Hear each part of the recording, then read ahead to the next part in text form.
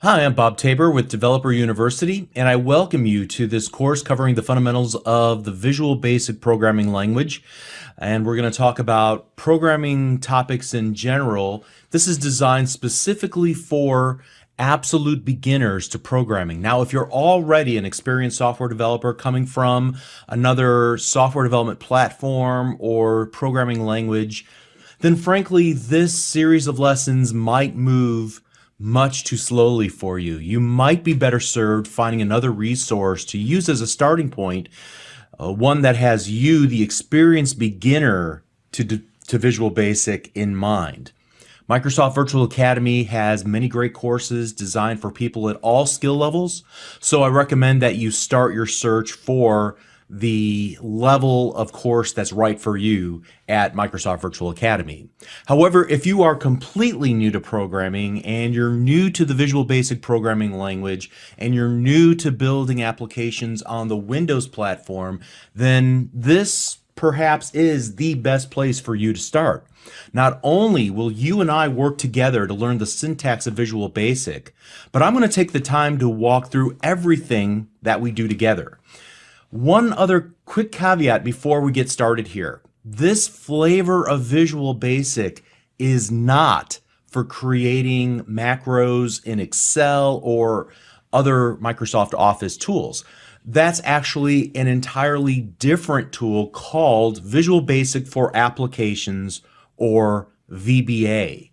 Yes, Visual Basic and Visual Basic for Applications will look similar in some ways, but what you can do with them is extremely different. So if automating Microsoft Office applications is your end goal, then I strongly recommend that you research on Microsoft Virtual Academy for courses related to Visual Basic for Applications, or VBA. I'm sure you'll find what you're looking for there. But assuming that you know that you want to work in Visual Basic proper and build .NET applications, then you're in the right place. I'll explain what we're doing, but more importantly, I'm going to explain why we're doing it, the thought process behind what we're doing. I'm going to try to anticipate the questions that you might have, anticipate the problems that you might run into as you're typing your very first lines of code into the code editor in Visual Studio, or as you're working through some of the exercises that we're going to work through together. Now, I've literally taught hundreds of thousands of people Visual Basic over the past 14 years. That's actually no exaggeration. This includes children as young as 8 years old and as young as 80 years old. From virtually every corner of the world, they've all learned from a version of the very course that you're watching right now, a previous version of this course, and I know that you can use this course to learn too. In fact, this is the 6th iteration of this course that I'm teaching, dating all the way back to 2005. And over the years, I've incorporated the feedback from thousands of students, feedback and suggestions on how to improve the course, and I've incorporated those in the effort of putting forth the very best course that I possibly could to help you get started and get your feet wet in Visual Basic. So I only make one real assumption as we begin this course, and that's that you already have some version and edition of Visual Studio installed on your local computer and that you're ready to write your very first lines of code. So if you don't already have Visual Studio installed, then please, by all means, visit visualstudio.com, where you're going to learn about many of the free and commercial versions of Visual Studio that are available and what the differences are. Now, personally, in this course, and what I use when I'm not recording videos, is the Visual Studio 2015 Community Edition. It's one of the free versions that you'll find on visualstudio.com. You can see it in this particular version of their website right here with this green button. You can get started downloading Community 2015. But I want to emphasize that you can use any edition and any version of Visual Basic with the lessons that I'm going to teach. There might be tiny user interface differences between what you see on my screen and what you see on your screen. However, I think you're going to find that as you work through the videos, there's really no difference difference in the language itself.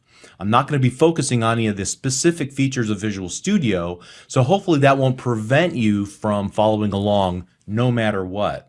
Now, there will be other courses on Microsoft Virtual Academy that will demonstrate the power of Visual Studio proper, all the features that Visual Studio has to offer, how you can improve your workflow with Visual Studio, videos that explain the differences between the various versions and editions, but I'm not going to focus on that in this course. I'm going to focus specifically on the basics of the Visual Basic Programming language itself. And what I want to demonstrate will be true no matter which version or edition of Visual Basic that you choose to use.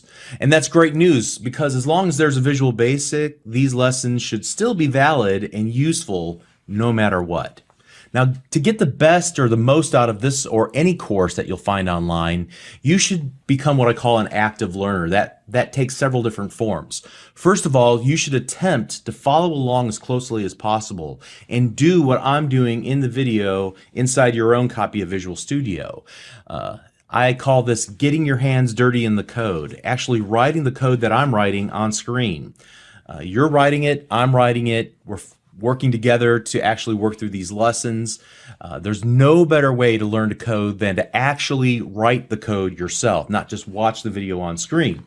It's like suggesting that somebody learn how to play guitar, but only by watching videos, not by actually holding a guitar in their own hands and strumming the chords.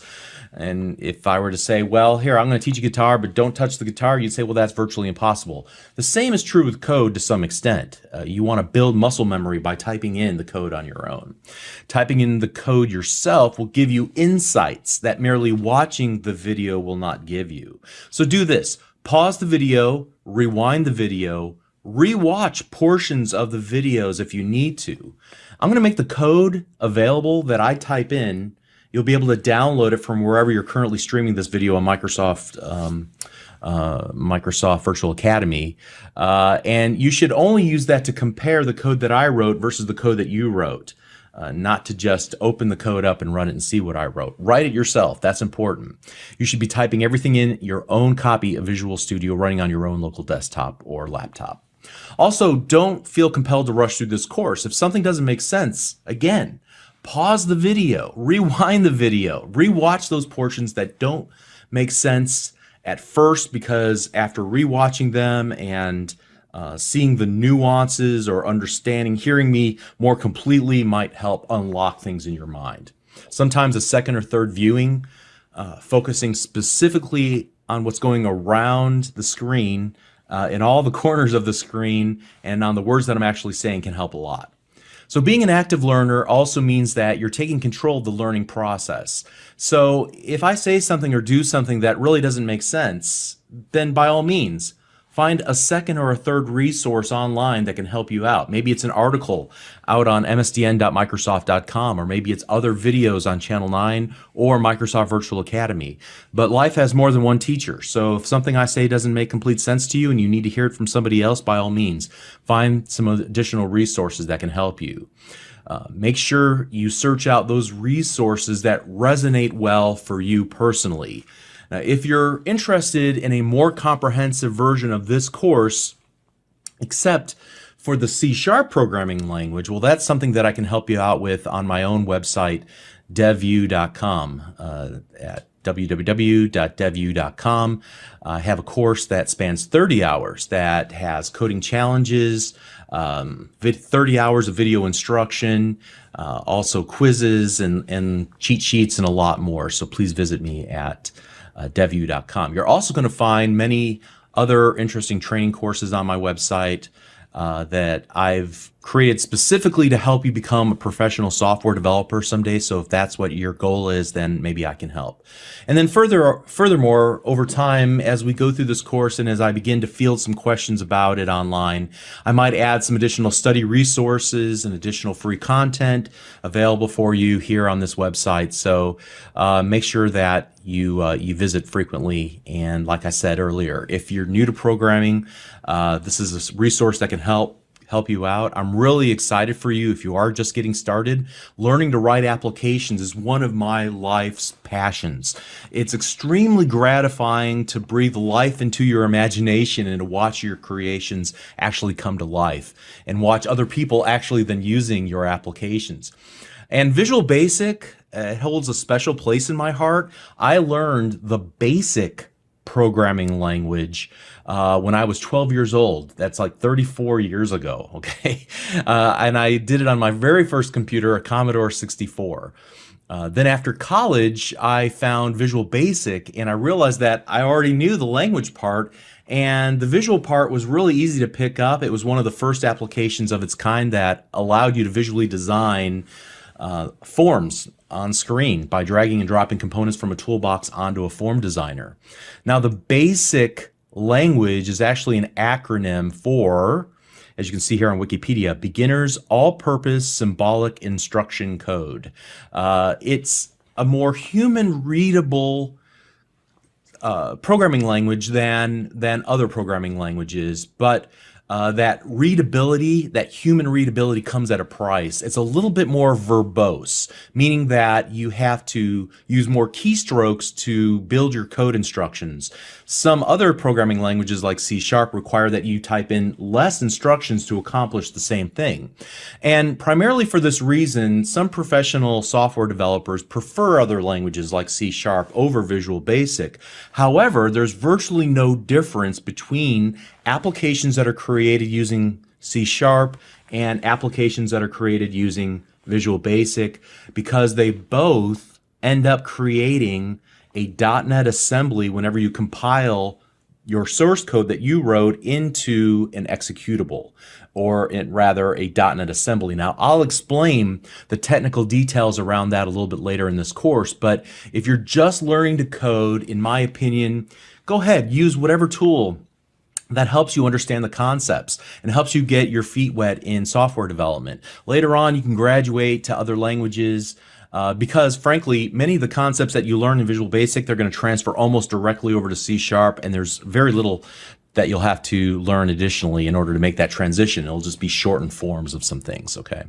So as you're getting started, you're embarking on a really exciting journey that's immersive, and it's personally and professionally rewarding. And best of all, I know you can do this. Again, I've seen so many people start off where you are right now, assuming that you're just getting started. And they've worked through the lessons, and they've worked nights and weekends to teach themselves how to code, and now they're working professionally writing code for a living or building real applications that are being sold in apps like in app stores like the Windows Store. So if you've ever gotten stuck in the past trying to learn how to program, I promise that if you put the time in and you put the effort in and you work along with me, as you and I work together, we're going to build your knowledge of Visual Basic, and you'll be well equipped to take on more advanced tutorials after this course. You can even learn how to build web applications and Windows applications, Windows Store applications, so apps that can be sold in the Windows Store. You can learn how to create cloud services and video games, and even applications that run on iOS and Android, all using simply Visual Basic. So, again, assuming that you have some version and edition of Visual Studio already installed on your local computer and you're ready to go, then we're going to begin in the very next lesson writing Visual Basic. And I hope you're excited, because hopefully you can tell I am. I'm really excited to get started. This is so much fun. So let's go ahead and get started together, and I'll see you there in that next lesson. Thank you.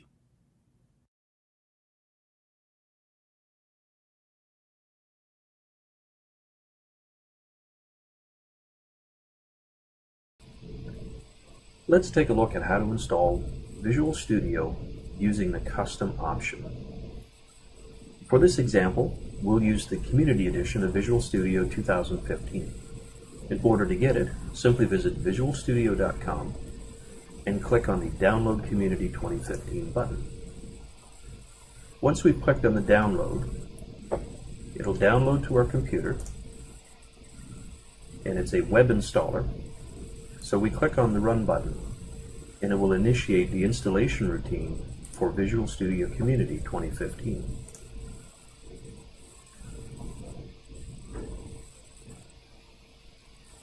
Once we have the options screen available, it's time to start looking at customizing the installation of Visual Studio.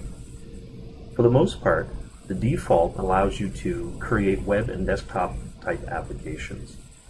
But if you want to create different styles of applications or include more languages, then the custom option is what you should be choosing.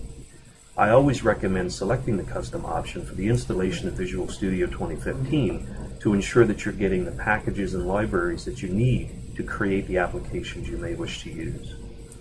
So by selecting Custom and clicking on the Next button, we are now brought to the screen where we can select the different features. The first option is Programming Languages. And if we click the arrow to expand it, we can see that we have Visual C++, Visual F#, and the Python tools for Visual Studio that are additional programming languages that will get installed if you select this option. Remember, by default, Visual Studio Community Edition will only install C# and Visual Basic templates. Also notice under Visual C++, we have options for the common tools, the Microsoft Foundation classes, and in Windows XP support for C++. For my purposes, I like to have all of my programming languages available to me because I create projects using the different languages all the time. So I'm going to select the checkbox next to Programming Languages to install all of those programming types. Also under Windows and Web Development, we can choose various options here for things such as the Quick Once Publishing tools, SQL Server Data tools, PowerShell tools for Visual Studio, Silverlight Development, etc. Here's a very important component. If you want to develop universal Windows applications, we need to ensure that we have the tools, the emulators, and the SDK. Now, you can choose the default install of Visual Studio and then come back and install the Windows 10 SDK at a later time, and that will include the tools, the SDKs, and the emulators for you. But it's so much easier to install these during the installation of Visual Studio. Please note that it will increase the install size of the application, so the tool set will be much larger. So again, depending on what it is that you want to do, you may want to select Universal Windows App Development Toolkit, PowerShell tool for Windows, or for Visual Studio rather, if you want to be using PowerShell tools within your applications. If you need backward compatibility for Windows 8.1 and Windows Phone 8.0 and 8.1, you can select this option. Also, there are some common tools or cross-platform mobile development tools. These are important if you want to develop applications using the Xamarin platform. Xamarin is a cross-platform tool that allows you to create applications for Windows Phone, for iOS devices, and for Android devices by using the C# language in Visual Studio.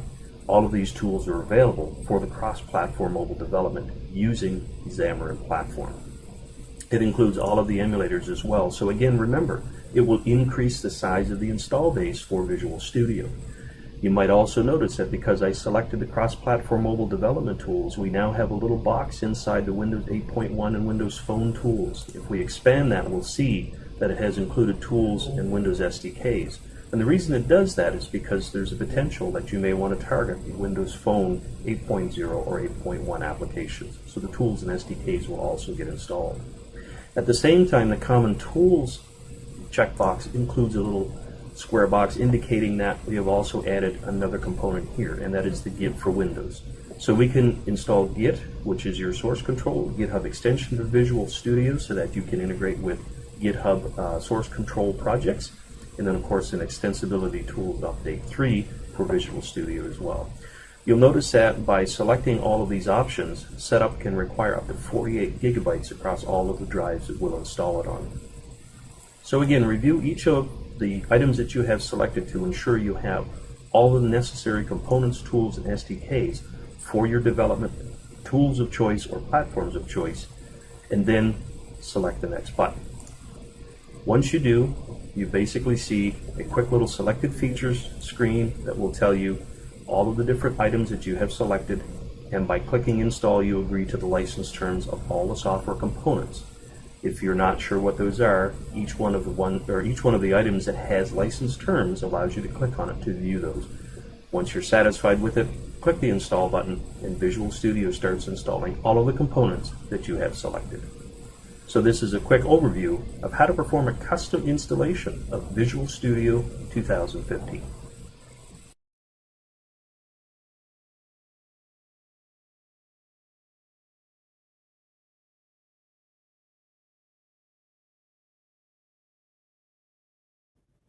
Hi, I'm Bob Tabor with Developer University. For more of my training videos for beginners, please visit me at devu.com. In this lesson, I want to show you how to build a super simple Visual Basic application, a Hello World application. It'll simply display the message Hello World in a console window on your computer. Now, I'm not going to attempt to even explain why I'm doing what I'm doing. The focus will purely be on what and how I'm doing it. In other words, I want you to focus on the workflow at this first pass. How to create a new project. Where do you type your Visual Basic code? How do you test your application and actually see it running as you're building the application? What do you do if you actually mistype code? How do you fix the problems that pop up? And how do you save your project to disk and things like that? And so for now, just try to follow along and do exactly what I'm doing. Don't worry if something doesn't really make sense just yet. That's really what the rest of this course is for. We'll get to it. I promise we'll explain everything. In the next few lessons, we're going to dissect this tiny little application that we're going to build here. And I'll explain at that point why we did what we did, the purpose behind everything. Again, like I said in the introduction to this course, I'm going to assume that you have some version and edition of Visual Studio already installed. Even if your Visual Studio looks a little bit different than what you see on my screen, that's okay. The basics are the basics no matter what. So let's go ahead and get started. And I'm going to go to the File menu and select File, New Project. That'll pop open the New Project dialog. And this is important. If you get lost on this step, you're going to be lost, significantly lost. So take a moment and really pay attention to what you're doing here. Make sure you're in the installed templates here on the left-hand side. You're going to see a number of languages and tools over here now beneath the word templates. You must make sure that you have selected Visual Basic. If not, you're going to wind up with a weird template and you're not going to know what to do next. I've gotten enough comments through the years to know that this is a frequent mistake that people make. So make sure that you select Visual Basic, and then you'll see a list of template types. And we'll talk about what templates are a little bit later in this course, but for now we just want to make sure to select Console Application. We're going to use the console application template pretty much exclusively throughout this entire course until we get to the very end. And so you'll always want to make sure to choose console application. The next thing we're going to do is give our new application a name. Now, when we change the name, there will be some changes to the solution name here below it. And so I'm going to type in the word hello, capital H, hello, capital W, world. Notice that I didn't put any spaces between the words hello and world, okay? And then you'll see that that same word is typed here. I'll show you what that means a little bit later on. By default, it's going to put your new projects into your documents folder. And so for me, my user on this computer is Bob, and Bob has a documents folder. You're probably familiar with that. And inside of there will be a Visual Studio folder with the year, or rather the version of Visual Studio that you're currently using. In my case, 2015. It could be 2050. I don't know. Whenever you're watching this course. And then finally, there's a subfolder called Projects, and that's where we want to start off by saving all of our projects. You could change this and put this someplace else, but if you keep it here, then you always know where to find your projects. Now, if there's any other selections to be made here, and it might depend based on which edition and version of Visual Studio that you're actually using, just make sure that if there's an option to create a directory for the solution, make sure that that is turned on, but everything else can be turned off. You can ignore every other little message that pops up. We'll click the OK button to create our new project. Visual Studio goes off and does some work for a moment or two. And ideally, you have this little window in the upper right-hand corner called the Solution Explorer visible. This is going to show you all the files and things that are associated with the project. We'll come back and talk about that later. Here in the main area, you'll see a tabbed area called module1.vb, hopefully opened up. And inside here, we're going to make some room for ourselves. We're going to put the little caret there on line 4. I'll hit the enter key on the keyboard a couple of times just to make some space for what comes next. We're going to type in some code. And I'm going to type in the word console because I want to work with a console window. And I'm going to hit the period key on the keyboard, and I want to write a line of information to the screen. So I'm going to use this write line method. We'll talk about methods in just a little while. Write line, and I'm going to give it the message that I want to be typed in. So I'm going to use double quotation marks, and I'm going to type the word hello space world. Whatever I type inside of these two double quotes, this will actually be displayed to screen. We'll come back to that in just a moment. And then I want to make sure to write one more line of code, console dot, and you'll see little windows pop up with information and messages. It can be distracting at first, but actually this all comes together and it becomes one of the most useful features of Visual Studio. So ignore it for now. We'll pay attention to what it is a little bit later. Just type all the way through what I'm telling you to type right now. Read line. And then we're going to use an opening and closing parentheses, but nothing inside of it this time.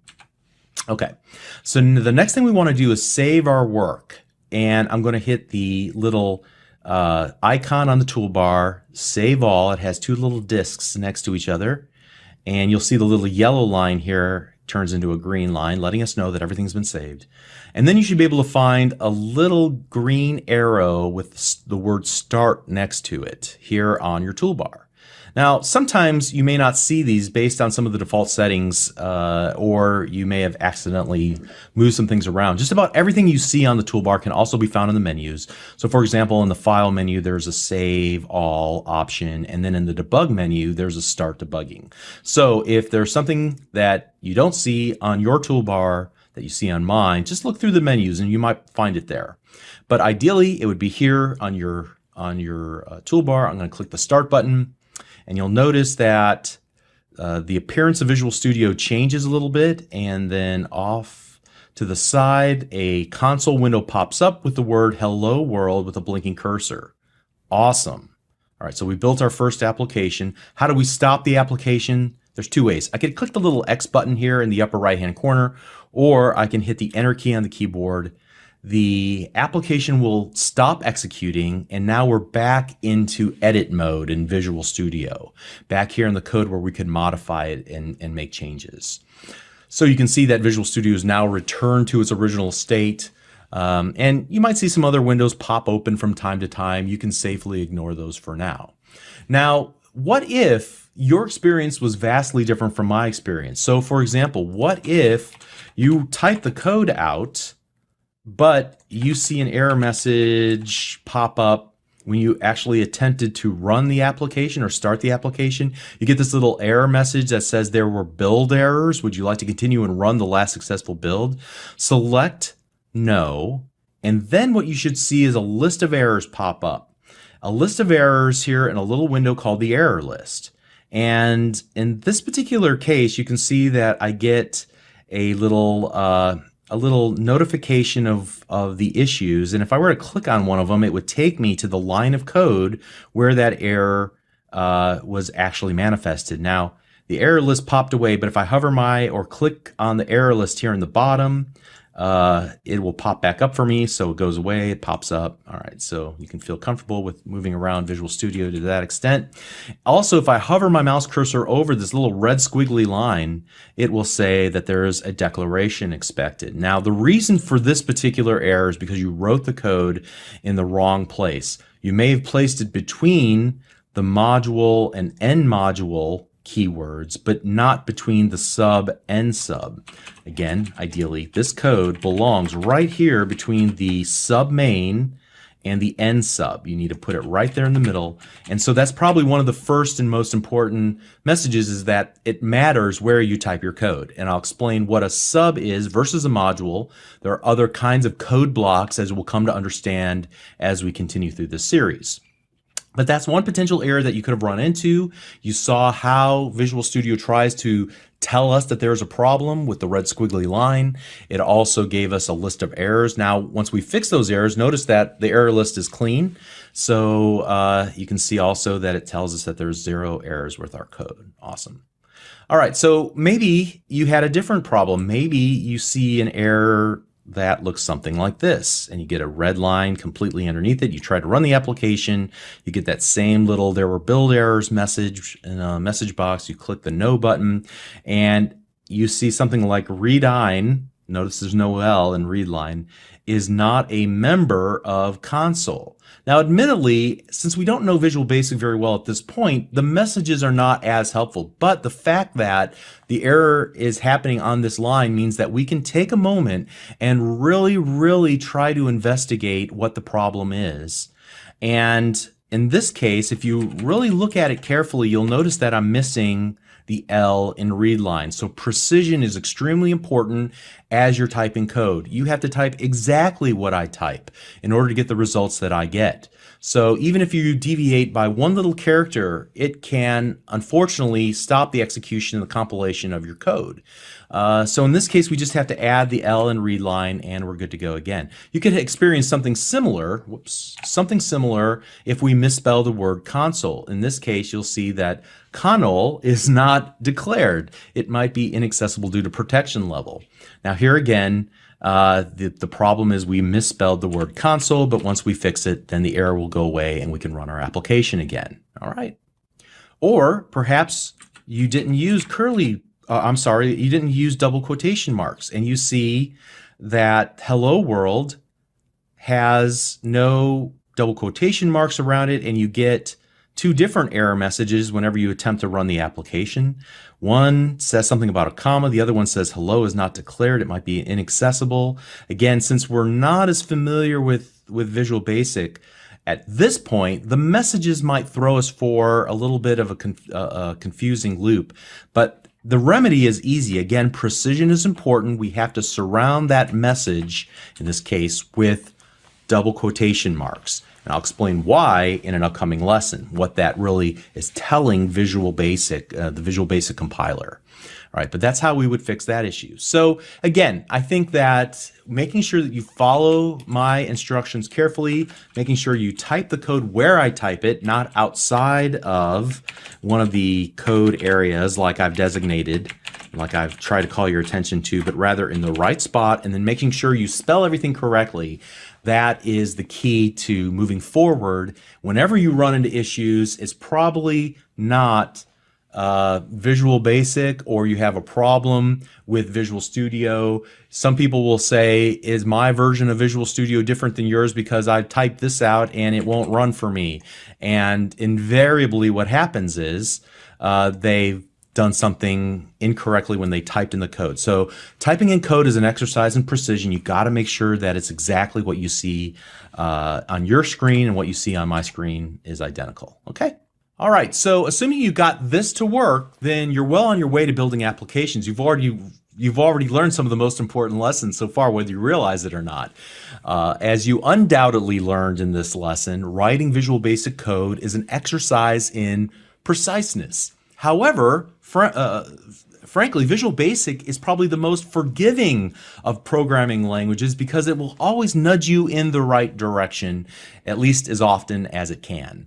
Or at the very least, it's going to show you where the problem was by putting a little red squiggly line or something along those lines, giving you errors in the error list that you can work from. So in the following lessons, we're going to begin focusing on two things primarily. First of all, why we did what we did here. What happens whenever we create a new project? What happens when we click the Save All button? What happens whenever we click that Start button to actually run our application? So that's number one. Number two, we're going to focus on the syntax of the Visual Basic code that we wrote. So if preciseness is required, then you're going to need to have some explanation as to what all the words and the symbols that we've been using here, the use of the period, the use of the opening and closing parentheses, the use of the double quotation marks. What do all these mean? And honestly, it's really easy once you get started. Once you get a few basics under your belt, I think you're going to see that writing Visual Basic is almost as easy as writing English into Microsoft Word. Okay, so at any rate, we'll see you in the next lesson. Thank you.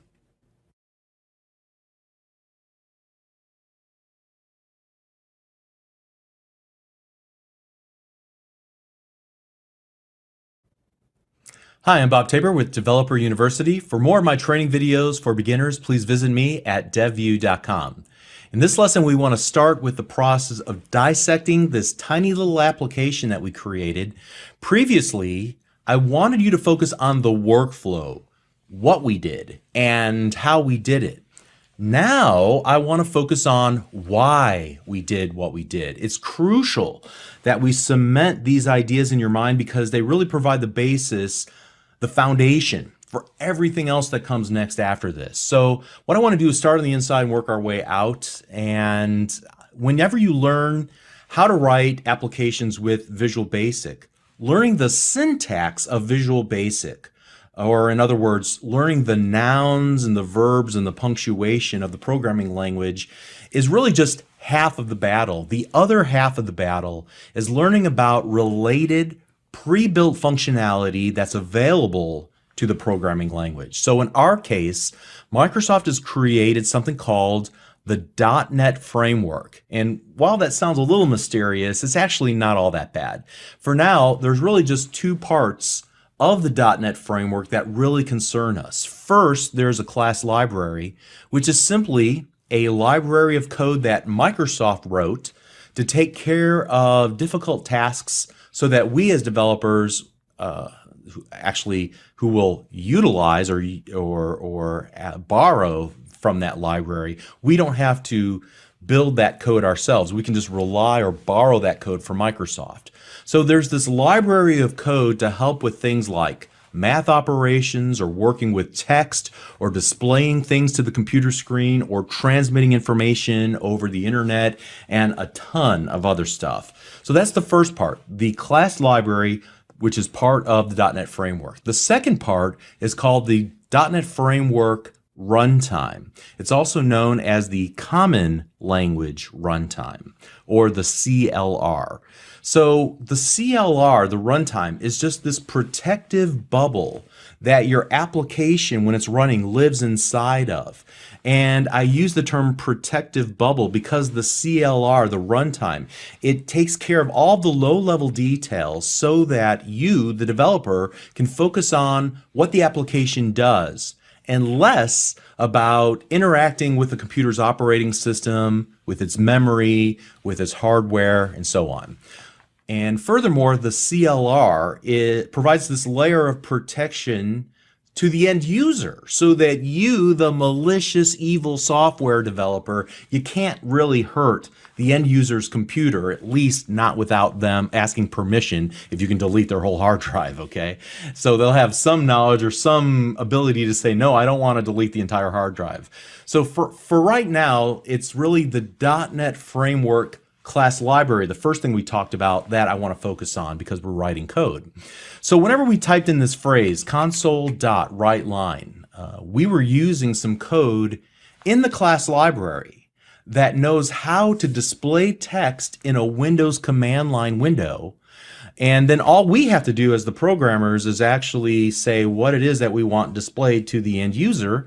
And so we're just focusing on the important part. These are the words we want written out to the screen. Everything else, how is actually written out to screen? Well, that's the part that Microsoft takes care of for us because they wrote a library of code that we're able to borrow or use. So this next line of code is also important. Here we're telling our application to wait for input before continuing to execute. So here again, we're calling a method inside of the .NET Framework class library that expects input from the end user. Now, we don't have to actually go through the hard work of listening for keyboard strokes and worrying about the signal as it's passed through the operating system and worrying about the hardware of the keyboard. All of that is abstracted away from us. All we got to do is say, we want to wait for the user to actually do something on the keyboard before we continue on, okay? So, what happens if I were to actually say, let's ignore this line of code? And to do that, what I'm going to do is add a code comment. And I can use a single quote mark in Visual Basic as a way to comment out a line of code. This means that I want you, the compiler, as you're running my application, to ignore this line of code. We're essentially deleting it, but we're leaving it in the source code. I could have just deleted this out completely. So I'm going to select it all with my keyboard by hitting the arrow keys. I use the arrow keys a lot. You'll want to use those as well as the home and the end key so I can jump to the beginning of the line and the end of the line for any line of code. And I can also use the arrow key to move back and forth inside of the code. So here I'm going to hit the home key and then hold down the shift key and then hit the end key to make a complete selection. And then I can hit Control X on my keyboard, just like I do in any Windows application, to actually delete that line of code. And yeah, I could have done that. However, now it's gone and I can't ever add it back in. I'd have to retype it. So commenting out the line of code is the preferred way to actually do an experiment without deleting your code completely, but you're saying ignore this line of code whenever you're actually running my application. Okay. So now what happens if we were to run the application, but we left out that console.read line? Let's go ahead and run the application by clicking the start button. And it executed in a fraction of a second and then it ended. All right. So without pausing the application, saying we need to wait for an end user to hit the enter key on the keyboard, the application executes and it's finished in a fraction of a second. All right, it flashed on screen and then went away. And so that's why we need both of these lines of code in order for our application to work the way that we had expected. Okay, so let's talk about the position of the code. You'll recall that I made sure in that previous video to emphasize that you have to put the code in the right place in order to get the same results that I got on my screen. So the right place was between this sub main statement and this end sub statement. All right, so together these define a block of code. And you can see when I even put my mouse cursor on this line that it will highlight the corresponding end sub. So here's the beginning sub and the end sub. Furthermore, I can hover my mouse cursor off to the left-hand side with this little minus, and notice that it will highlight in a very, very light gray color the entire section, saying that this all belongs together as one block of code. Furthermore, I can go ahead and click that little minus sign and it will roll the code up. And you'll notice that now we're going from line 1, 2, 3, and then we jump down to 10. Where did 4 through 9 go? They're actually rolled up together in this little section, and I can hover my mouse cursor over it and we can see the full definition for that sub main in a little window that pops up underneath our mouse cursor. But essentially what we're saying here is that this code all belongs together in a single code block, and this code block has a name. We've given it a name called main. And once it has a name, we can call it by its name. So before we get to that, let's talk about this other level of indentation that we have here, an outermost module. And as I hover my mouse cursor or I put my mouse cursor on the module, notice that it corresponds here down at the bottom with this end module word. Okay, so you can think of when you write code as a series of containers. Here we have a container for our code, and then it sits inside of another container for our code. All right. So I'm going to oversimplify it for just a moment and build on this definition, but basically this innermost code block here is known as a subroutine, or basically just a sub. It's actually known by many names, and the context of how we're using it will determine what we call it. So in this case, just a sub or a subroutine. In other words, it's just a block of code that has a name and we can call it by its name. We'll come back to that in a moment. In other situations, we might see it called a function. All right. And notice when I change the word function here, it changed the word function down there. Now we do get a little squiggly line here because it's not really being used the way that it was intended to be used. We'll come back to that later. Let me go ahead and type the word sub here again and notice that it automatically changes it to end sub for me again. All right. And then in other situations, it's not known as a sub or a function, but rather just in general terms as a method. And so I'm actually going to use that term method many times whenever I'm referring to either a sub or a function. So we'll talk about what methods are. They have a very specific meaning, but for right now, I'm just going to use it in a very general sense, that this is a method and the method has a name. The name of that code block is called main. Now this specific subroutine, the specific method, it actually has a special purpose in our system. Since its name is main, it just so happens that this code will execute first whenever our application runs. So whenever the application comes to life, the application will look for an entry point. What do I do first? And whatever is defined inside of this method called main will be the first code that actually gets executed. From here, then we would actually call other subroutines or functions, methods, in order to accomplish things in our application. We'll see examples of that as we continue on in this course. So later on, you're going to come to realize that a method, in this case just a sub, a method means so much more, but I just want to use that simple working definition of it being a code block that has a name, and since it has a name, we can call it by its name in order to execute that block of code. So whenever you have a name, you can call something by its name, whether it be a method or a module or a class and so on. We'll talk about all these ideas a little bit later in more detail. So the main method lives inside of this module, a module simply known as module 1, the default name. All right. And so a module is simply a way to, simply an organizational tool. It's a way for us to keep all of the methods, the subroutines, the functions, that kind of are related together in some way, that are similar in nature. So you put all of the methods that are somehow related into a single module.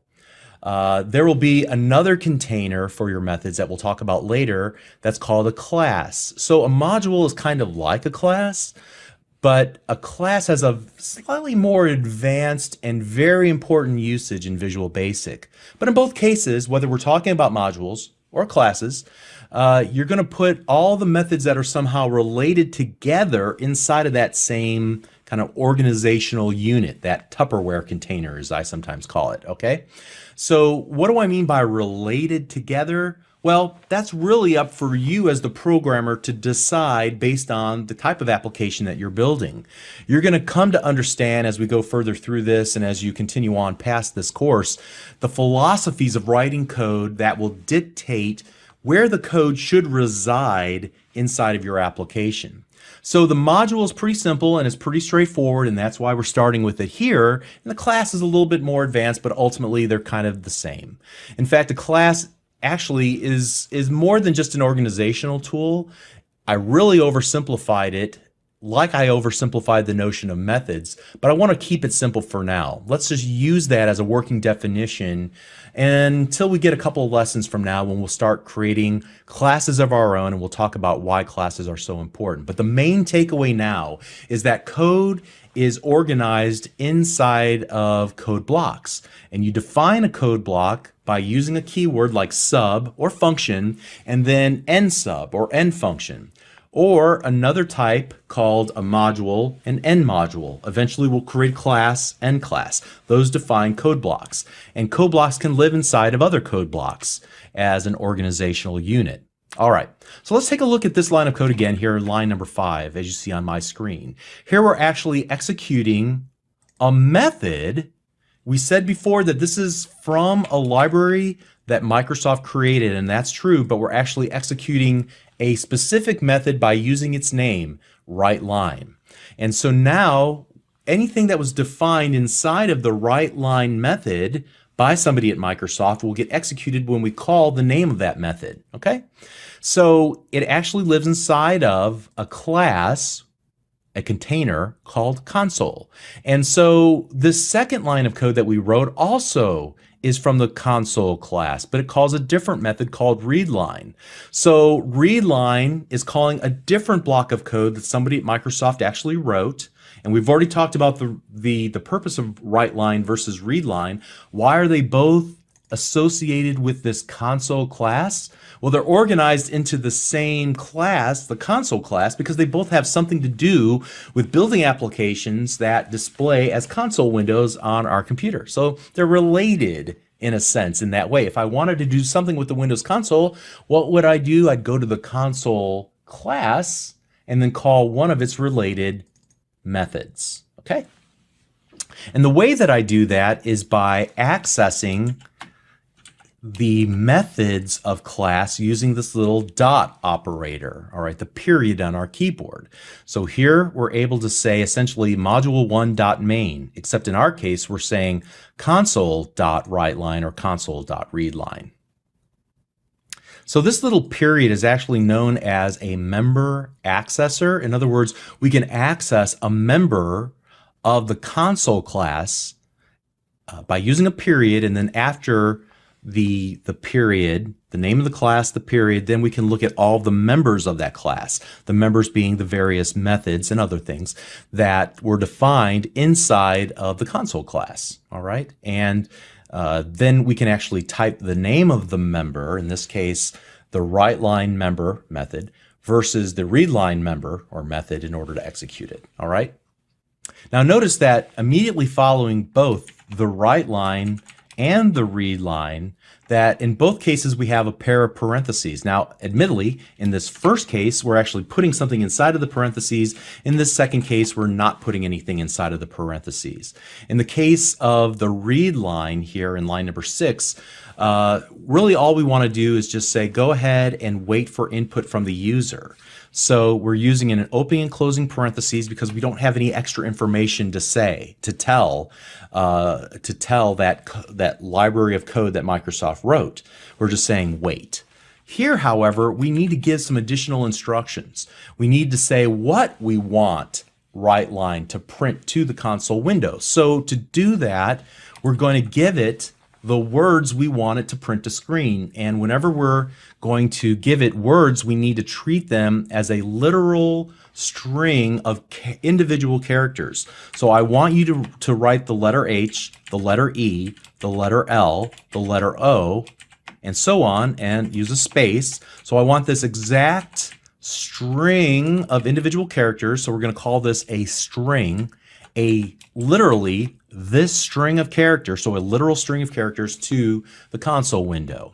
And so we're going to talk about strings versus other types of information, maybe numbers, maybe true, false, maybe dates and times, all right? So we'll talk about data types in Visual Basic in another lesson, but it's pretty crucial to understanding Visual Basic.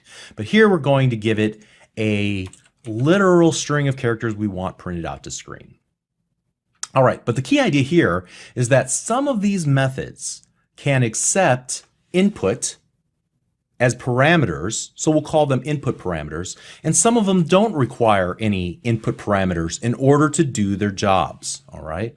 So we're going to come back to the notion of methods in the future and how to pass data into methods, just like we did here with Hello World in line number 5, and the significance of the double quotes.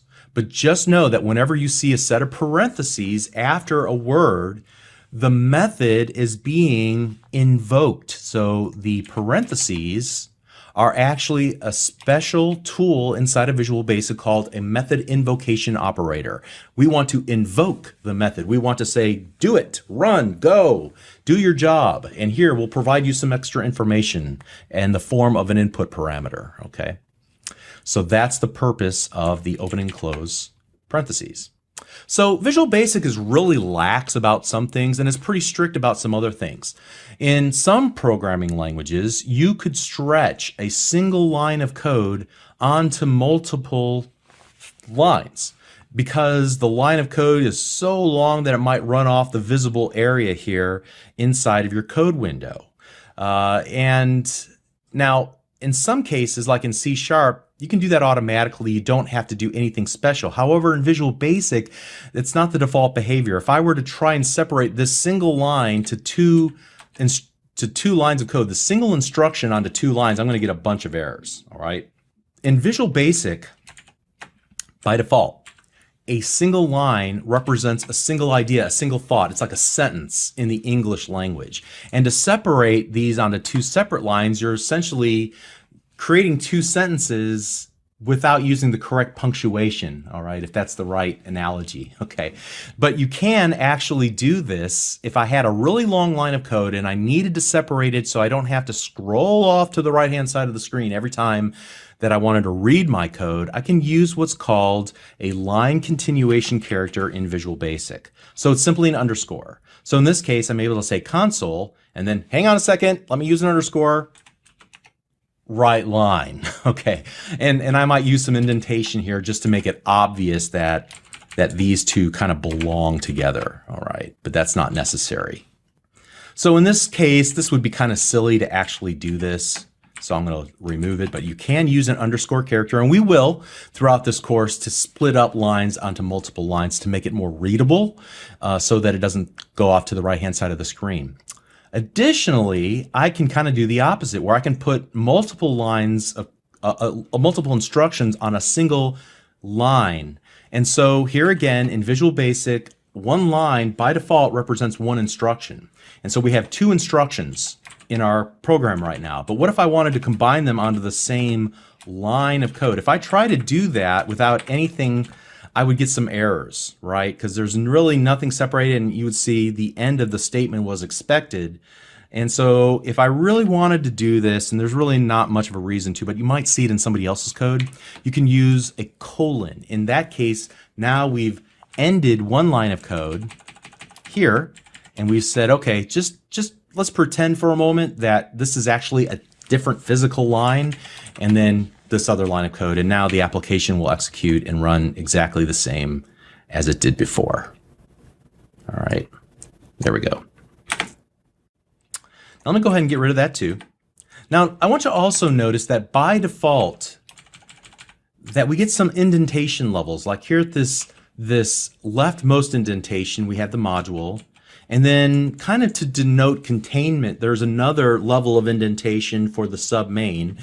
And then inside of the submain, again, to indicate containment, there is the code that we actually wrote. And then I showed you just a moment ago how I might use indentation another time to indicate some relationship. So if I wanted to do that, that might help me to see that these two lines in 5 and 6 are actually related together, even though they're on two physically separate lines. All right. So there is some indentation by default, and the Visual Studio IDE, the code window that we're typing in, will nudge you in that direction. Even if I tried to, for example, start typing a line of code here and do console.write line, that's all, folks,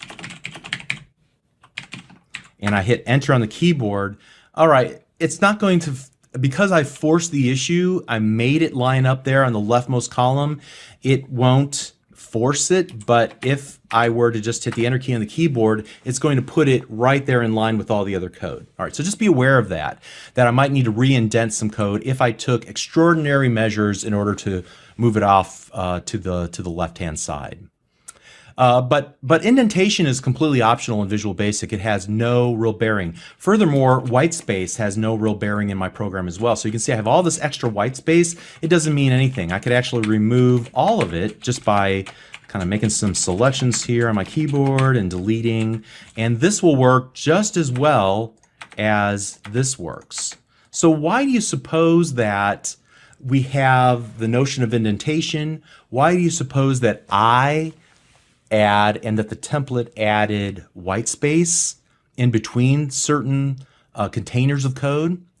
Well, it makes it a little bit more readable, right? I mean, if you have it all scrunched up together, or you have it way too far apart, or if all of the lines of code are butted up against the left-hand side, it's not visually as easy to tell where you're at in the hierarchy, so to speak, of the code structure.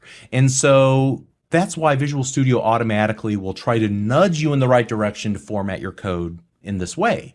Now, along the same lines, Visual Studio also color codes certain types of instructions that we type in.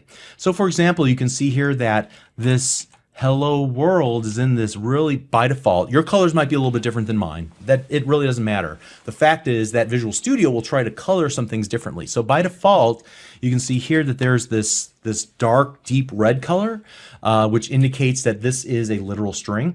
Then there's this aqua color, which says that this is a class or a module. All right, there are things that have a more a royal blue color. These are keywords inside of Visual Studio, and you'll see some other colors pop up as well. Whenever we use the code comment, notice that the whole line turned green. That says it's a code comment. So different colors, just like indentation levels, just like white space, help the readability of our code. All right, so we've talked about the code that we wrote. Next up, let's talk about the file that we actually wrote our code into this module1.vb. I don't know if you saw that little tab name up in the upper left-hand corner. And we're going to talk about how code files relate to projects and how projects relate to solutions and what happened whenever we click this Save All button here on our toolbar. And then we'll talk about what actually happened when we ran our program then in the video after that. So there's some important concepts that you're going to learn about project management and about compilation in the next two videos. Make sure you watch them. We'll see you there. Thank you.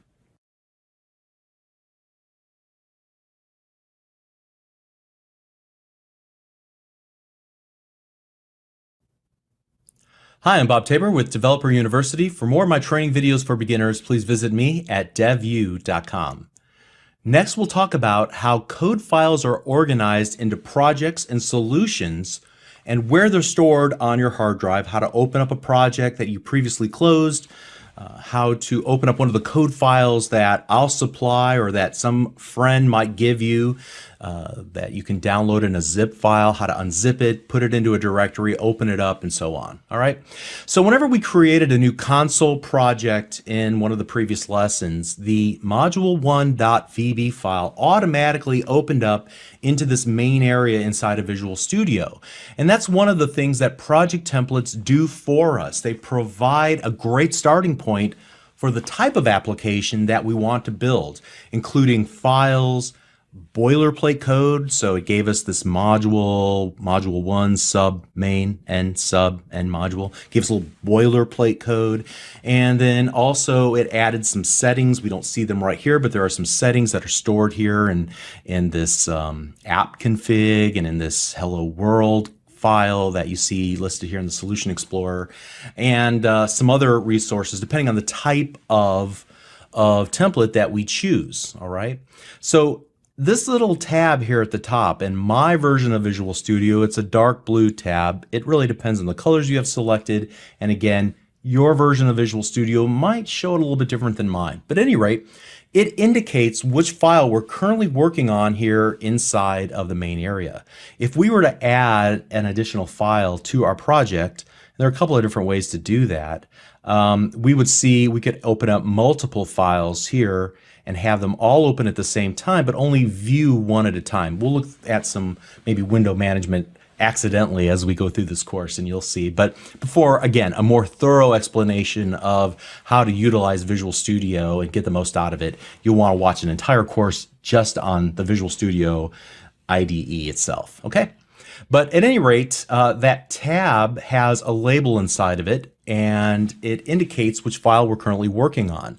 So our Hello World program right now only has one code file, like I said a moment ago. But as our applications become more complex, we're going to organize our code into potentially many files inside of the same project. Now, if you take a look over here, and I've already referenced it once, there's this window called the Solution Explorer that by default is kind of docked up in the upper right-hand corner of Visual Studio. And it basically has a tree-like representation, a tree-like view of the items in our project and how it's related to our solution. Now, as I said at the outset of this course, this is not intended to be a tour of Visual Studio. There are going to be other resources on Microsoft Virtual Academy that can help orient you to Visual Studio, but the Solution Explorer is the most important part of Visual Studio, in my humble opinion, next to the main area where we're actually going to type our code. Simply put, this Solution Explorer is our main navigational device to the other files and the settings that comprise our program. So as you can see here, we have a module1.vb. If I were to close this tab in the main area by clicking the little X button off to the right-hand side, and there's nothing now in the main area, I could open that file back up by just finding it here in the Solution Explorer and then double-clicking it, and there you go. We're back into our module1.vb. So files and important settings are organized into projects, which are then compiled into a single .NET assembly. We'll talk more about compilation in .NET assemblies a little bit later in another video, okay? Furthermore, One or more projects are organized into solutions. So in many cases, as you're getting started, you're only going to have one project inside of one solution, okay? But as you build more complex applications over time, it's highly likely that you're going to manage multiple projects that are somehow related inside of the same umbrella called a solution. Again, the reason for that might not be obvious today at this moment, but as you continue learning about Visual Basic beyond this course, I think you're going to find that as you build more complex, business-oriented applications, this becomes a crucial code management strategy to put things in different projects, depending on the functionality and the role of that code inside of the larger software system that you're building. All right. Again, that's a topic for another day. Just for now, accept that there's this extra layer called a solution that owns projects, one or more projects, and trust me, it becomes more important as we move past the basics. But for the most part in this course, we're going to only concern ourselves with talking about projects. The big question at this point should be, where are all of these files actually stored on my local hard drive? I can see them here in the Solution Explorer, but where are they on my local computer?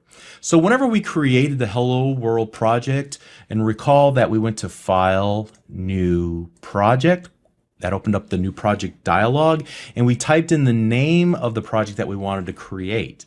And then I also called your attention to the fact that that there's this location here, and that this would be by default where our code is actually saved. All right, so by default it's going to put it in the current user's documents folder. So if you have multiple users on your system, then it's going to be whatever user you currently are logged in as. In my case, I only have one user on my computer, the Bob user, me, and Bob has a documents directory. And inside of that documents directory, there is a Visual Studio, and then in my case, 2015, it could be 2016, it could be 2050 if you're watching this, what, 35 years from now, okay.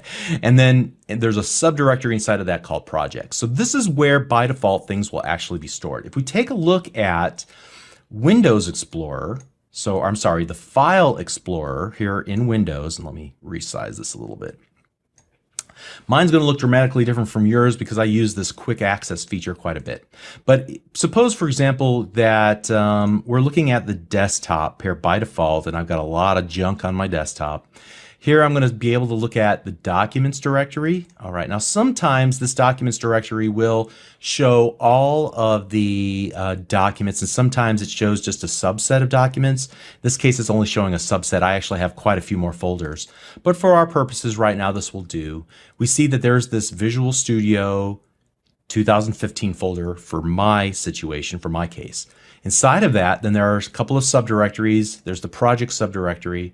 Now, again, let's just ignore this version of this and go back to the quick access where we're going to get to my documents directory. You'll see everything in documents. We'll go into Visual Studio 2015. Then we're going to go in, we see quite a few more folders. We'll go into projects, and there we are. There's the Hello World folder, all right? And as I add more projects, they're going to fill up this projects folder here. And it's important to note, whenever you create a new project, you can put it anywhere on your hard drive that you want. I just usually accept the default, at least to begin with, unless I'm very purposeful in what I'm trying to accomplish. Maybe I want to put it someplace else because I want to work in a team environment and we're all agreeing to put our code in a specific place or use a tool that really kind of pushes us, nudges us towards a different file structure. Be that as it may, we'll come back to that idea some other day. All right, so furthermore, you can open up a project that's saved anywhere on your computer. And to illustrate this, I wanted to give you, and I'm just going to shut down Visual Studio for now completely. I gave you this file. You should be able to find it wherever you're currently watching this video or wherever you originally downloaded the video from. There's also a file that should be available called example.zip, and it has a project inside of it. And so what I want to do is extract this to my hard drive. I'm just going to right click here and select Extract All. Pops open the Extract Compress Zip Folders dialog. And I'm actually not going to extract it to my desktop. I'm going to extract it to the root of my C drive. And then I'm going to click the extract button, and it says, hey, there are actually some files with the same names. Unfortunately, this is due to the fact that I've gone through this example before. So let me do this.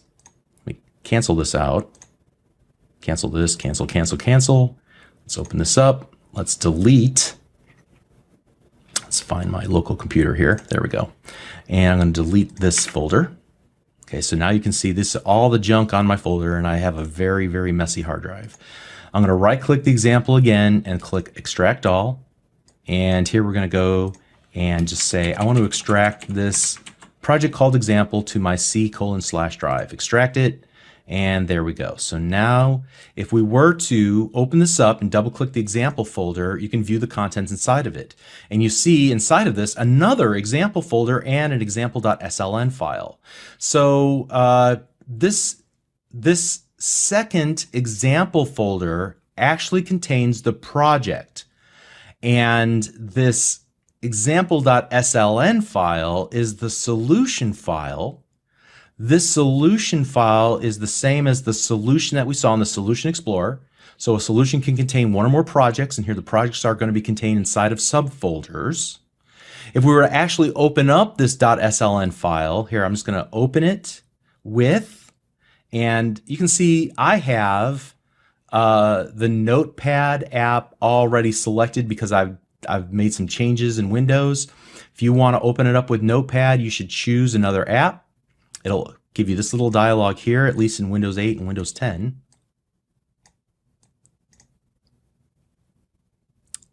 All right, so we're going to open with, and here you might see some options. Visual Studio is the preferred way to actually open up an SLN file. We don't want to change that. Therefore, if you do search through your list of apps and you're trying to look for Notepad, make sure you do not click this checkbox. Always use this app to open SLN files. You do not want to do that. You will hate me if you do that. All right.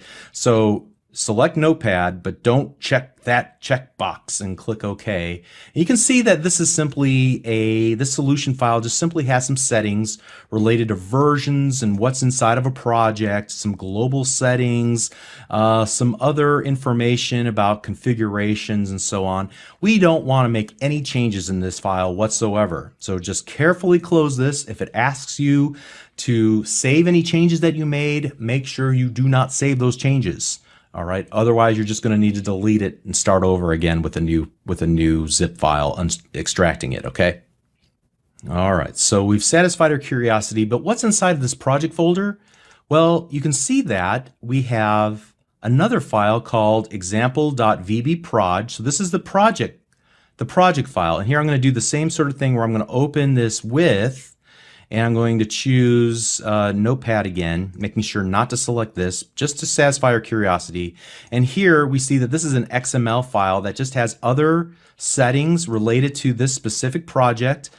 A lot of settings. We do not want to make any changes to this whatsoever. It just has information that's going to be used by the Visual Basic compiler to create an executable for our application, and also maybe some other things related to how we want our project organized and what we want visible in our application. I'm just going to close that. I do not want to make any changes to it.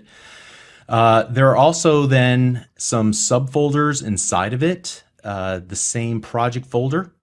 I think the most important thing we see here is this module1.vb file. So this is the code that I wrote for the example project. And if I wanted to open up and work on this project now, I have a couple of choices. I could either double click this example.vbproj from our file explorer, or I could double click the example.sln file to load it into Visual Studio. So just to show you that, that's usually how I open up the projects. Or the other thing that you can do is actually go to the File menu and select Open, Project, or Solution.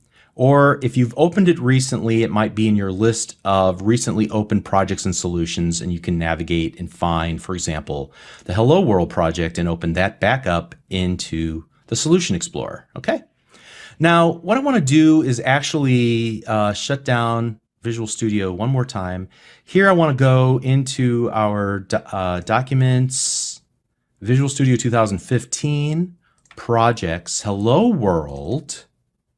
Then I want to go to the hello world project inside of the solution folder, and I want to look at this bin directory. So bin is short for binary. It denotes that there's a binary executable output that will be added to this folder whenever we go through the compilation process. Whenever we hit the start button, it would actually create a debug version, compiled version of our application that can be run on our local desktop. All right, so compiling your code into a working application is really the end goal of writing source code. But I want to stop short of talking about that in detail and pick up this idea much later in the course. I think you're going to get a better appreciation for it once we get past some of the basics. So I'm going to stop right now, and I'm not going to show you what's inside of this debug folder. All I am going to do, though, is just talk about at a high level what we learned in this lesson related to the Solution Explorer, how it allows us to navigate through the code files associated with our project, how we're able to close down Visual Studio, but then open up our project again, either by navigating through the file system in the File Explorer, or by using one of the open menus in the File menu. So I can open a solution or project, or open something that I've opened recently in the past in order to open it back up and continue working on code that I have in the past. We talked about the file structure and that you can save your projects and solutions anywhere on your hard drive, but by default, it's going to put them in your current user's document / Visual Studio / project subdirectory so that it keeps them all nice and organized. I showed you how to extract out an example and put that somewhere on your hard drive so that you can then open it up into Visual Studio. So the source code that I give you and that I make available with this course, you can download it, extract it, and open it up and look at it in Visual Studio if you want to. All right, so hopefully that all made sense and you understand those relationships. Now let's continue on. And again, we're going to focus on just that little Hello World application, but you can see how that's branched off into so many conversations now that are vital to our fundamental understanding of what's going on as we build applications in Visual Basic. All right, we'll see you in the next video. Thank you.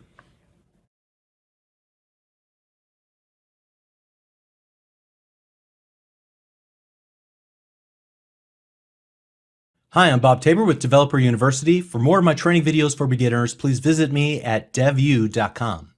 In this lesson, I want to get back into the Visual Basic syntax itself, and I want to talk about declaring variables, choosing a data type for your variable, and then initializing variables. So to begin with, as you can see in Notepad on screen, I have a little algebra problem that I want to throw at you. And even if you've taken an introduction to algebra, you should be able to solve this one pretty easily, right? So here I just want to solve for the value of x. So without a whole lot of thought, hopefully you can take a look and see that, well, the value of x must be 7, right? So using that same thought process now, take a look at this Visual Basic code. All right, so x equals 7, y equals x plus 3. Console.writeLine y. What do you think will be displayed in the console window when we execute this Visual Basic code? Well, probably the value 10, right? So you just read Visual Basic without any help from me. It's pretty common sense, right? I mean, it for the most part makes sense what you're trying to accomplish once you understand, for example, console.writeLine. So first, as far as Visual Basic is concerned, the x and the y in this situation are referred to as variables. And so a variable is simply a bucket in your computer's memory that's capable of holding a value. So you can put you can put values into buckets, or rather into variables. You can take values out of variables, or the buckets, all right? And then suppose I put something in the bucket, I can put something else in the bucket and cover up or eliminate the original value, and now it has something new in that bucket in the computer's memory, that variable, all right? So this particular case has these buckets just holding numeric values, but we could create buckets that are just the right size to hold any kind of data. So for example, we can create a bucket that's just the right size, a variable in the computer's memory that's just the right size for strings of individual characters, so strings, very big numbers, very small numbers, true, false, dates and times, and numbers that have values after the decimal place, and a lot more. So there's a lot of different kinds of data types that are available in Visual Basic. And so in the case of this little code snippet that you see on screen right now, we would expect that both X and Y to hold numeric values. Now, these particular numeric values probably don't have any values after the decimal point, so that narrows down the kind of data or the data type that we would choose to store values for this particular application. Now, we know that X and Y should store numeric values, but we have to express that intent using the Visual Basic programming language so that when our code is compiled, it can be executed and carry out the instructions that we have in our mind. So the instructions that we give in Visual Basic will ultimately be executed by, remember that .NET runtime, what I call the Common Language Runtime, or just the CLR. And part of its responsibilities is to allocate space, buckets, in the computer's memory sufficiently large enough to hold the variables that we declare, to hold data, and we tell it what kind of data, the size of the bucket, in other words, that we want to create in the computer's memory. So in this case, we're going to have two data items, X and Y, and we have to tell the runtime using Visual Basic Code to allocate some space, enough space in memory, sufficiently large enough to hold numeric data sufficient for our application. So how do we do that? Well, we do that by declaring variables. So let me go ahead and get rid of this, and I'm going to create a new project. There's a number of different ways to create projects. We already did file new project, right? But here on the start page, there's also this little link that we can use, new project. Either way, it's going to pop open this new project dialog. So what I'm going to do is call this project variables. All right. And kind of the same rules apply that we talked about before, making sure that we don't make any other changes and just click the OK button. Now, the big takeaway from this lesson is that a variable is simply a bucket in the computer's memory that you can store data inside of, and then you can retrieve data out of it, and that you have to create the right kind of variable using a data type. We have to say what kind of data, what data type we intend to store inside of that variable that we declare. So all the same rules apply here that we talked about in the very first lesson. First of all, you have to type the code in exactly the way that I type it in. If you don't, you're going to get some kind of error. Work through the errors. Make sure you pay attention to detail. If you have to, pause the video, rewind it. Look at the source code that I wrote, because I'm going to supply that to you in zip files. You can unzip it, look at it, compare what I wrote versus what you wrote. But by all means, write this code yourself and start building that muscle memory as you're typing code yourself. If you do run into problems, remember, Visual Studio doesn't leave you hanging. You'll see the little red squiggly lines. You'll see the list of errors as you attempt to start or run the application. Those will all give you hints and clues as to where to look for the problem, and then just start developing that sense of being able to identify visually where the problems are in your code. You got to pay attention to the minutia, spelling, punctuation, everything that fortunately, people like you and I can understand, even if it's not spelled correctly or punctuated correctly. Unfortunately, computers need things exact. Okay, so, and while Visual Basic is forgiving, as we said, you still have to give it the correct instructions. All right, so what we want to do is write two lines of code where we're going to declare two variables. We're going to say create two buckets in the computer's memory that are sufficiently large enough to hold numeric values. And the way we do that here inside of our submain is to use a dim, and that is shortened for dimension, or we often call it declaring variables. Okay, so we're going to give it a name. That is the name of our variable X. We can give it any name with some exceptions. We'll talk about that in a minute. Now we got to say what kind of variable we want to create. And we're going to create a data type called integer. We'll talk about that in a minute too. So I'm going to do the same thing with y as integer. All right. Now, to borrow from the explanation earlier in the lesson, we're officially asking the .NET runtime to allocate space in the computer's memory sufficiently large enough to hold two numeric values. One that we're going to label x so we can get back to it, to save new values in it, or to retrieve the values that are already inside of it, and y, another label for a different bucket, a different space in the computer's memory, so they will hold two different values potentially. All right. So we're asking it to create these two buckets that will each hold values that eventually we're going to drop into those variables or drop into those buckets. And then after we've created those buckets or those variables, then we can begin to assign values into the variables and then retrieve values out of the variables. All right. So most importantly, we're going to assign integer values into those variables. How do I know that they're integer values? Well, again, here we use the key word integer in lines number 5 and 6. So integer is the Visual Basic term for a mathematical term, really. It refers to a number that has no fractions or values after a decimal place. It can contain very large numbers from 2,147,000,000 and something odd numbers to a negative 2,147,000,000 and something odd. Okay, so if you need to store a number that's larger than 2,147,000,000, then you want to create a different bucket in the computer's memory because you're going to need a larger bucket to hold larger numbers.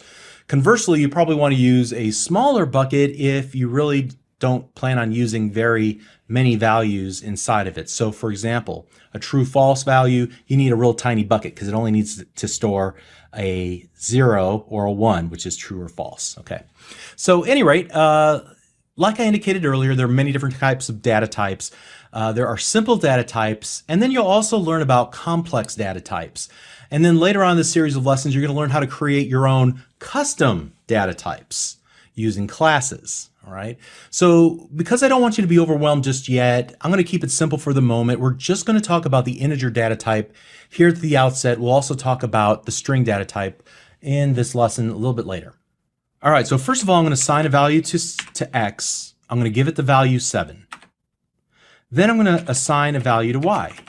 And we'll take whatever the value of x is and add 3 to it.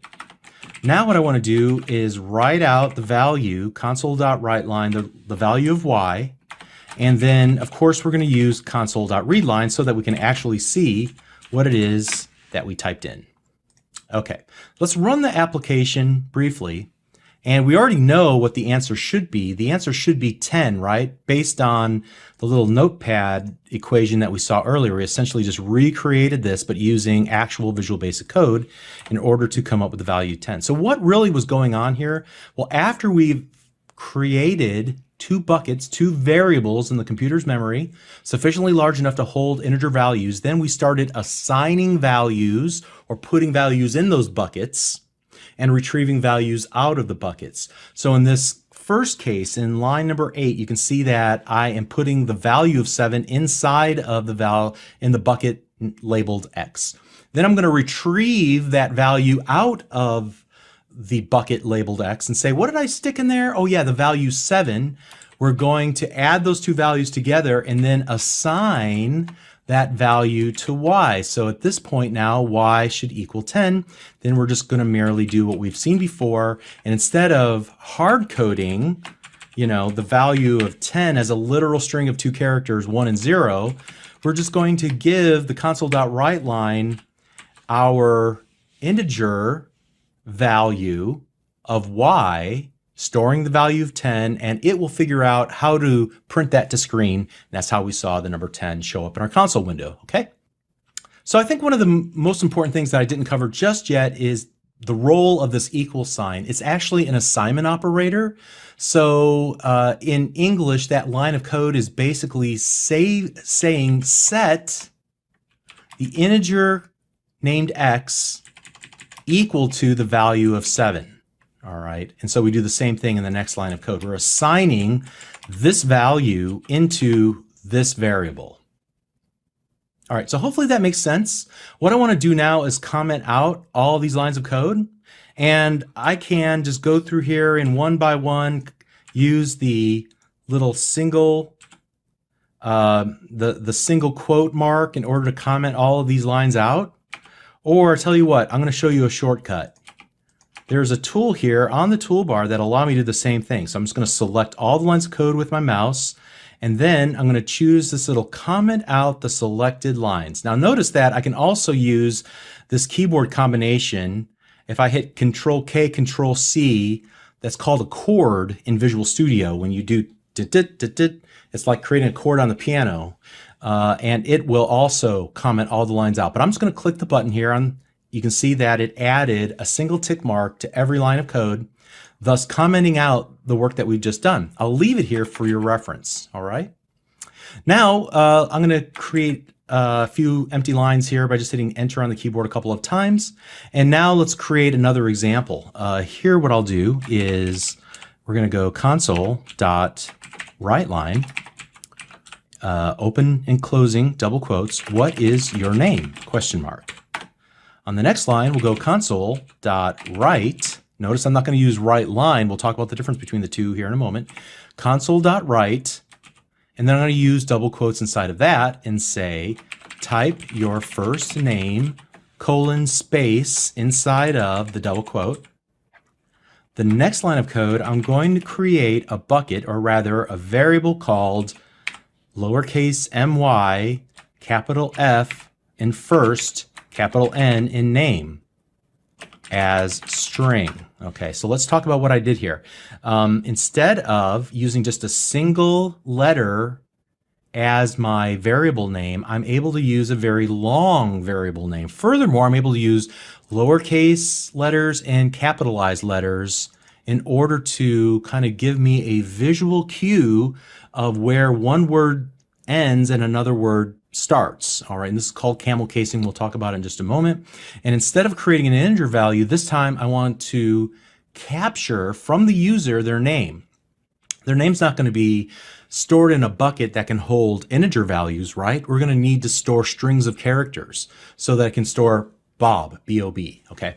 So that's what my goal here is, to retrieve the name of the user into this variable called my first name. And the way that I'm going to do that is through the use of the read line.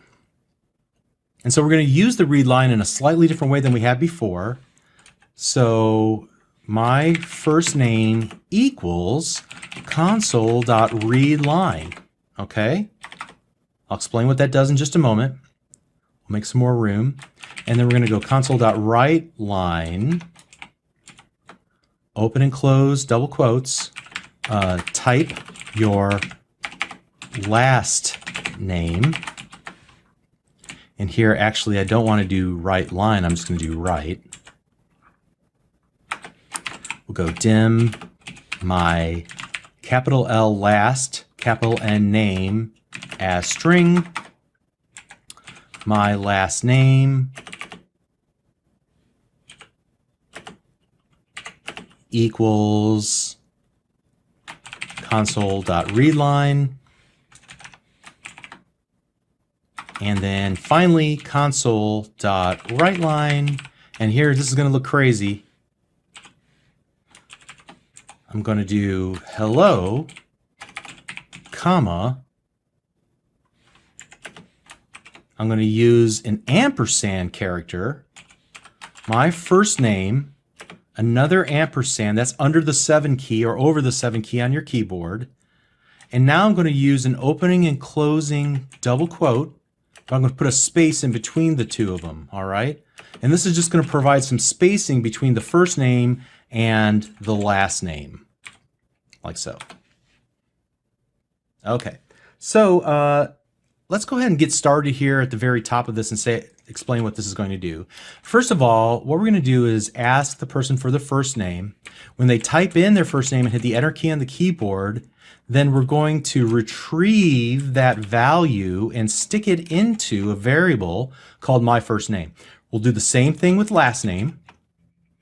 by creating a different variable, reading off the value and putting it into the value of the variable.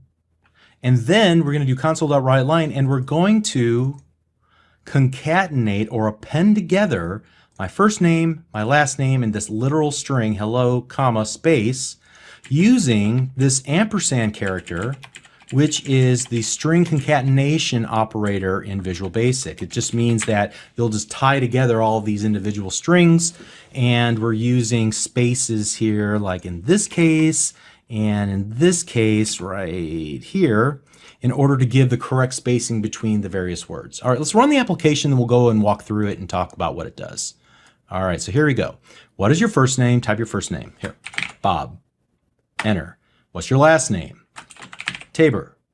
Enter. All right, now I unfortunately forgot something very important in my program. What did I forget?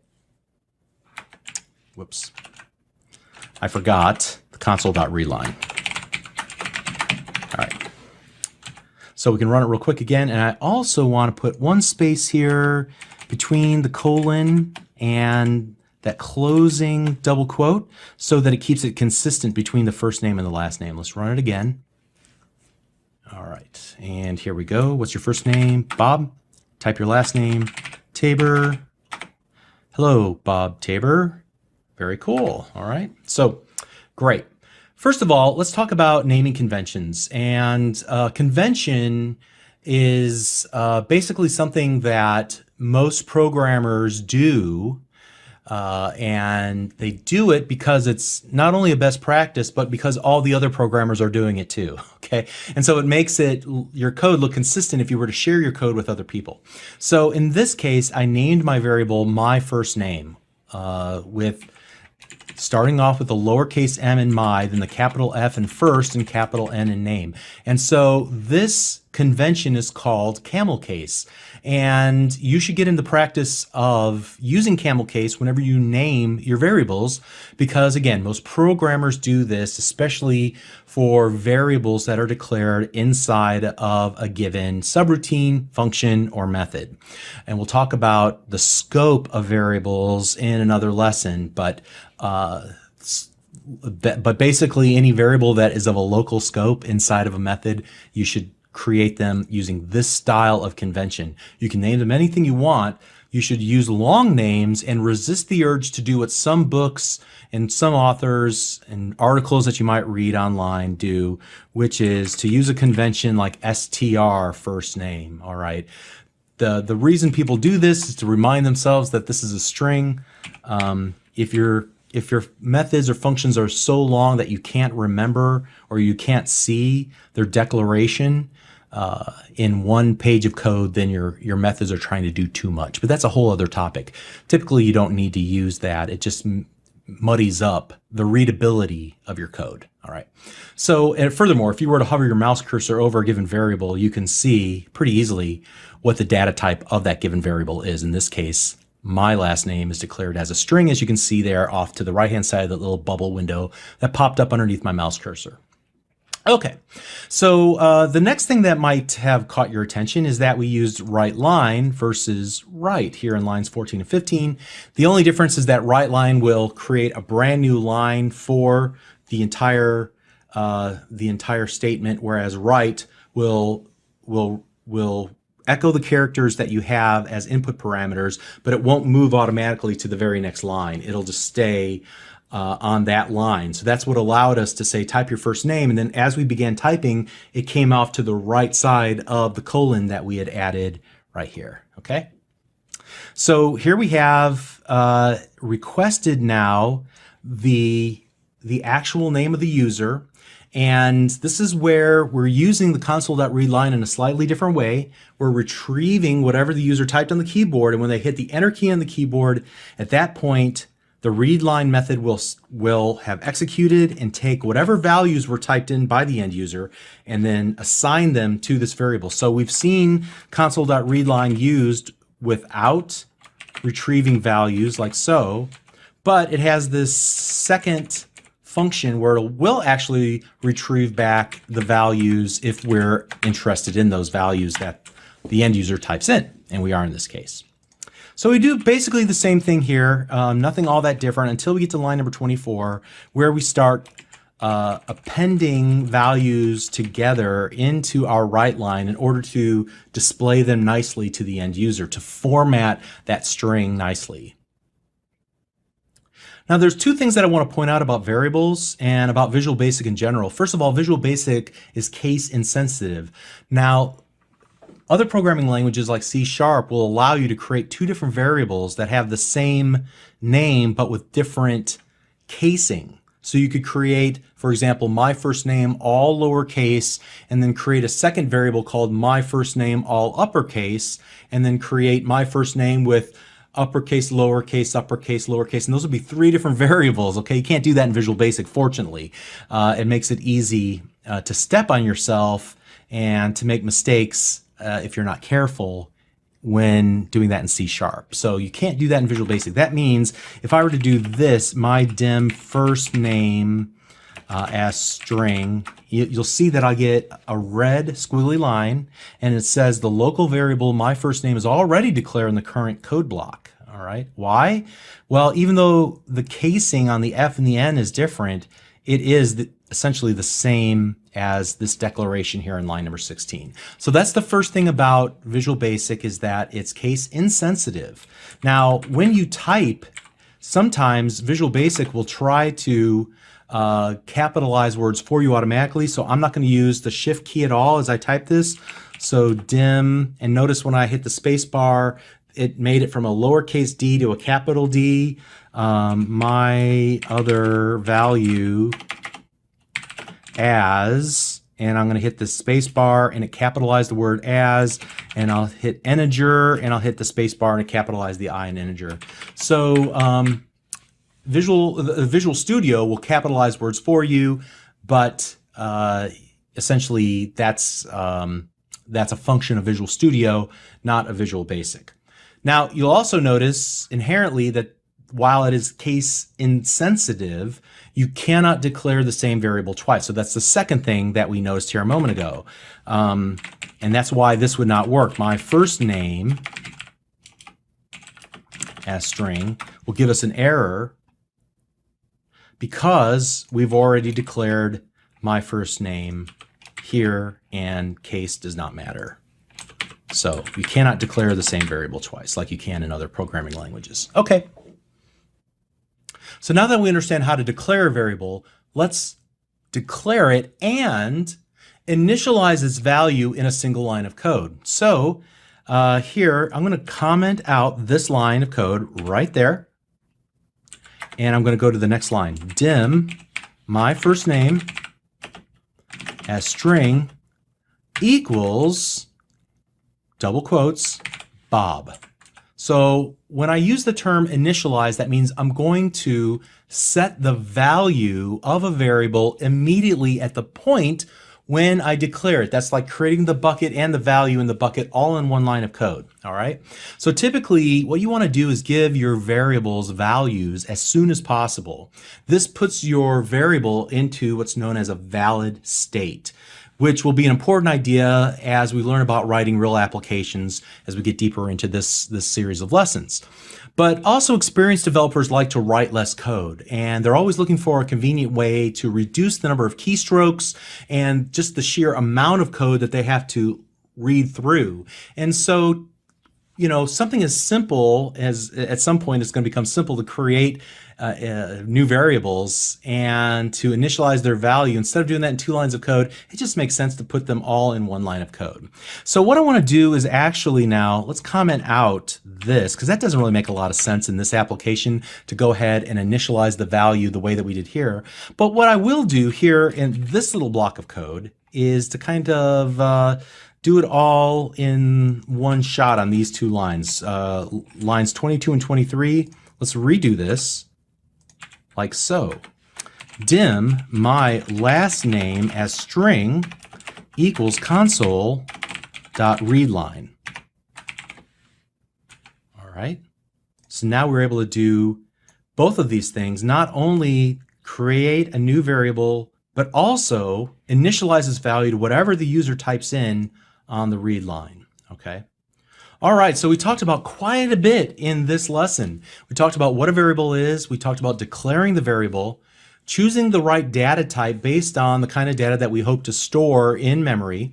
We talked about the difference between an integer and a string. So we've got two data types to work with, right? Numeric values, especially ones that are between negative 2 billion and positive 2 billion that have no values after the decimal point, or a string of individual characters. We looked at using the equals sign as a assignment operator for assigning and retrieving values. We looked at the arithmetic operator. I didn't really talk about it, but basically we were just going to use the plus sign in order to add values together, just like we would do in any math problem. And we also looked at the ampersand, which is the code, the string concatenation character in order to append two strings together. We looked at the difference between console.write and console.writeLine, and we talked about naming conventions in camel case, and we looked at some of the rules of Visual Basic regarding naming, how Visual Basic is case insensitive, but it also will not allow us to create two variables with essentially the same name, but just with different casing. Okay, so we've added quite a bit more information under our belt about Visual Basic syntax. Let's continue the ball. We've got it rolling now. We'll see you in the next lesson. Thank you.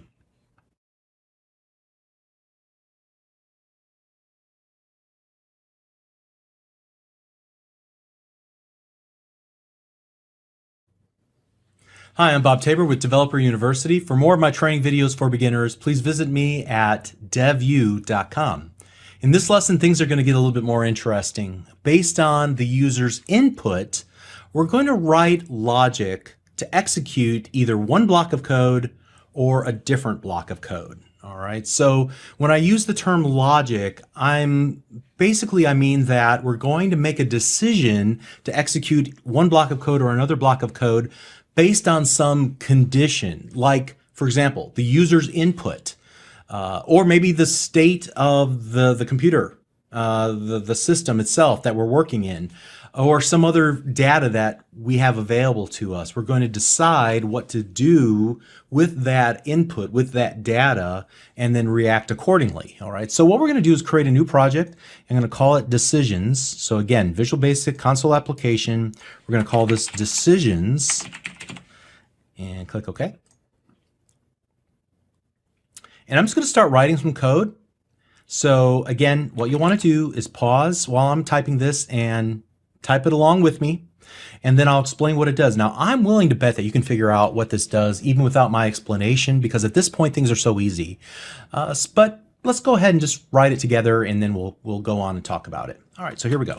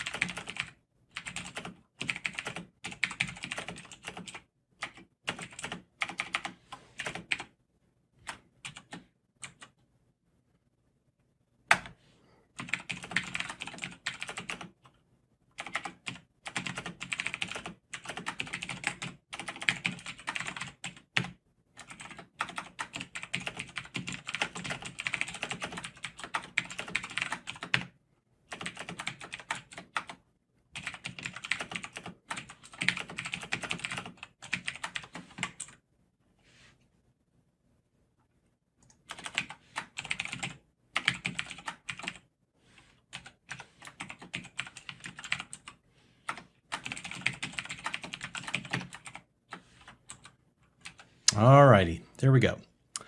So I think probably most of this would make sense as you look at it on my screen. The one thing that might look new to you is the if statement that we have here in lines 10 and the end if in line 12. And notice that there's this level of indentation then, creating essentially a code block in between the if and end if statements. All right. So we've set up this condition if the user value is equal to 1. So if the value that the user typed in when prompted is 1, then what we want to do is set this variable message equal to the string value you want a new car, and then print that out to screen. So let's go ahead and run the application and just make sure it runs in this very simple case, which I'm pretty sure it will. When I hit 1 on my keyboard and hit enter, hey, we want a new car. But what we have not accounted for are the other cases. So for example, 2, nothing happens. And the same would be true even if we typed in something like Bob and hit enter. Nothing happens. All right. So first of all, we want to talk about the evaluation operator. It is the equal sign, so it's playing double duty. We can use it as an assignment to set the value of message equal to the value of some string, like you want a new car. But when it's used in the context of an if statement, here we're going to do an evaluation. Is this true? Does user value equal the number 1 or the string value 1? All right. If it does, then execute the block of code that's defined between the if and the end if. If this is false, so when I typed the number 2 or when I typed in the word Bob, then that's false, and we do not execute the values inside of that code block. Okay, so that is what I meant by making decisions. We're building logic and executing that logic, and then based on the input of the user, we'll decide what to display or what code to execute in a more general sense, whether we execute this block of code inside of the if statement or not. All right, so again, in this case, this is using the equal sign as an assignment operator. This is the evaluation or the equality operator. Okay. So what happens then if we want to try different combinations? Well, I guess what we could do is then start a whole new if statement. So if user value equals 2, then we can set the message equal to you won a new boat, and I'm willing to bet that that would work, but there's a more simplified version of this. Let's go ahead and just delete that, because what we can do is inside that same if block, we can create additional checks called else if statements. All right, so if the user value equals 1 is not true, then we're not going to execute this block of code. But what we will do is then move down to the next check, and in this case, else if user value equals 2. All right, and if that's the case, then we'll set the message equal to you won a new boat. I could also do else if user value equals 3, message equals you won a new cat. All right, and then finally, what if none of these are true? What if none of them are true, and at this point then, if we run the application and I type in the word Bob, I get nothing. All right, well, there's one of two ways I can handle that. In this simple scenario, I could assign the value of string to initially to bad input, like so. So it would, none of these conditions would register, and therefore it would just stay at its default value, bad input, and that would be printed to screen. So here, Bob, bad input. But what I'd really like to illustrate for our purposes here, just so you can see, the last part of an if, else if, end if statement is just the simple else statement. And in this case, we're saying if this is not true, and this is not true, and this is not true, then, all right, well, this is the catch-all. Otherwise, just do this. In this case, we'll just set the message equal to bad input. Please try again. All right, or something like you lose, or whatever the case might be. And so this time, whenever we run the application, we type in Bob and hit enter, bad input. All right, great. I want you to notice something, how I designed this code. I could have, in each of these cases, just done console.writeLine and then said you won a new car, like so. All right. I would have had to add the console.writeLine in each of these else if statements and in the else statement as well. However, what I chose to do instead was just to define a variable and have it store the message that I want displayed, and then just call the console.writeLine a single time here at the very bottom. All right, so that's just a way to simplify the code, to structure the code in a very logical, easy to maintain sort of way. If I wanted to change how this message is displayed, I might have to change it in several different places. So for example, I might want to change, whoops, let's do this, and say result, colon, space, and then display the message. I would have to make a change to every one of these code blocks if I had written the value out. But now I can just make a change in one place and just display then the message after it. So just be cognizant of the fact that you can simplify your code and you can expand its functionality while reducing the amount of maintenance that has to happen in order to add new functionality. So I feel like I've accomplished that in this case by just kind of using this message variable to store the actual message and then only using console.writeLine one time in my application. All right, so finally what I want to demonstrate to you is I'm going to comment all of this out. And in some cases, you don't need the if, else, and if. You can use something just called the conditional method. So there's a method called if with an I, two I's, IIF, and then an opening and closing curly braces. Now, in this first part, what we want to do is set the expression. So let me actually grab some code from earlier here, and we'll grab these first 3 lines of code. And I'm going to select them all and then use the button that's right next to the comment out the selected lines. And this is the uncomment the selected lines, and that will remove the little comments from each line of code. All right, so now we have the user value again. And here what I want to do is if IIF, open and close parentheses, user value equals the value of 1, then after that 1, I'm going to use a comma. And you can see I can add a true part and a false part. So here what I'll do is say the true part is car, but for everything else, if that's user value is not equal to 1, then I'll say you just want a free cat. All right. So let me do this. I'm going to go dim message as string equals empty string, and then message equals if the user value is 1, then I'll give them a car, but anything else they'll win a cat. And then we'll do console.writeLine the message, and then finally console.readLine to stop the execution. And now let's run the application. And I'm going to type in the number 1. Great. And then I'm going to type in the value Bob, and I want a cat. I guess I need to improve this just a little bit and do this. U1A, and there's the message. And I might even just add an ampersand, and then I'm going to put a period to make the end of the sentence like that. Okay? Oh, I have a better idea. Let's fix this. I don't like that. That's a lot of concatenation. There's an easier way to do this.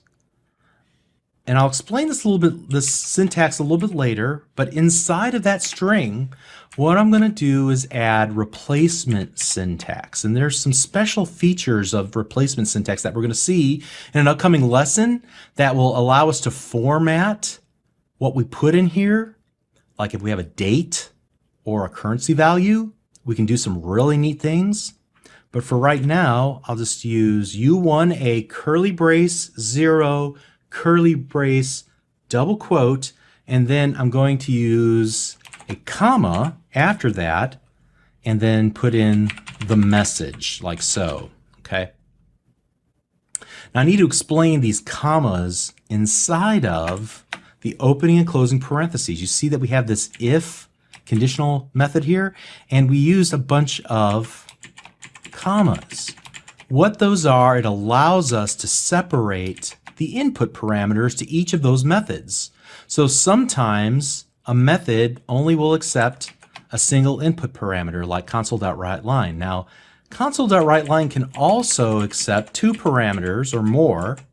In this case, we're going to give it a string and then a value that could be used in replacement whenever it comes across a replacement code. Again, we'll talk about replacement codes at length a little bit later, but you can see here I'm passing in two parameters to the WriteLine method by using a comma in between them. Here we're using three input parameters by using two commas. Here we do the evaluation. Is this going to be true or false? If it is true, then we give it the true part, and then if it's false, we give it the false part.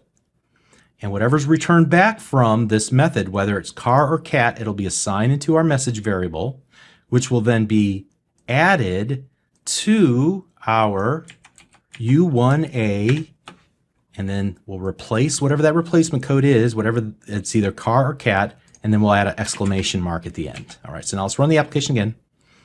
And here I'll type in the number 1, U1 car. See how that formatted it nicely? And we'll run it again. And this time we'll type in the number 4, you want a cat. Okay. All right. So we learned quite a bit in this lesson, just tacking on some additional features of Visual Basic. We looked at, most importantly, the if, and else if, and else, and end if statements in order to add some conditional logic to our applications. So we made some decisions, and based on values and evaluating the truthiness or falsiness of a particular expression, we're going to execute one of the code blocks inside of our if, else, end if code block. All right. We also looked at this magical if, IIF method, which allows us to, again, evaluate true or false, and then return either a true or a false value that we can then like assign to a variable in this case. Then we also talked about how to add multiple items into input parameters using commas to separate each of the values in the input parameter. And then finally we talked about this replacement syntax with curly braces and with the number 0 inside of it, and how we're able to replace a part of the string that we're giving to WriteLine by using the replacement code and then passing it the value we want to be stuck into that template, okay, for display. All right, so you're doing great. We're learning a lot, and let's continue on. We're going to keep adding on the complexity and make our applications more and more interesting. See you in the next video.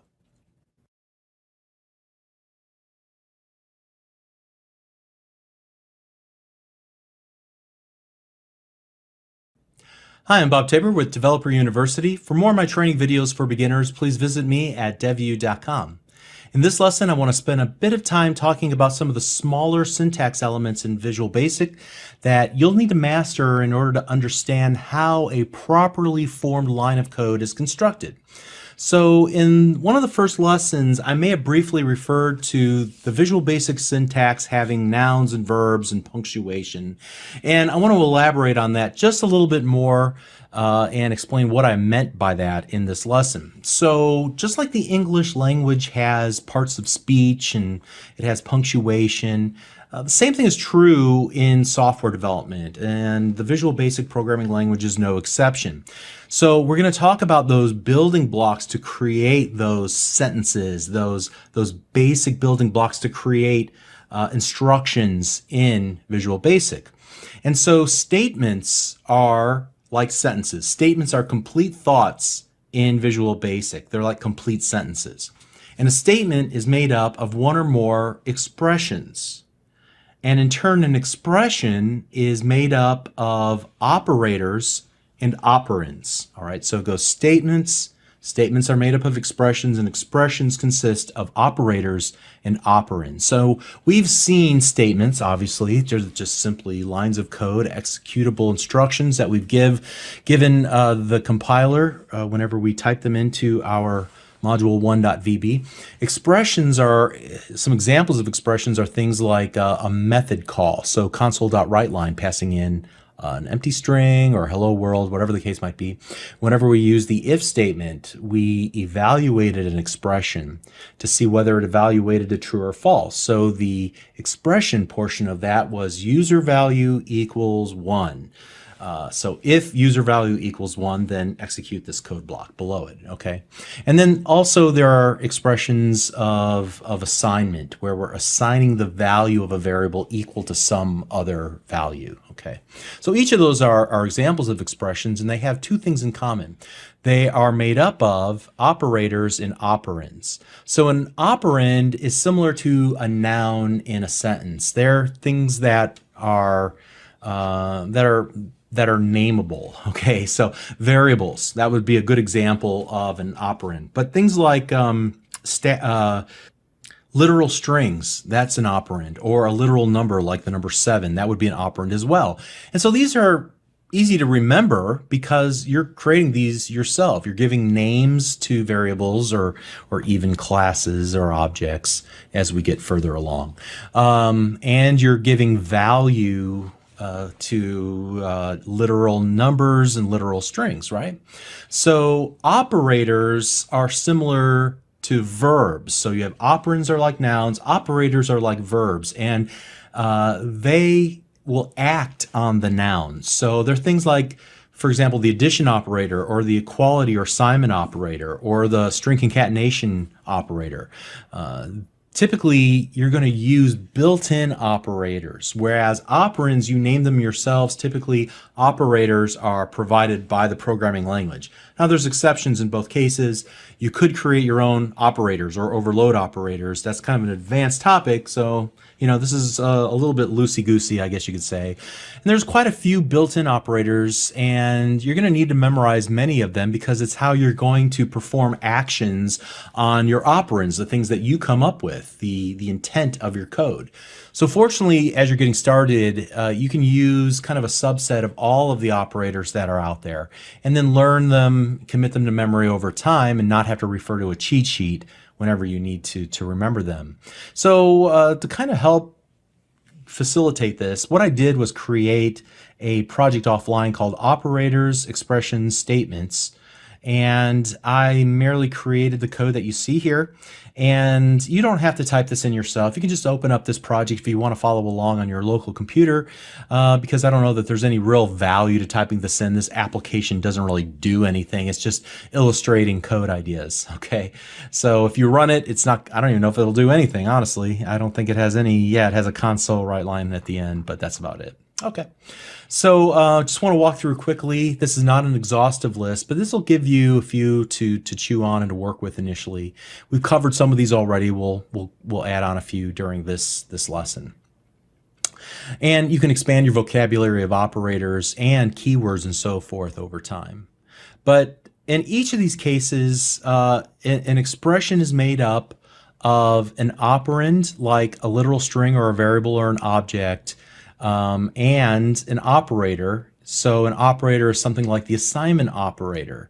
So here we have an operand, which is X, and an operand, which is the literal value of 3, and the operator is acting on the value of X. So the way we would read this, the value of 3 is being assigned to X. All right, so you see the associativity of the code and the direction. It will go from right towards the left. So anything on the right will be evaluated first, and then it gets assigned to the value that's on the left. All right, so that's the assignment operator. We have the addition operator, the subtraction operator, the multiplication operator, the division operator. So these are things that you would probably come to expect. Then you can see we looked at the equality operator to see if two values are in fact equal or not, true or false, x equals y. Now there's some other variations on this. We can check, for example, if x is greater than y. Now in numeric terms, the greater than, the less than operator, the greater or equal to, and the less than or equal to operators, they're all pretty easy to understand, but you might be working with dates or strings, in which case the greater than, less than, greater than or equal to, less than or equal to might be a little harder to understand what is being compared. Is it the length of the string? Is it the whether they're alphabetical order or not, and so on. All right. Then there are conditional operators, the conditional or and the conditional and operator, so that you can tie two expressions together and evaluate them. So X is greater than Y, A is greater than B. If either of these are true, so if this is true or this is true, then perform the code that you see in that code block. The AND operator is inclusive, so both have to be true in order for this to happen. So X must be greater than Y and A must be greater than B in order for the code inside of the if statement to be executed. All right. We've also talked about the member access operator, the period, and how that allows us to call a particular method of an object or a class. In this case, we've been calling the writeLine method of the console class by using the period in order to access it. Now, in this way, the associativity goes from left to right. So we start with the console object, and then we call into its writeLine method, and then we pass in a input parameter of a literal string. And so in this case, also, I just want to point out that the double quotation marks, that is the literal string operator. And then there are other operators, like, for example, the as operator. And you could say as is a keyword, dim is a keyword. That's all true. Sub is a keyword, module is a keyword. But if it acts on operands, then it's also a operator. In this case, it acts on the operand of B, assigning it a data type of integer. All right, so why am I telling you all of this? Well, because the syntax rules of a programming language really do matter. So for example, I can't just do that and expect anything to happen. I mean, Visual Basic Compiler will look at that and say, what are you trying to do? You've only given me expression, and an expression, it's not a complete statement. I need more than just an expression in order to do something, okay? So in this case, we're only just doing x plus y, but x plus y what? All right, what do you want me to do with this? So in situations like these, you can see Visual Studio will actually catch these syntactical errors as compilation errors. We can't even run the application. We can't even compile this code into an executable that will run inside of the .NET Framework CLR, the .NET Framework runtime. Why not? Because the code cannot be compiled and turned into a language that is acceptable by the .NET Framework runtime. So in that case, you can see it. The code editor gives us this red squiggly line letting us know that we have a problem in our code, and so it anticipates the issues with the code by pre-compiling as we're typing. All right. If we were to hover our mouse cursor over it, we're going to get some very vague explanation as to the problem. Method arguments must be enclosed in parentheses. So it thinks that what we're trying to do is call some sort of method like this. Right, and even so, it's still going to have some issues. All right, so basically, we don't even have enough code here for Visual Basic to give us a good error message, unfortunately.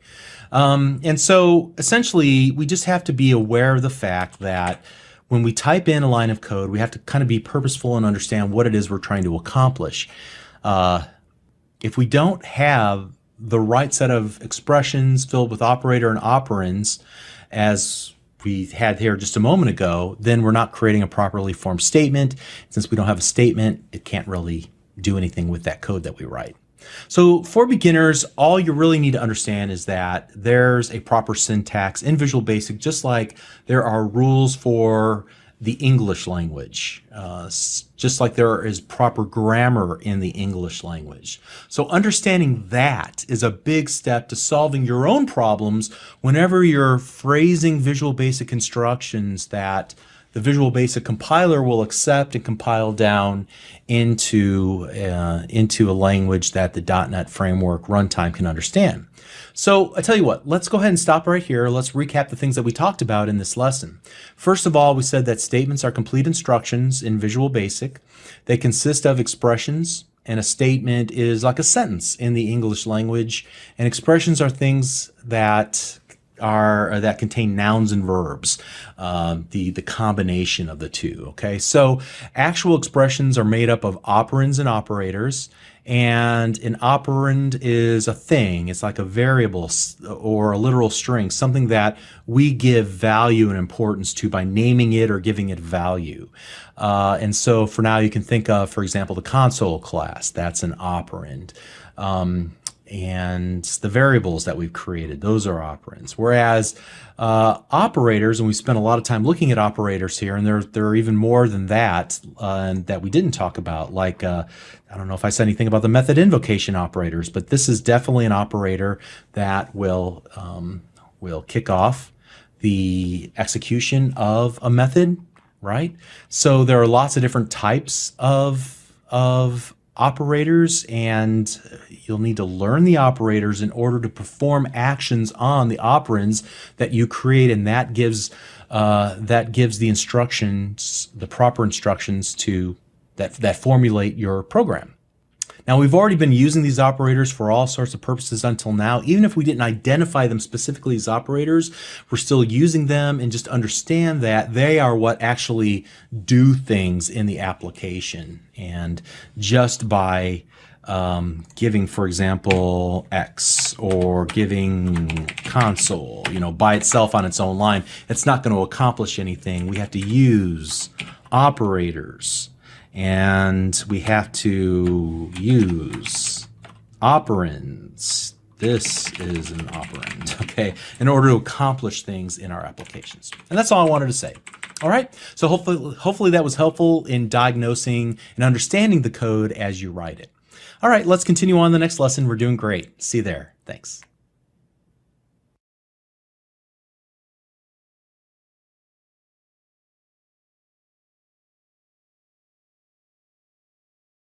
Hi, I'm Bob Tabor with Developer University. For more of my training videos for beginners, please visit me at devu.com.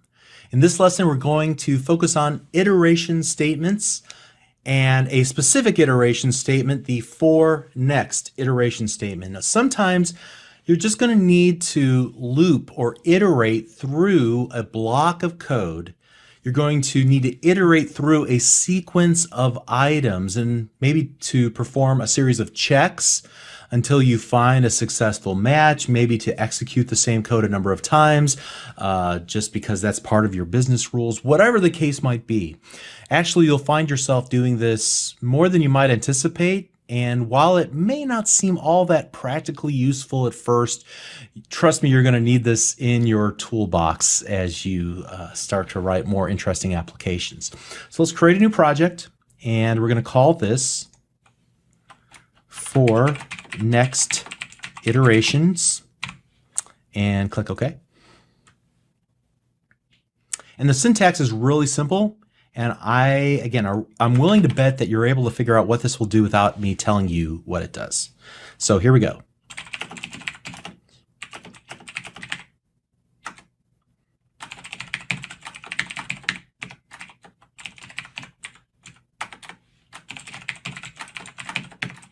All right, there we go. That's all we need. So can you guess what you're going to see in the console window whenever we run the application? Let's see if you're right.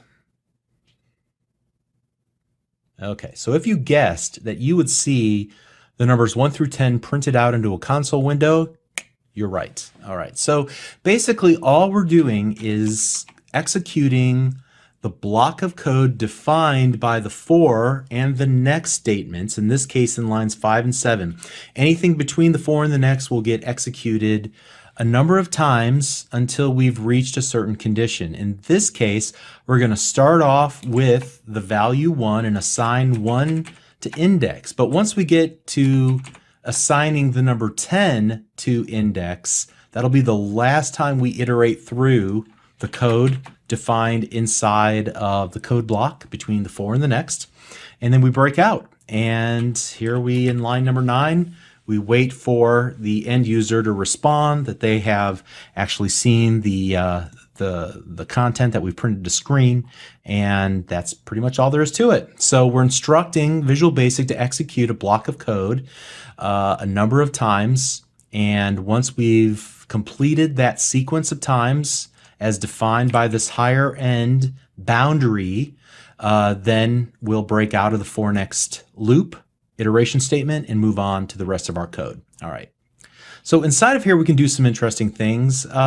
So like, for example, what if I were to go if index equals 7, I could do something like then console.writeLine, found 7, like so, and we could run this. And then once we get to the number 7, we can print that out. I have an idea. Why don't we shorten this just a little bit? Like before, I don't think I showed you the then portion of the if, else statement, but you can use the then in order to combine everything on a single line like so. All right. So the then will allow you to combine a simple check with a result. If index equals 7 is true, then go ahead and perform this line of code. So we're able to condense 3 lines of code into 1 line of code. And now when we run it, we get the exact same results. Okay, I just wanted to show you that little use of the then keyword. Great. And what if, though, let's comment that out. What if, and let's bust back over here to if index equals 7, console.writeLine found 7. And now, at this point, we found what we were looking for. What if we wanted to break out of this loop? We're no longer searching for the value. We found what we were looking for. We could do something like exit 4. Okay. And so now when we run the application, the result looks a little bit different. We get to 7. We found 7, and now we exit out of the for statement, and we continue on executing our lines of code. Great. This might be a good time to talk about one of the features of Visual Studio. And again, I'm trying not to talk about Visual Studio, but you still need some tools in your toolbox if we're going to build applications. And one of those tools are the debugging tools of Visual Studio, which is probably one of the best reasons to use Visual Studio. You can actually pause and watch the execution of each line of code by simply setting a stop sign or a breakpoint in your code. And then when we execute the code and we get to that breakpoint, then we can continue to step through the code line by line or continue on and allow it to continue to execute the lines of code. So to set a breakpoint, it's really easy in Visual Studio. There's actually a number of different ways to do it, but I find that the easiest way is to find this little gray column off to the left-hand side underneath the tab heading and just click in that column for the line of code that you want to set a breakpoint on. So in this case, I want to set a breakpoint on line number 6, so I just click in the little gray area next to 6, and it creates this little stop sign over here on the left. I guess it's a circle. It looks more like an octagon to me. And then it highlights the rest of that row in red. And so now whenever we go to run the application and we're in debug time, we're actually, the execution of the application has stopped. Now, unfortunately, I got this little window that popped up and I gotta get rid of that. Move it down, but you can see that in this case the line of execution has stopped here on line number 6, and what we can do is hover our mouse cursor over the variables. In this case there's only one variable, but if I hovered over in this case the variable index, we can see its current value, and I can click what was formerly the start button. It's now the continue button, and when I run it and hover my mouse cursor over, you can see that index has increased to 2. So when I clicked continue, it executed the next several lines of code, came back up to the top, and we were able to break again on that same line of code since we're just iterating through the same block. Now I can use keyboard shortcuts, or I can use these little items here in the toolbar while we're in debug mode to step through our code. Now I'm going to ignore the step into and the step out of. They're kind of special cases and not really essential to us until we start building more complex applications. But the step over is probably what we want to use. So I'm just going to hit the step over or F10 button on my keyboard. And here I can just begin to step through each single line of code.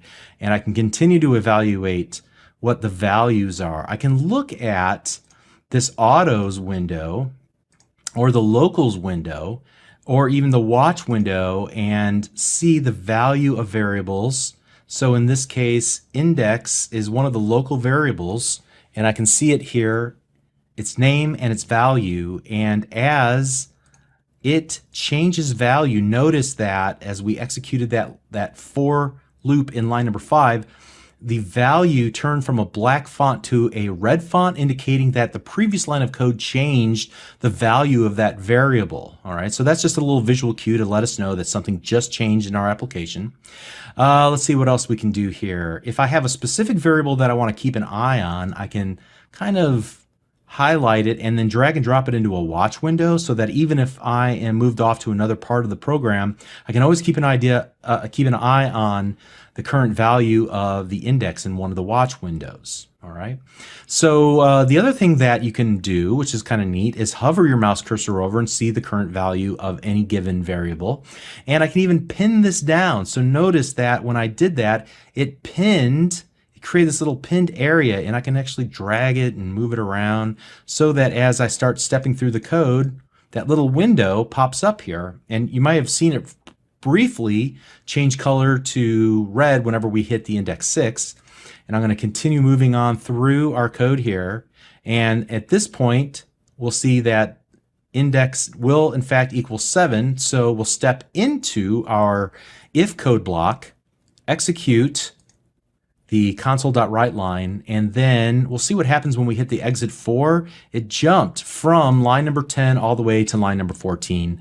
And if we hit continue now, we'll just see this console window, and we're back in runtime, and I can hit the enter key on the keyboard to continue. All right, so those are just a really, really quick overview of the features. There is one cool feature that I want to show you that's applicable here since we're working with iteration statements, and that is we can configure our breakpoint by clicking the little gear wheel that appears as we hover our mouse cursor over our breakpoint.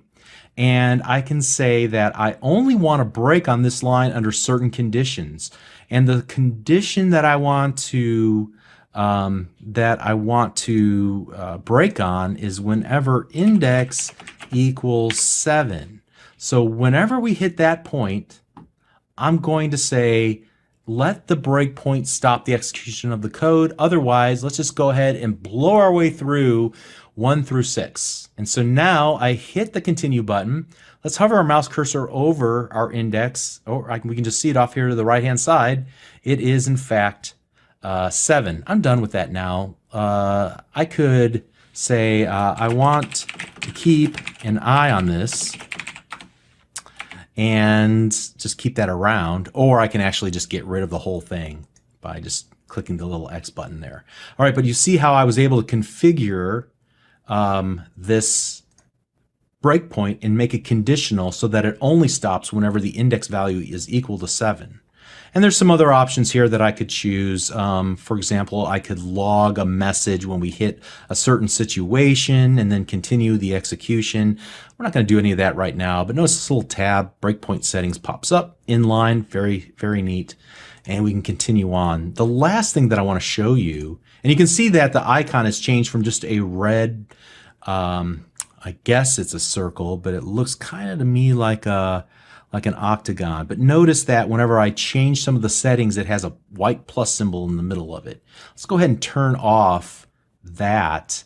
But what I do want to do, say I want to disable the breakpoint temporarily because it's not useful to me at the moment. So let me just run the application.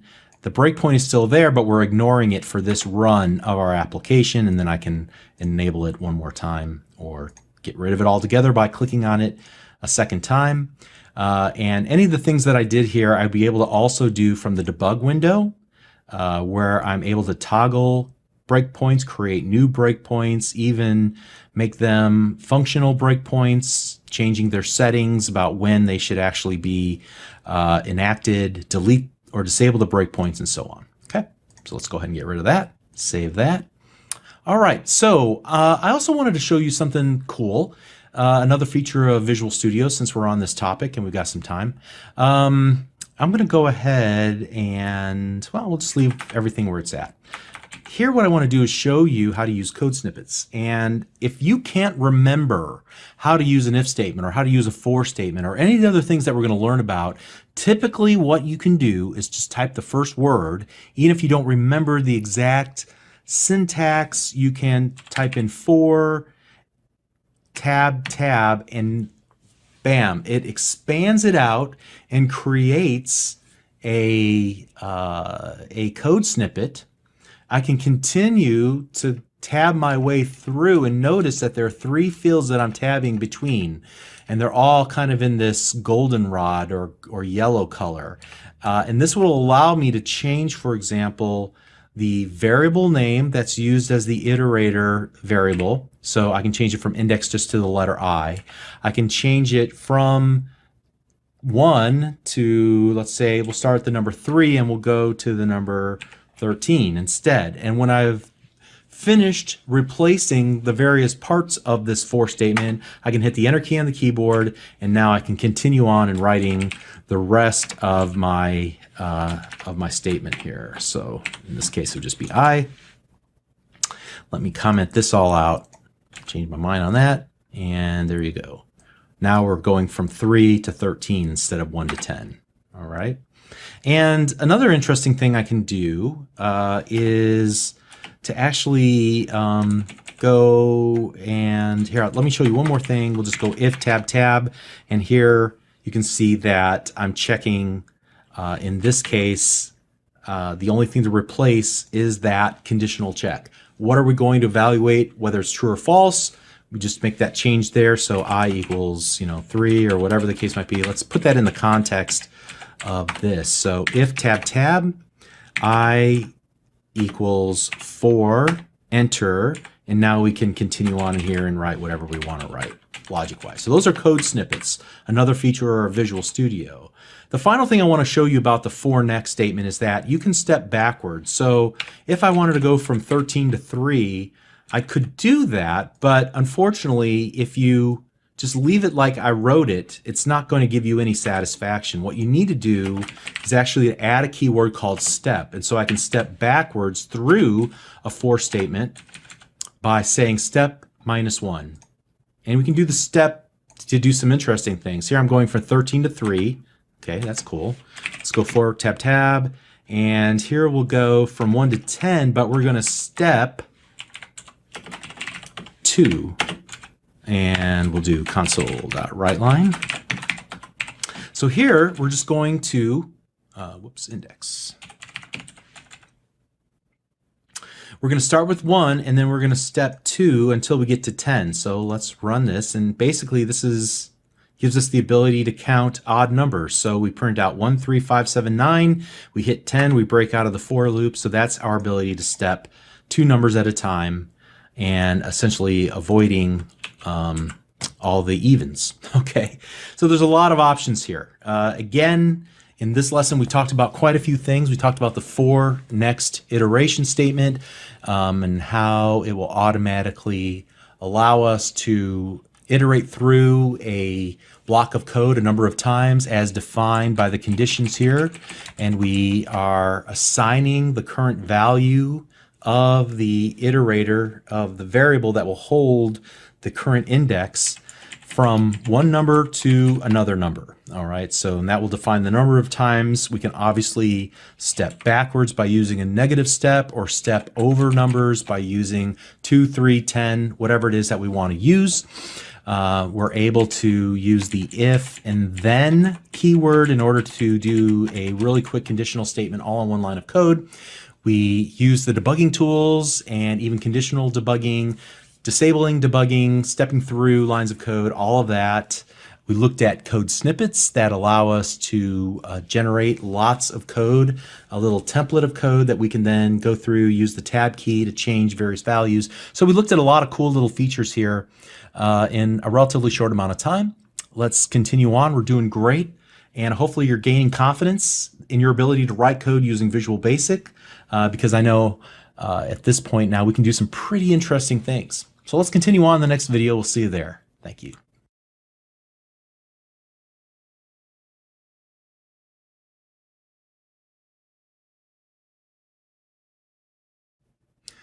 Hi, I'm Bob Tabor with Developer University. For more of my training videos for beginners, please visit me at devu.com. In this lesson, we're going to talk about arrays. Often you're going to need to work with several related variable values. So how do you work with multiple variables that are all somehow related?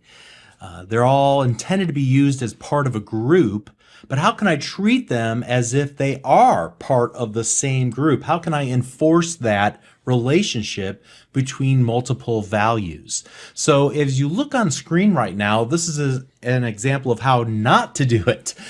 Here you can see that I have a series of numbers, or variables rather, defined as variable names number 1, number 2, number 3, number 4, and I assign their values appropriately, right?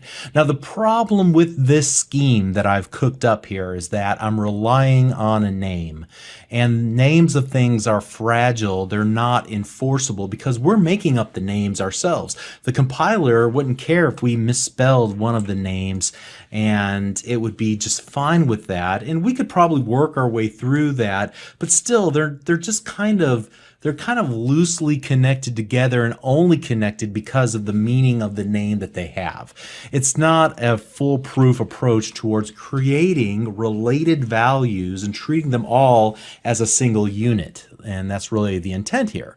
Now, previously, I compared a variable to a bucket that's created in the computer's memory that's just the right size for a single value of a given data type. Now, to extend that analogy a little bit further, you can think of an array as a bucket that inside of it contains other little containers, other little buckets that you can put values into, okay? So another way to think of an array is that it's a sequence of data all collected together in the same variable or bucket in the computer's memory. Now, I hesitate to use the word collection or sequence. Those have a certain connotation for programmers. Collections definitely have a specific connotation to .NET developers, but you can think of an array in a sense as a grouping or a collection of data, lowercase c, collection of data, okay? So you declare an array just like you would any other variable. You start with the data type that you want to create, and then you say how many elements, or rather how many of those little sub buckets inside of the big bucket that you actually want to create. And so in this particular case, what we want to do is create a quick example of an array in action so that we'll be able to revisit this example a couple of times and learn more about arrays in the process. So the first time we'll use kind of a longhand format here. Let me get rid of this because we know that's not right. So let's go ahead, and you can see that I've already created a project called Understanding Arrays. Pause the video, take a moment to create a new project named Understanding Arrays, catch up to where I'm at, and then unpause the video and we'll continue on. And what I'm going to do is create a new array. And so to do that, I'm going to create one named numbers, and then I'm going to say how many little subcontainers I want inside of it, and then give it the data type. All right, there's actually a shorter way to do this. Let me just show you the short way because nobody ever does it this way. All right, so here we go. In this particular case, you have to remember that this number is 0 based. So while it says 4, there's actually 5 containers because you have to count 0 whenever you're dealing with arrays. All right, so there's, in other words, we're creating a bucket in the computer's memory, a variable named numbers. Inside of that bucket, there are like 5 containers, and we're going to reference each of those containers by their ordinal position, 0, 1, 2, 3, 4. 5 little subcontainers inside of our array called numbers. They're all going to be integer values inside of it. You can't mix and match, all right? And so now that we've declared our array, we can actually start assigning values and retrieving values from the array using this style syntax. So for example, if I want to reference the first item in the array, I'm going to use parentheses and then the number 0. So parentheses are doing double duty, just like the equal sign did double duty. Remember, the equal sign was the method invocation operator. Now it's also used for so that we can access individual elements of our array. So in this case, we're going to set the first little subcontainer inside of our array, the first element of our array, at index 0 equal to the value 4. And here I'll just go ahead and keep working with the next element in the array. We'll set that equal to the value of 8. And then we'll set the next element of the array equal to the value of 15. The next element in the array equal to the value 16. And then the next element of the array equal to the value 23. Okay?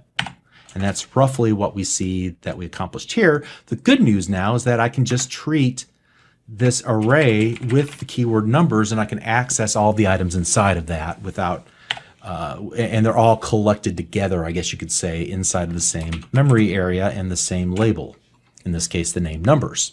So I would verbalize this in one of a number of different ways. For example, I would say that numbers sub 1 equals the value 8, or the numbers array at index 1 equals the value 8, or I might say the second element of the numbers array equals the value 8, or something along those lines. Okay, so this is called the index, the value, the numeric value to actually access an individual element, or what I was calling a subcontainer inside of the array itself. So the numbers are indexes, and they allow you to access an element of the array. And here we're assigning the values, and we can retrieve the values in the same way that we would any other variable. Okay.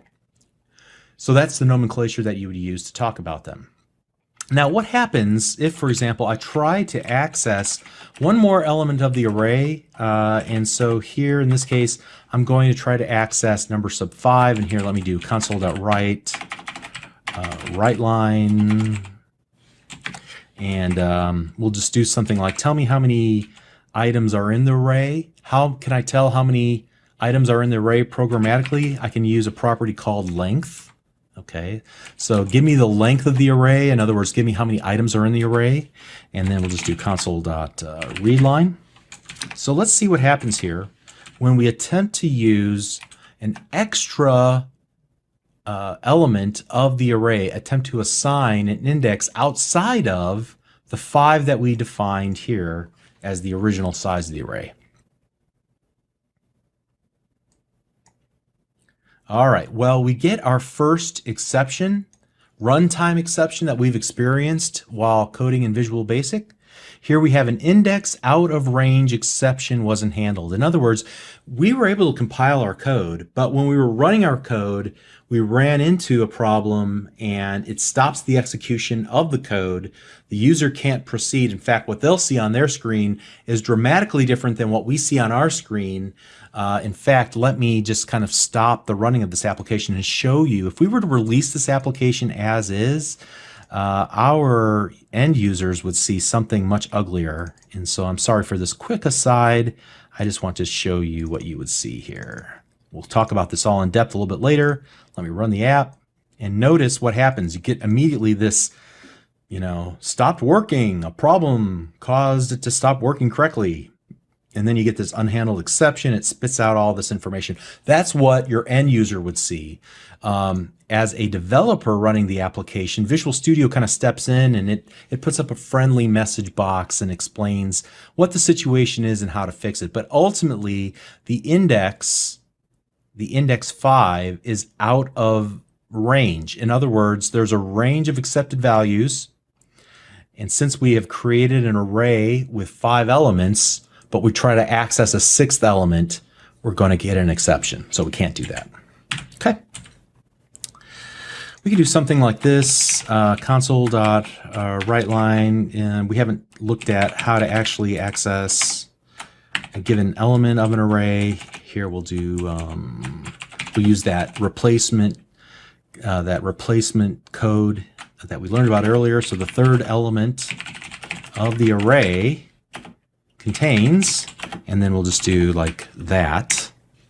So we'll use the open and closing curly braces with the number 0, and then we'll access that third element of the array. In fact, the third element of the array is not 3, the index of 3, it's the index of 2, right? All right, so just make sure you catch that. So let's run the application again. And you can see the third element of the array contains 15, the total length. The total number of items in the array is 5 items. Okay. Now, what if we wanted to actually display on screen the value of each of the items? Well, this is where that for next statement comes in. So I'm going to type in this. Watch this. This is cool. For tab, right? So we're going to go from index equals, and remember, we can't start with 1. We got to start with 0. And then we'll need to go numbers.length. But this is going to give us the total number of items, and we want to convert the number of items into a 0-based index. So we're going to have to subtract 1, right? So this is going to give us 5 items, but we really want to go from 0 to 4. So that's why we did it this way. Okay. Just remember that little dance you have to do. And now we'll go console.writeLine and then numbers, and then in between the opening and closing parentheses, we'll use the index variable. That will allow us to index into each of the items in our array and print them out to screen. And so we see each of the 5 items there. Now, let me take a moment here and just comment some of this stuff out, because I want to show you an alternate way to define your, and not only define the array, but then also initialize its values all in one shot through an initialization syntax. So here we're going to go dim numbers. Now, instead of giving it the number of items we want in our array, I'm just going to leave it empty. So I'm going to add the open and close parentheses, but I'm not going to put a number inside of it. I'm going to say I want these to be integers. And then I'm going to use an opening and closing curly brace. And inside of that, add a series of numbers like so. And when we run the application, we'll get the exact same results that we got last time. And you might be wondering, well, how in the world does this work? Okay, so we were able to create an array of type integer, and instead of saying explicitly how many items we want in the array, at the point of initialization, we'll just allow the number of values that we type in here to dictate the number of items in the array. So this will automatically create a numbers sub for 5 elements rather in the array, and it automatically puts values into each of the elements. Element 0, 1, 2, 3, and 4. Then we just print them back out to screen, and that's how that works. Okay, let's comment all of this out, and moving on, let's look at the fact that we don't have to just use integers, we can also use strings. So here I'm going to create dim names. I'm going to use that same style of syntax that we just used a moment ago. I'm going to say I want an array of names. I'm going to set them equal to the names of some people that I have known once upon a time. Not personally, unfortunately. That would be pretty cool.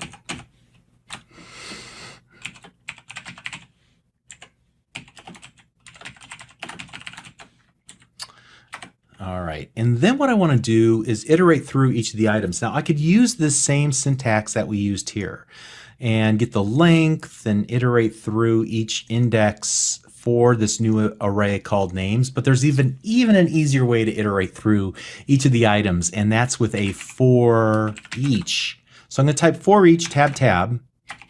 Well, let's do that again. for each, tab, tab. There we go. So for each name as string in names. All right, and then here we'll go console.writeLine name. And let's go ahead and run it and see our names printed out to screen. Now let me explain what just happened there. So here we create an array of names. There's going to be 4 elements in the array. And here we're using the for each instead of the for. And this basically just says, hey, you've got an array or a collection, in this case an array. So let's just look through each item in the array. We'll copy off the current value as we're iterating through, and we'll stick its current value as a string inside of a temporary variable called name. And then we'll just work with the name variable here as we console.write it out to our application's user interface. All right. Now you can also do some other very interesting things. For example, what if you wanted to take a string and you wanted to reverse it? So you wanted to write the whole string in reverse. Let me tell you a tiny little story that on my very first job interview, I was asked to take my name. They made me go up to the whiteboard and write my name on the whiteboard. And the guy who I actually became good friends with afterwards, but at the time I was pretty flustered. He said, okay, write code to take your name and print it backwards. And I had no idea how to do that, but I promised him, said, I don't know how to do it now, but I promise you within an hour after this interview, I will know. And so I did. I wrote him an email, found his email somehow, wrote him, and he was impressed enough by the fact that I was willing to figure it out that he didn't say, no, don't hire this guy. At least I don't think he did. But at any rate, I got the job. So I don't want you to go through that same humiliation that George put me through. And so here what we're going to do is create a little example. And we'll start off with one of my favorite motivational sayings.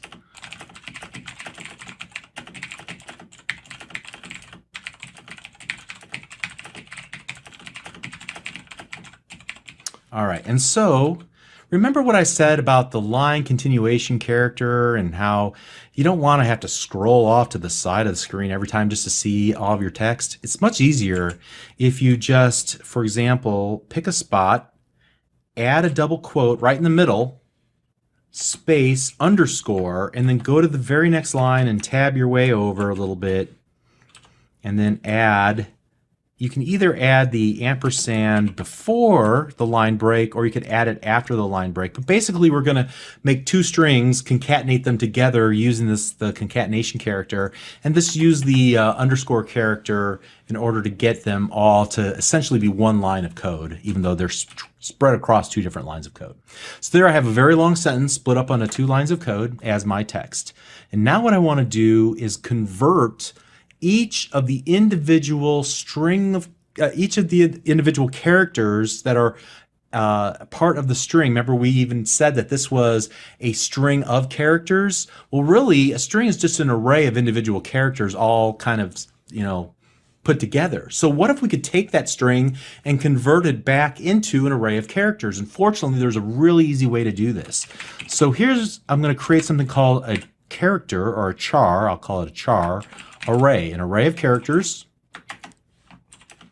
as char equals my text dot to char array. So notice that the string data type has a method that Microsoft wrote that allows me to take that string and convert it into an array of individual characters, like so.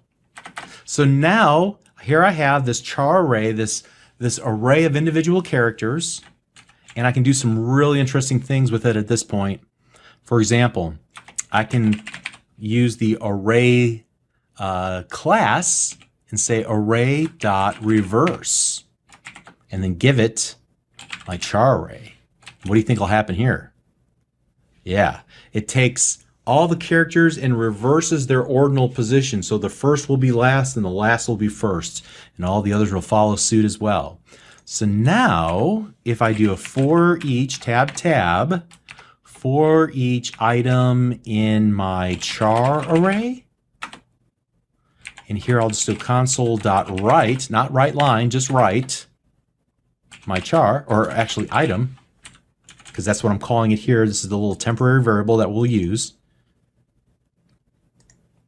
Then I think it's going to reverse that string for me. So there you go. This took that entire sentence and it reversed it. So you can read it backwards. You can get what you want out of life if you help enough other people get what they want. Very cool. Thank you, Zig Ziglar, for that help. All right, so you could use the for next if you prefer. I like this for each because it is so elegant and it just copies in the current value. You don't have to worry about lengths and indexes and things of that nature. You're just going to grab the next item and work with it. All right. So at any rate, hopefully this was pretty enlightening. Arrays are great. You'll learn about something called collections a little bit later in this course. Collections are awesome. They're like arrays on steroids. We're going to talk about those much later near the end of this course. But let's just continue on. We're learning lots of great stuff and we're compiling this toolbox. You're doing awesome. We'll see you in the next lesson. Thank you.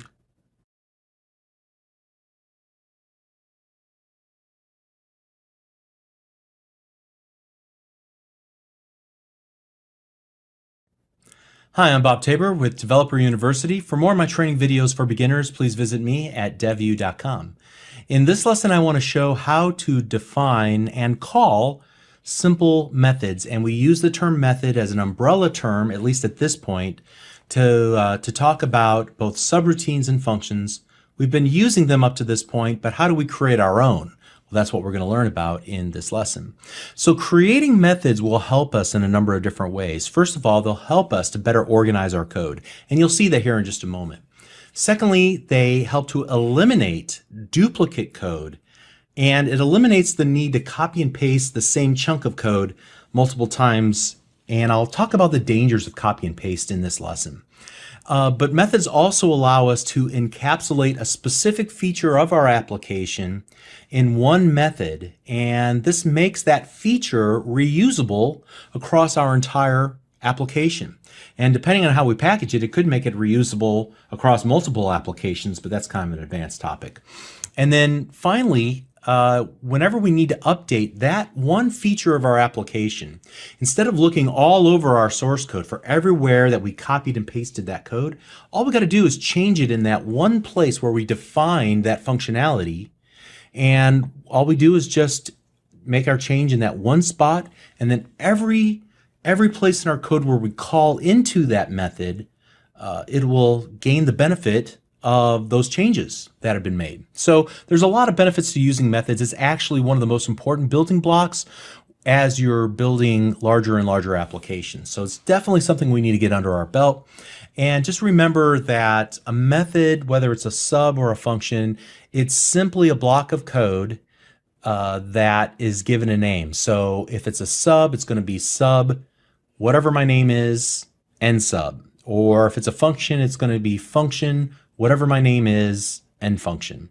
And so whenever you go to, since it has a name, you can call it by its name in order to invoke the code defined inside of that code block.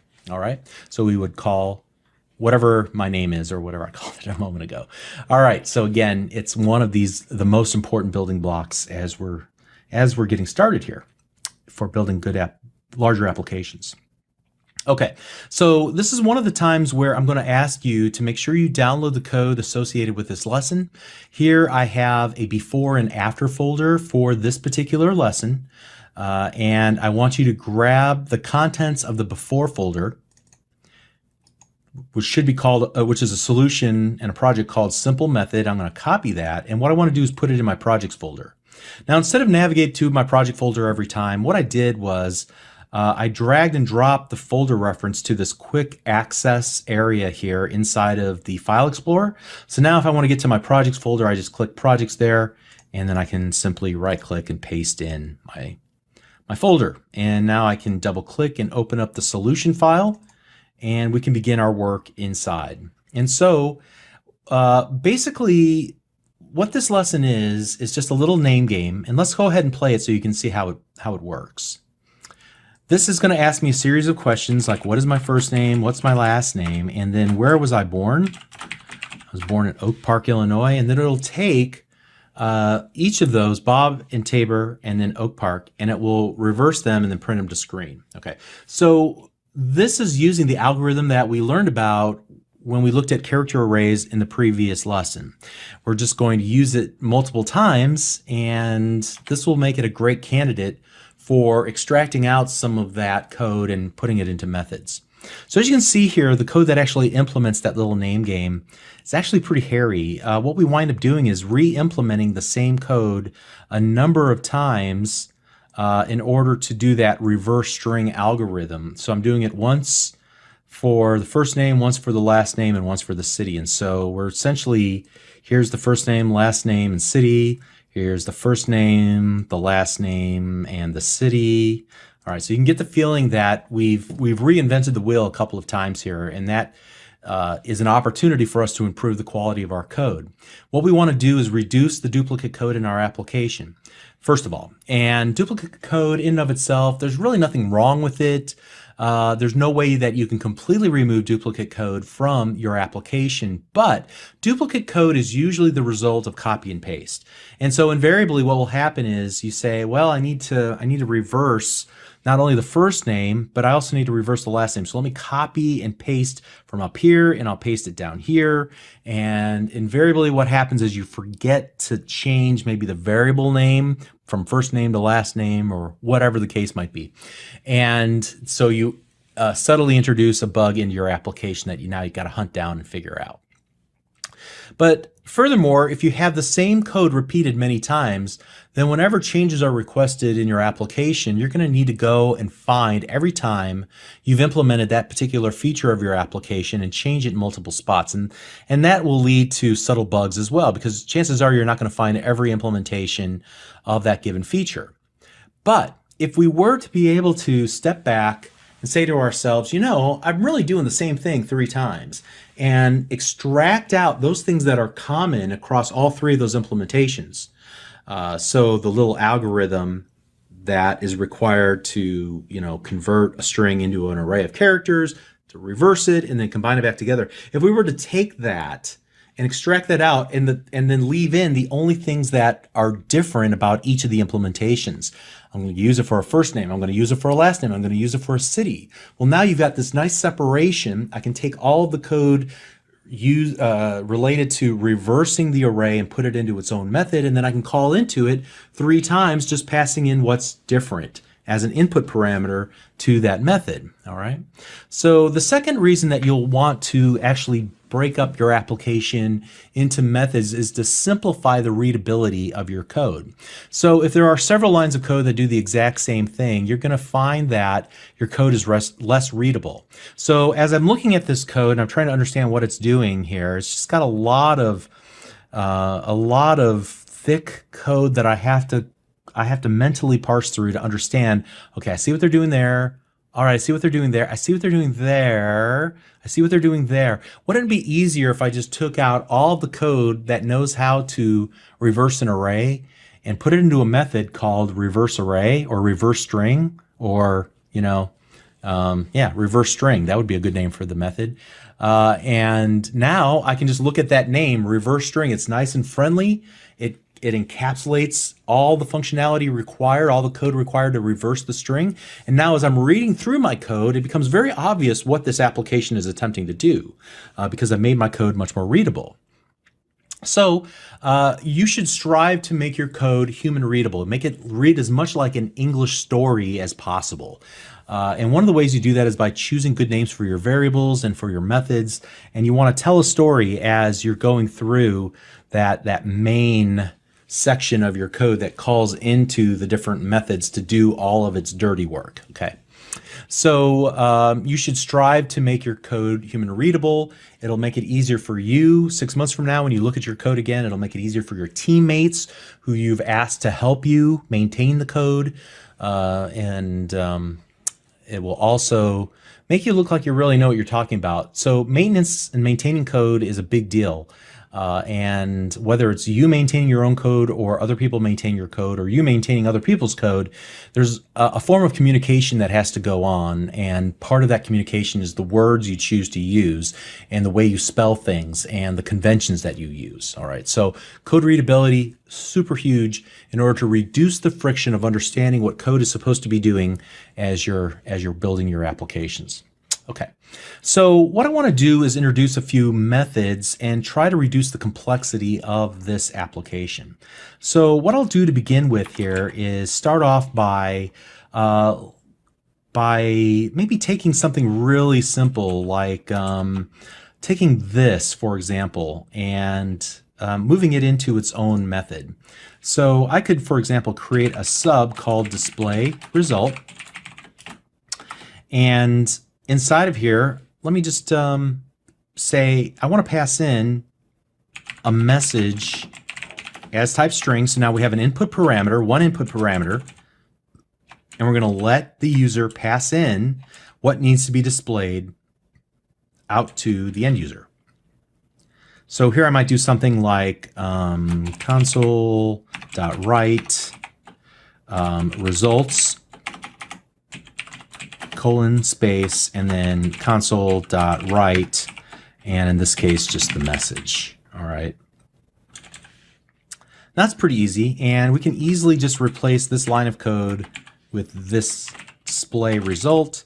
I don't know that we've made a huge improvement to our code.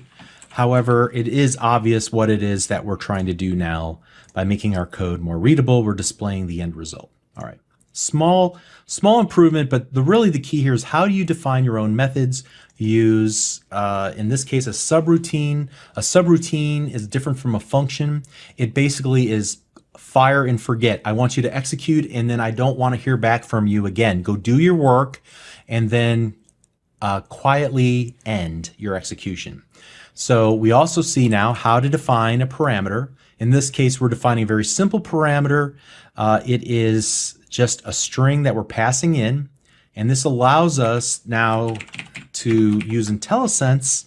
As we add the opening and closing parentheses, you can see that we get this message of what's expected. We're expected to pass in a string called the message, and so we then can just type in the result and it'll satisfy that. All right, so that's one version of this method, but that method's not all that useful. What might be more useful is if we were to do something like this, sub display result, and you can see that, and we're spending a lot of time here just kind of concatenating strings together. So this and equal is just taking the current value of result and adding the current item to it. So I know you probably haven't seen that before, but that's what it's doing there. I think we can simplify and remove just like all of this code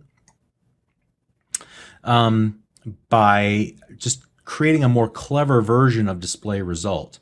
So for example, we could give it the reversed first name as string, the reversed last name as string, and then the reversed city as string. Okay.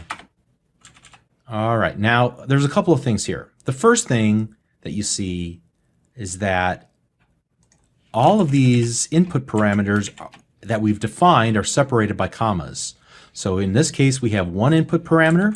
We're accepting one string, and in this case, we're accepting 3 strings separated by commas. All right.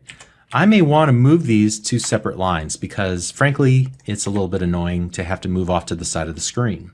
Notice in this case, I didn't have to use the line continuation character whenever we're defining or calling methods, and we want to put those methods parameters on separate lines just to kind of line them all up and make them all kind of nice and compact as opposed to just moving off the side screen. We don't have to use the line continuation character. So that's a huge score for us. All right, so the next thing that we'll want to do then is do something like this. In fact, here, I'm just going to copy this. And in this case, we'll just go And instead of using one replacement code, I'm going to use 3 replacement codes. So instead of just using the curly brace, open and close curly brace, and then 0, I'm going to use also open and curly brace, close curly brace 1, open and close curly brace 2. And then I can pass in all of the things that I want pushed into that format. So, for example, reversed first name, comma, reversed last name, comma, and then reversed city, comma, like so. And here again, I don't have to suffer with my code running off to the right-hand side of the screen. I can just go ahead and hit enter on the keyboard to move them down to the next line. And now, even though this does take up a lot of lines of code, they're really just parameters that have been moved to the next line. All right. So it's really just, what, 4 lines of code as opposed to what I have here, about 8 lines of code. Okay. And the next thing you might be wondering is, how in the world did we name our new method the same as our old method? What we did was we created an overloaded version of our method. So you can create more than one definition for a method. Now look what happens in IntelliSense. Whenever I type in display result and use the open parenthesis, you'll notice that IntelliSense will show me that I have 2 versions of this method. The first one accepts one string as an input parameter, but if I use the down arrow on my keyboard, or the down arrow in this case, on the little IntelliSense pop-up, then you can see that there's a second version of this method which will allow me to pass in 3 different strings, the reversed first name, last name, and city. Okay, so why would you ever want to create 3 different versions of the same method? Typically, you want to create multiple versions of a method if you're creating a framework that other people will use. You can even do it for your own use. If you need to be able to call a given method in several different ways, depending on the usage or the purpose. It doesn't really make sense in this case because, you know, this application is so small, I could really just go and delete this first version if it wasn't for the fact that I was just trying to teach you how to create an overloaded method. Now, the key to creating overloaded methods is this. The method signature must be different for each overloaded version of your method. And a method signature is the number and the data type of the input parameters that are accepted as input parameters to the method. So in this case, we have 1 input parameter of type string. In this case, we have 3 input parameters of type string. We could create another version of display result that had message as integer, and Visual Basic would be just fine with that. Why? Because the method signature is different. Even though we have 1 input parameter, their data types are different. Okay? But what we can't do is this. We can't say other message. All right. Now in this case, we're going to get an error, and you can see as we hover over, it says that it has multiple definitions with identical signatures. Well, but wait a second. I named this message and I named this other message. The method signature has nothing to do with what you name the input parameter, only the number of parameters and the types of each of the parameters. So these are essentially the same method signature, even though we are using a different name for the input parameter. Okay, I'll delete all that. All right, so that's a overloaded method. This forces us now to rethink how we actually are calling our code here. So I'm going to be able to delete like all of these lines of code here, all of these lines up to that point. Okay, and what I'll do is just call display result. I'm going to use the new overloaded version of it by using the down arrow on my keyboard to give me that little guidance there. And so the first thing is called, I think, first name array, and then last name array, and then city array, like so. Now I don't think we're going to get the satisfaction from this that we want, but let me try and see what this looks like just now before we go too far. Okay, and it actually does work. We don't have to do anything else. How does it work? Well, fortunately, console.writeLine is smart enough to take just about anything we throw at it. And it doesn't know how to deal with an array of characters, but it sure does know how to take an array of characters and how to flip it around and display it as a string, so we don't have to do the for next at all, fortunately. Now, we could go the extra mile if we really needed to and do something like string concatenate or concat. And what that would simply do is just take each individual element of the array and add it together. But again, fortunately, in this particular case, console.writeLine does this for us, and we don't need to do that. Now, the funny thing about console.write and console.writeLine, if you take a look at their definition, there's 19 overloaded versions of WriteLine. So again, it will take just about anything you give to it. You can see that the fourth version of it will take character arrays. And so that's essentially what we've given it. You know, we've given it that string, but we've also given it character arrays. It knows how to deal with it. Okay. That's because somebody nice at Microsoft said, you know, it might be useful if we gave overloaded versions of console.write so that no matter how you call it, it will actually do what you think it will. So look how much code we've been able to eliminate by just by being a little smarter about creating a method and then passing in the appropriate values. Okay, but we still have to clean up some of this initial stuff here. We're actually collecting these values. And so what I want to do next is actually create another method. And this time what I want to do is create a function. And a function is just like a subroutine, but a subroutine will fire and then end quietly, but not a function. A function will end and return back a value. So, for example, let's just call this get reverse string, like so. And we'll type in message as string. And we're going to expect a string to be returned from this function. So notice we've defined our input parameter, but we've also defined the data type that we would expect as a return value when we call get reverse string. So inside of this code block here, this function, we can do something like this. So dim message array is char array equals message dot to char array, character array, array dot reverse, using that message array we just got our hands on. And then what we want to do is return string dot concat, like we just learned about, and give it the message array.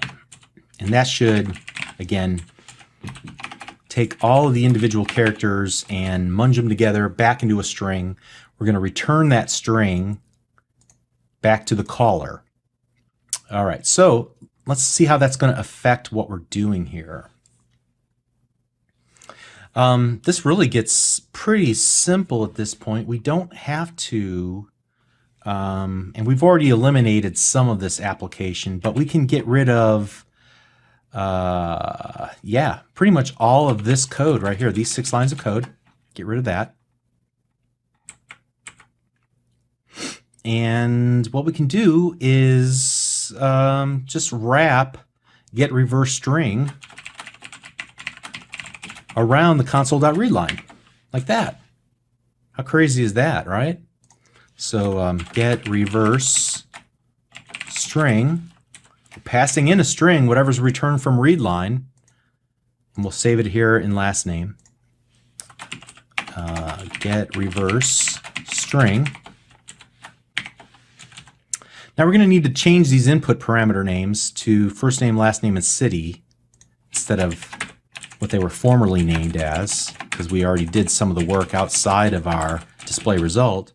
And now look at this. We've really pared this down to just a few lines of code, and we can easily see what the code is attempting to do. We're going to grab whatever the user types in and reverse it, and then display that to the screen. And so now it's starting to read a little bit more like a paragraph. And we can see that it still works, hopefully. Let's test it to make sure. And it does. Awesome. Okay.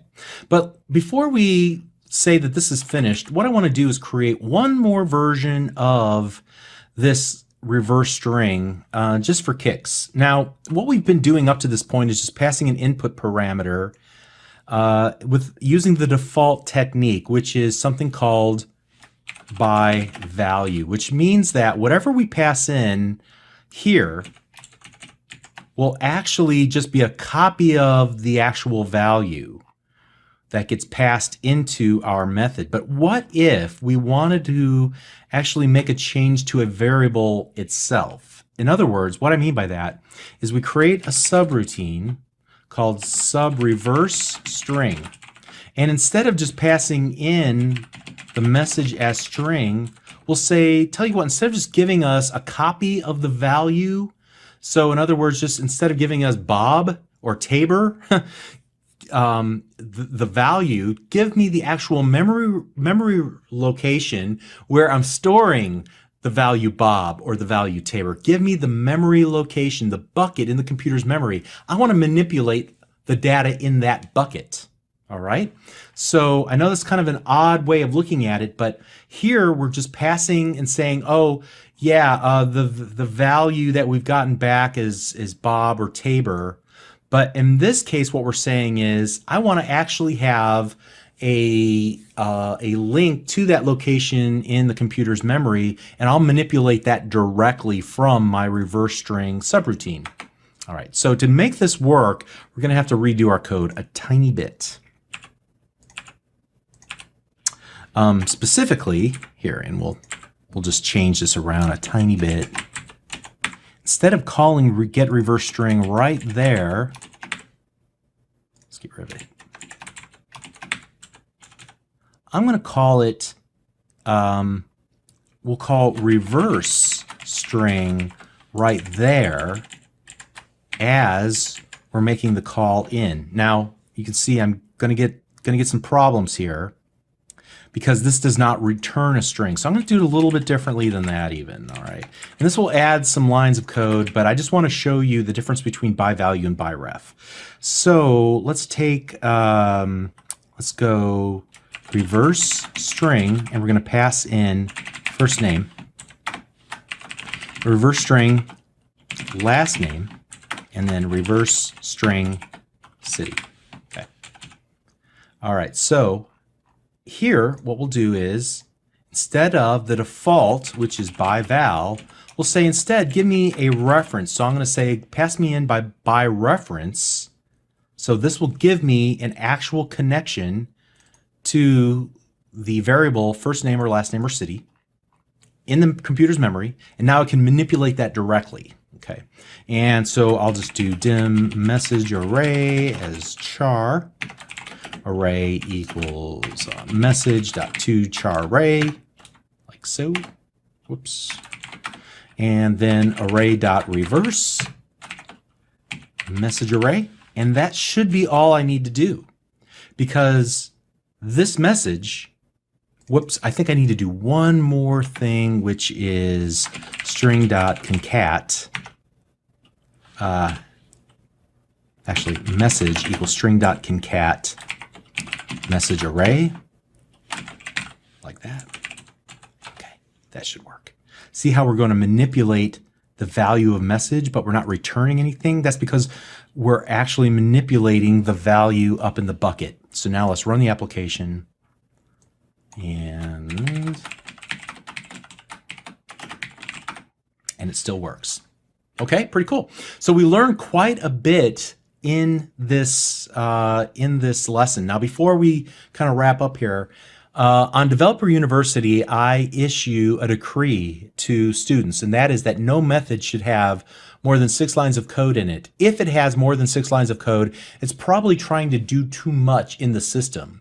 Now, of course, rules are meant to be broken, but as a rule of thumb, this 6-line rule will keep your code nice and tidy and readable.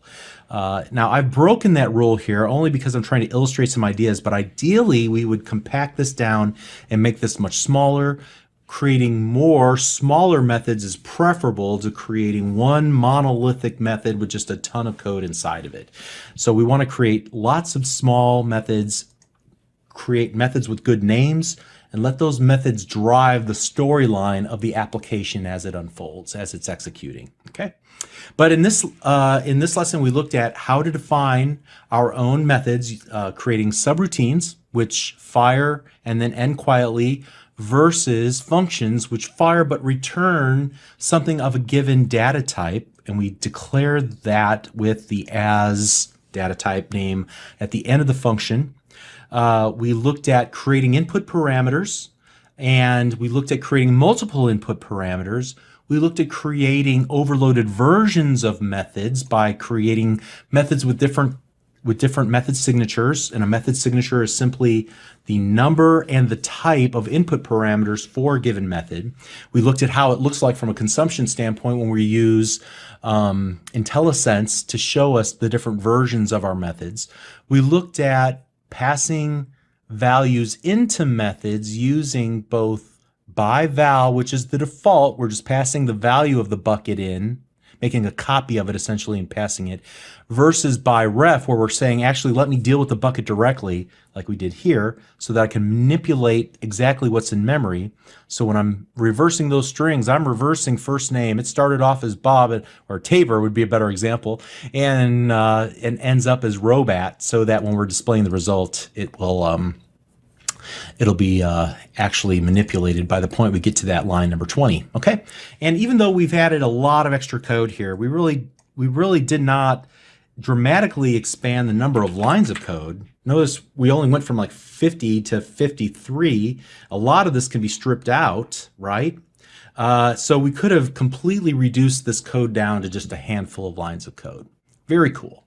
Now, if we ever need to manipulate how the reverse string algorithm works, we just change it one little spot. If we ever want to change how the code is displayed, we change it one little spot, and we're done. Okay. All right, hopefully that all made sense, and hopefully you're starting to get a sense of what it means to write your code correctly, to make it readable, maintainable, to think and have a strategy for your code. Maybe rules of thumb that help you to keep the scope of the code on a per method basis down as small as possible. Nice and tidy, nice and understandable, nice and readable. Okay, so that's pretty much, that wraps up this topic. We'll continue on the next lesson. We'll see you there. Thanks.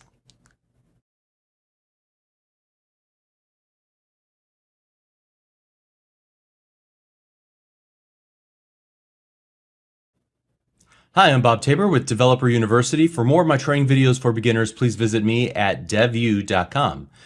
In this video, we're going to take a look at another iteration statement. We're going to look at the while iteration statement. So if we kind of do a quick review on the iteration statements that we've already learned about, first of all, we looked at the for iteration statement, which allows us to loop through a block of code a preset number of times based on how many items that we've kind of decided in the for statement itself.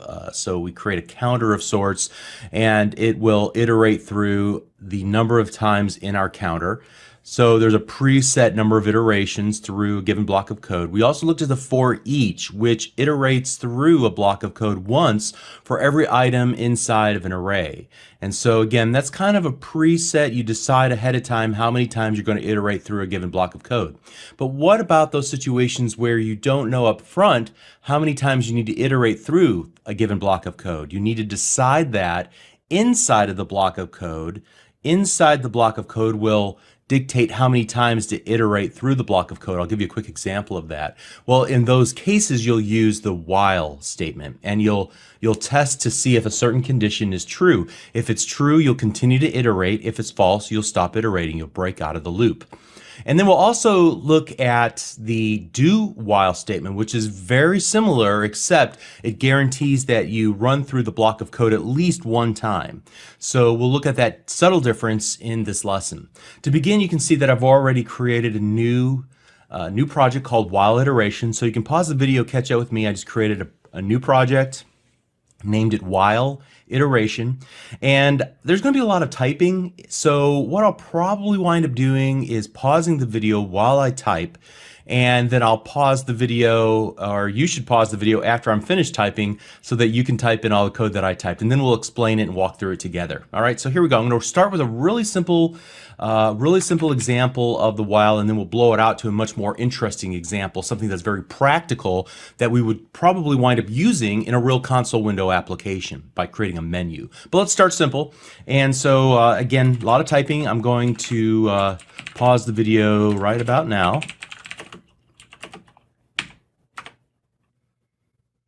Okay, so this is a pretty simple example, like I said a moment ago. Here, all I'm doing is using this while end while statement to create a block of code. And we'll continue to execute this block of code until the user response variable is no longer true. When we set it to false, then we will break out of this while end while statement and continue on with the execution of our application. Now you'll see here that I am keeping track of a counter. So I have this counter variable that I've created in line number 5, and then line number 8. You can see that I'm adding 1 to that counter variable by taking the current value of counter and adding 1 to it. This is just to let me know that how many times I've actually run this block of code, just for a simple example. And then I'm going to print that to screen that this code block is executed that many number of times. And then I'm going to ask the question, do you want to continue or not? If the console.readLine is equal to y for yes, then we'll return true. When user response is true, then we'll go and execute this block of code another time. But if it's false, then this will no longer be correct or true, and will break out. And let's watch this actually run. The first time through, I'm going to type in the letter Y and hit enter. I'll type in the letter Y and hit enter. I'll type in the letter Y and hit enter. And then I'll type in the letter N and hit enter. And now we've finished, and I can press enter to exit. Okay. So what the while end while statement does, just to recap, is that it will continue to execute a given block of code until a given condition is no longer true. In this case, user response will is kind of the key that we're using here to determine the whether we should continue running through this block of code or not. All right, so again, a very simple example. What I'm going to do is actually select this entire block, comment this out. It's not a very practical example, so I want to give you something much more interesting to work with. And so for this next example, we're going to create a menu system like you might have seen if you ran DOS programs way back like 25, 30 years ago. Okay, so here we're going to go ahead and start typing. I'll pause the video and then you can catch up. Once I finish typing in, you'll want to pause the video, type in some of the code yourself. Okay. All right. So you can see here that, and again, please pause the video. I'll give you an opportunity to type in all the code. I'll give you a nice clean screen like this. Pause right now because we want to start by writing this code to display a menu. So we're doing something similar here with the user response. We're just going to call it display menu this time as a Boolean. We're setting equal true, and while display menu continues to be true, then we'll continue iterating through. Now, you can see here that I did not have like an equals true. That's kind of redundant. You don't need to do that because display value, or display menu rather, is already a Boolean. It's going to be true or false. So all we need to do is just check whether the expression, in this case, it's just a variable, equals true or false. Well, display menu already equals true, or it's going to equal false by its very nature because it's a Boolean. So you don't have to do the equals true or equals false part whenever you're evaluating a Boolean. Okay, so here's what we're doing. We're actually calling this other function called main menu, and then main menu will return back to us a Boolean, and then we'll decide whether to rerun the main menu based on the response that we get from main menu. So the real work goes on in this function main menu is Boolean. Here I'm going to clear out the console calling the clear method. All right, so that's a new method in the console. Here we'll just wipe out everything that was currently being displayed on screen. Then we're going to say, would you like to either play the print numbers game, the guessing game, or would you like to exit out of the menu system? Here we're going to retrieve the result from the user. What would you like to do, 1, 2, or 3? And here's where we then decide what are we going to actually do. Are we going to call into another method called print numbers because they want to play the print numbers game? Or are we going to call into the guessing game method?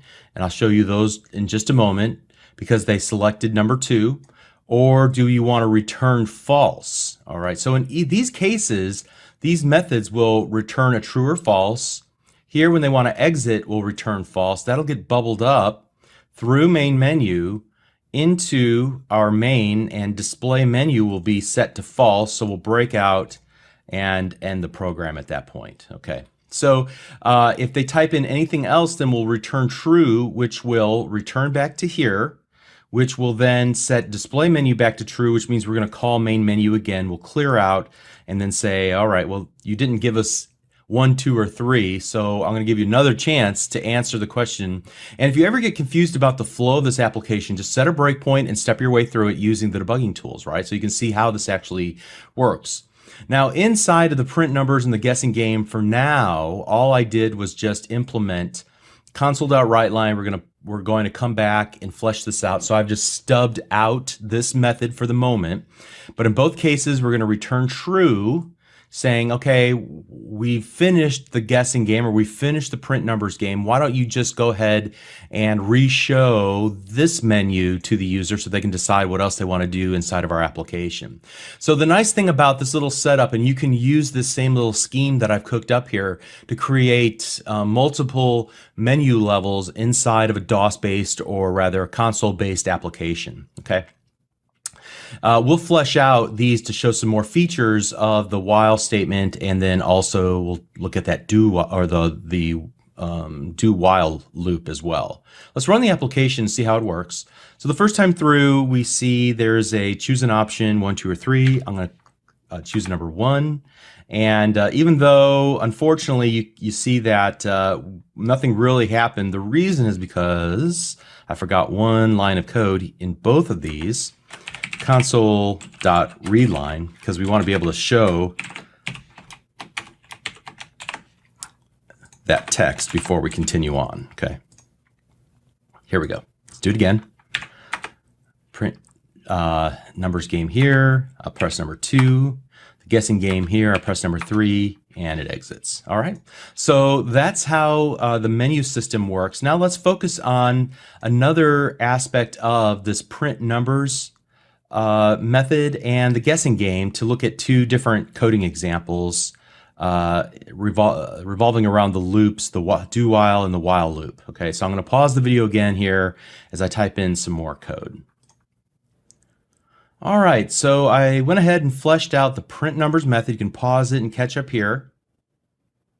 And then I also created this guessing game method.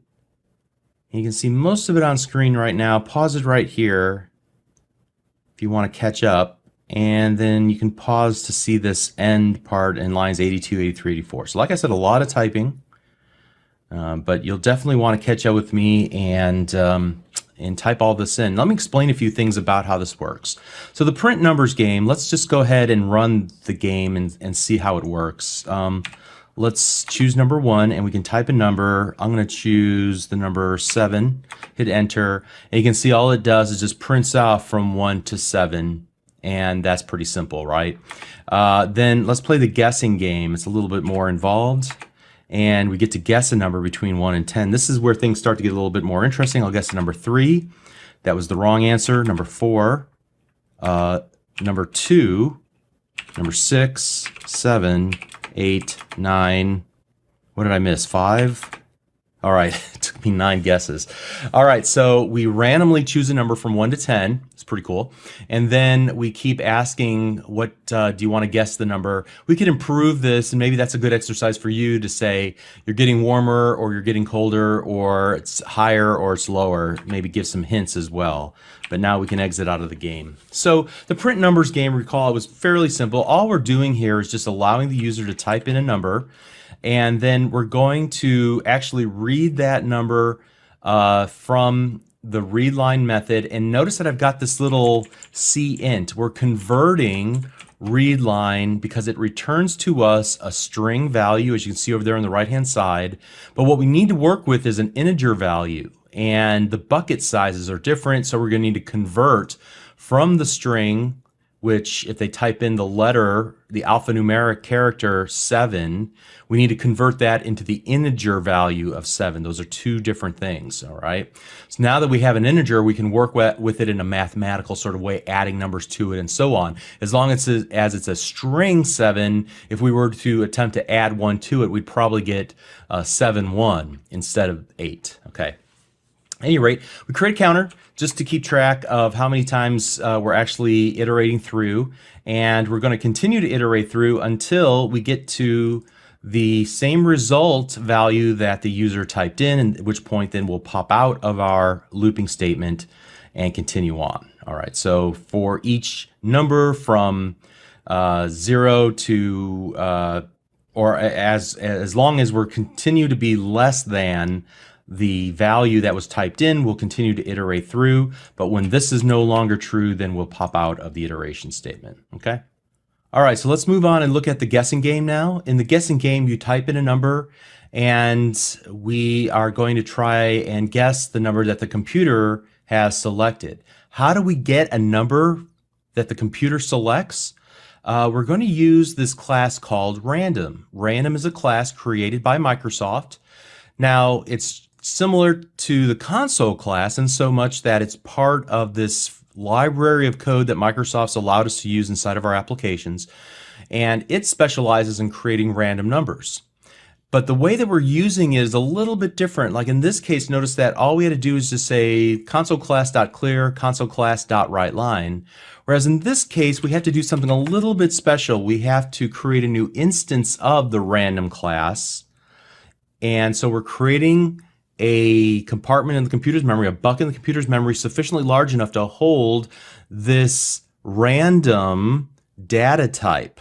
All right, and so we're going to call that bucket in the computer's memory random, lowercase r random. All right, so it's a little bit different than in the usage, and I'll explain the reason why, the different usage in an upcoming lesson when we talk about classes. All right. But at any rate, so now that we have an instance of the random class, we can use the random class's methods. In this case, we're going to use the next method to grab a number between 1 and 10. So we give it what's called the lower boundary. So I want a number that starts anywhere from 1, but I don't want you to go to 11. So that's the upper boundary. Don't go to 11, 12, 13. Stop at 10. So it's going to pick a random number from 1 to 10 and store that number here. We're also going to keep track of the number of guesses for the user. So if it took them 5, 6, 7 guesses, whatever the case might be. And then we're also going to create this incorrect Boolean flag, because I'm going to anticipate that the user will be incorrect a number of times. And this will be what ultimately breaks us out of the do while loop and say, you were correct. It only took you 12 guesses, okay? And then we'll actually show the number of guesses on screen. Now, what happens inside of this code block is important. Notice that we're not using the while statement, we're using that do while loop that I alluded to a moment ago. And remember, the quality of the do while loop is that it guarantees we're gonna run this code at least one time. So in this case, I need to at least one time make sure that the user can see that they can choose a number between 1 and 10.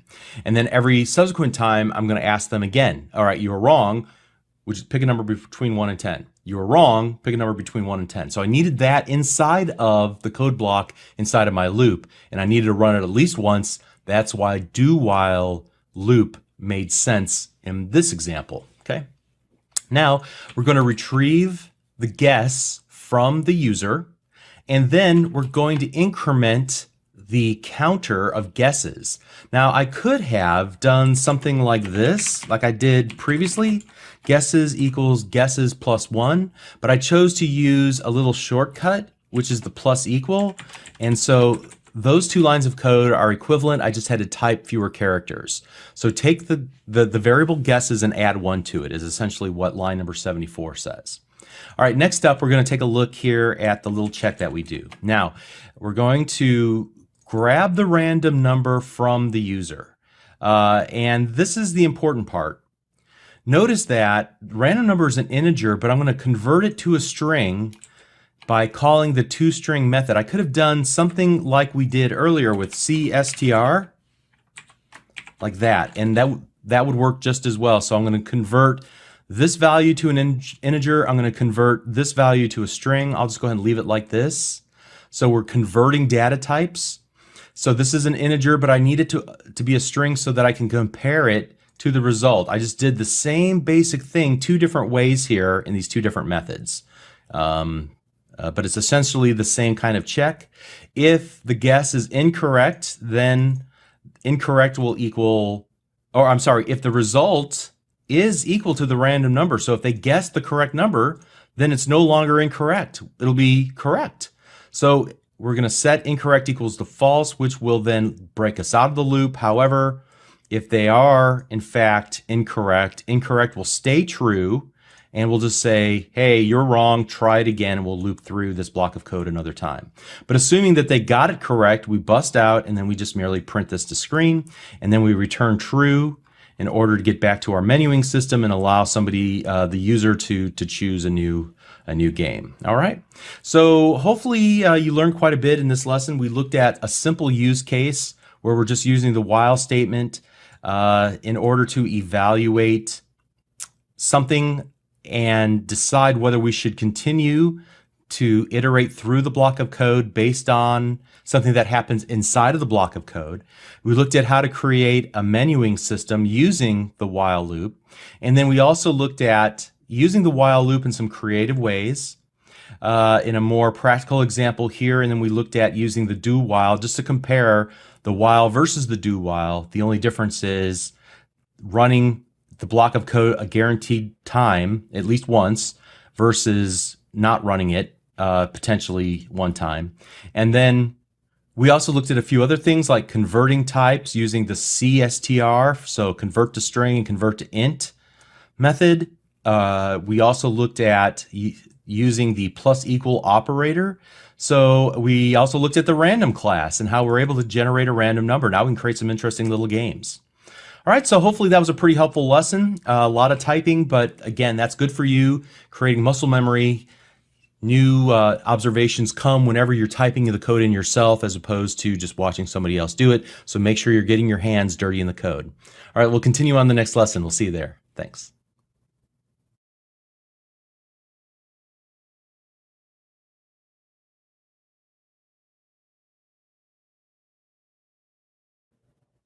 Hi, I'm Bob Tabor with Developer University. For more of my training videos for beginners, please visit me at devu.com.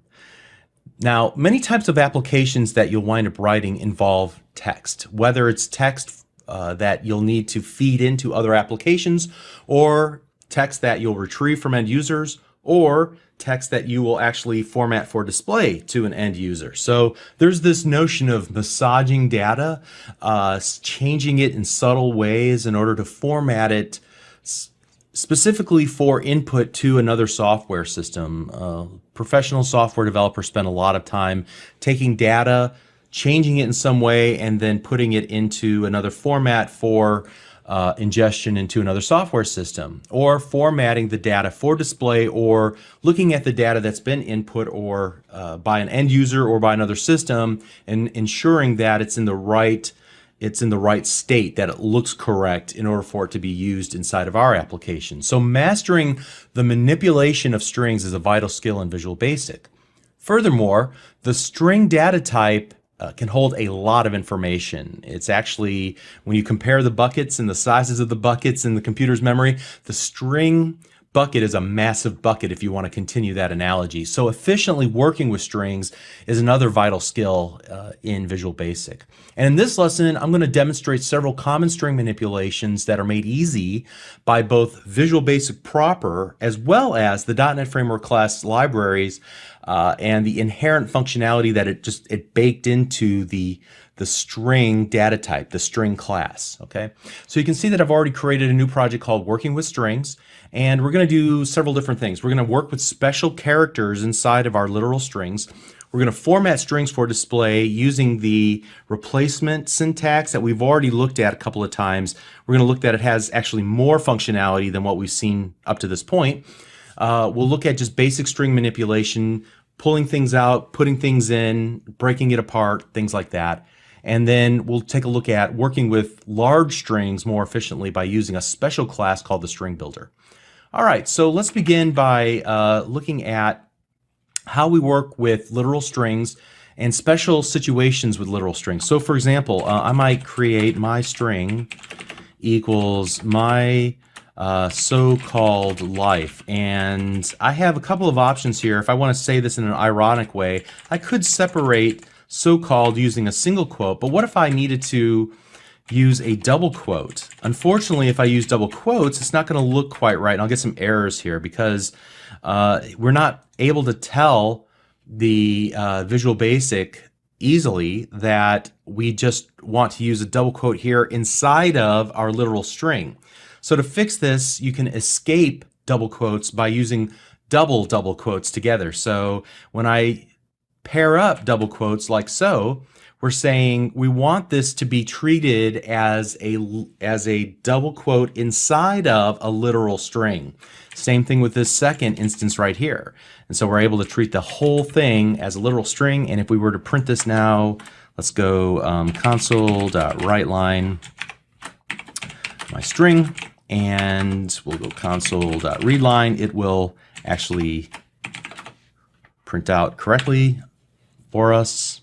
And I just hit the F5 key on my keyboard to run it instead of hitting the little run button, the start button on my toolbar. You can see it formats it correctly, my double quote, so-called double quote life. Great.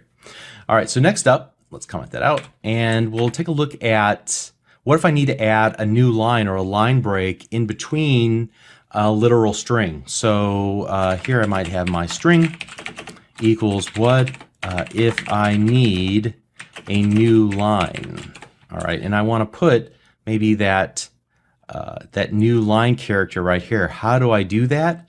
Well, we've already seen the little technique that we've used to kind of add two literal strings together using the ampersand character, right? And so what we can do is actually in between the ampersand characters use the special constant called VB new line. All right, and there's a bunch of these little constants that are available for VB. If you type in VB and you look in IntelliSense, some of these have very specific usages that may not make sense here, but I'll show you a couple of these throughout the remainder of this lesson. But for now, we just need something that tells Visual Basic that we want to create a new line right in the middle of our literal string. So let's go ahead and run our application now, and you can see that we were able to break onto a new line, even though it's one literal string here that we've created on line number 6. All right. What if I need to add a tab in the middle, a tab spacing in the middle of my literal string? So what if I need a tab in my line? So the same thing would be true here. I'm going to go ahead and start the process by splitting these two segments into two literal strings and appending them together using the ampersand. I'll add a second ampersand and glue them together with then a VB tab. So another constant from Visual Basic, the VB tab constant, and now when we run the application, you can see that it puts a tab spacing in between the two segments of my literal string. Okay, so that's how you insert these special characters or these special situations into your literal strings. All right, next up, let's talk about the formatting, the special formatting that we did inside of strings using, remember, console.writeLine, and we were able to say, hey, there's this replacement syntax, and I can replace that with something like Bob. So I can do hello, comma, and then the replacement code 0. Whoops, and let's go ahead and just remove that part. So we did that, right? And we could see something like this, right? So what if, let's get rid of that, and let's go back down here. What if I need to do that same sort of replacement code, but inside of a literal string? Instead of using console.writeLine, because you saw that wouldn't work, I can use string.format, and it's identical. We can do the same sort of thing with that. So hello, comma, replacement code 0, Bob, exclamation mark, and let's go ahead and dim this. String equals string.format. There we go. That's the correct incantation. And we get the results that we're looking for. So string.format will allow us to add the little replacement codes, the formatting replacement codes here inside of a literal string. Here I just used another literal string, but we could use a variable or whatever. All right. So that's a very simple case, but let's look at some more interesting cases. So for example, we already looked at an example where we were able to use multiple input parameters. So string equals string dot format, and then we were able to do something like the make 0, the model 1, and the maybe even year 2. Of course, this is 0 based, and we will do, so we have a very specific format that we want to print our string to screen. And then we can also then add in the values that we want, like for example, BMW, 745 Li, and 1995.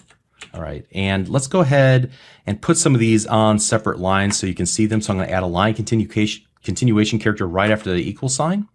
And then I'm going to go ahead and split these off into different lines as well for readability's sake, like so. So this is all one line of code, even though I split it off into multiple lines. And now let's see what we get whenever we run this. And the key notion here is that we're able to insert multiple replacement codes inside of a literal string by just supplying then a list of input parameters after the template that contains the replacement codes. It's 0 base, so the first item, the second item, the third item will be replaced in to those replacement areas that have the curly braces and the index. Now we can mix things around. For example, like I could take the 2 and put it here, and take the 0 and put it there, and then I could also use the same replacement code twice inside of the same string, so that I could essentially use that same number 1995 2 times. Of course, this will be nonsensical because the make is not 1995, but you can see at least I'm able to switch around the order. It does not have to be just in the exact same order as inside of the template as we have the items that we're passing in. But this is still element 0, 1, and 2. We're just putting them in different places inside the template and even reusing them multiple times. All right, let's comment all of that out. And now let's take a look at an even more interesting usage of this. So my string, and say that we wanted to format a string for a specific purpose, like we wanted to take the number 2335, and this number we want to represent it as currency. So in that case, inside of the replacement code, we're going to use the colon and then a special replacement code formatting syntax, and this will represent this as currency. Now, if you're in another country, and for example, if you're in Great Britain, it will represent this based on your operating system's locale feature. So you may have it represented with the British pound sign as opposed to American dollars with the dollar sign. And so it's smart enough to know how it should be represented on screen. In this case, you can see the dollar sign 2335. All right. Here we're going to do the same thing, dim my string as string. Now, you may have noticed here that I was able to do this and not declare a data type. I don't recommend that you do that. It's kind of an advanced topic to explain what happens when you don't do that. I don't want to get into that right now. Let's just go ahead and fix the code. But that was my mistake, but it'll still work, okay? But it has a different connotation and some downsides, so we'll just not do that. All right, next up, let's format this number 1, 2, 3, 4, 5, 6, 7, 8, 9, 0, but let's format it as a real number with commas and decimal points at the right spots. All right, so I'm going to use this special format code :N. All right, and so now let's run this, and you can see that it makes it into an easily readable number of 1,234,567,890.00. Okay, so that's the N formatting code. And then here, dim my string.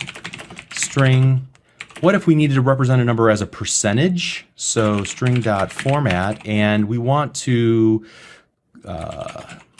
take the number 0.123 and represent that as a percentage. So again, we'll start with the replacement code 0, but I'm going to use :P this time. And now you can see that it will print out the number as 12.30 or 3% with the percent sign. It also uses the decimal place in the correct spot. So that's how you work with the replacement code and the formatting of a percentage. And then finally, you can create your own custom templates, I guess you can say. Replacement codes using,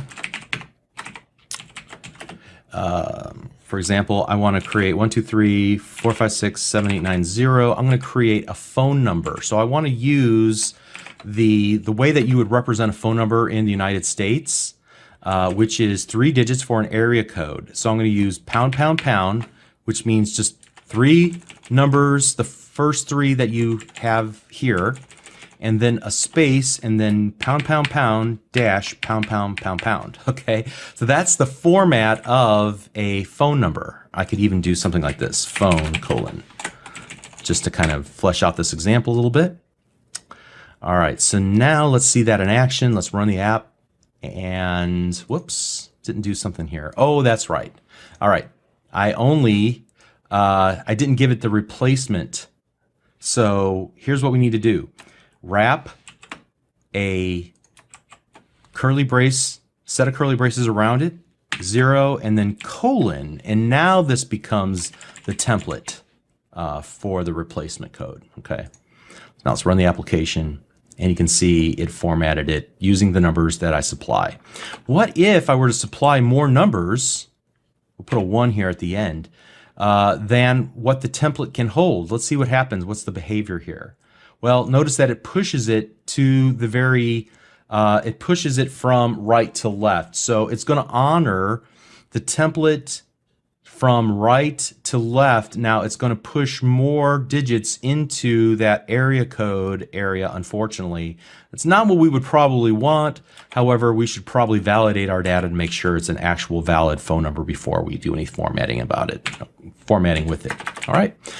So moving on, we're going to talk about dealing with strings, large strings. We already said that the string bucket is very large. The problem with working with strings is that they are what's called immutable. So whenever I put a value inside of a bucket that's holding a string, or a variable that's holding a string, if I want to change what's in that bucket, I essentially, what's going on behind the scenes, the .NET runtime is going to create a second bucket. It's going to pull all the values into the second bucket, plus the new value that you want to append to it, and then it's going to remove the old bucket, and then it will change the label on the new bucket. And so it does all this for you behind the scenes, but it's a very intensive process to make changes. So if I were to do this, for example, just to kind of illustrate what you should not be doing, and let's go for tab index equals 1 to 100. And inside here, I'm going to go myString plus equals, or actually ampersand equals. So take what the current value of my string is, and I'm going to add on the index. Now I'm going to convert that CSTR to a string, okay? So that I can take this numeric value and then convert to a string and then append it onto the end of this string. Plus, I'll go ahead and append on a dash dash just so we can kind of see that in action, like so. All right, and then we'll run the application, and you can see that it'll do it pretty quickly. We get from 1 to 100 with double dashes in between, but what we had to do, that little maneuver behind the scenes 100 times, and unfortunately that will be very processor and memory intensive. That's probably not the way that we want to append a lot of strings together. Instead, we can use a special class whenever we're working with a lot of strings, and we're going to do a lot of appending of strings, and we don't want to take up more memory and processing power from the computer than we absolutely have to. So we're going to use a special class called the string builder. So here in this case, instead of declaring my string as a string, I'm going to create it as string builder. And so in this case, you'll see that I'm going to type this class name string builder, but it cannot find the string builder class in the .NET Framework class library. Now the reason for this I'll explain later, but notice that as I hover my mouse cursor over it, it shows a red squiggly line. And this tells me there's an issue, the type string builder is not defined. Now I know that it exists in the .NET Framework class library.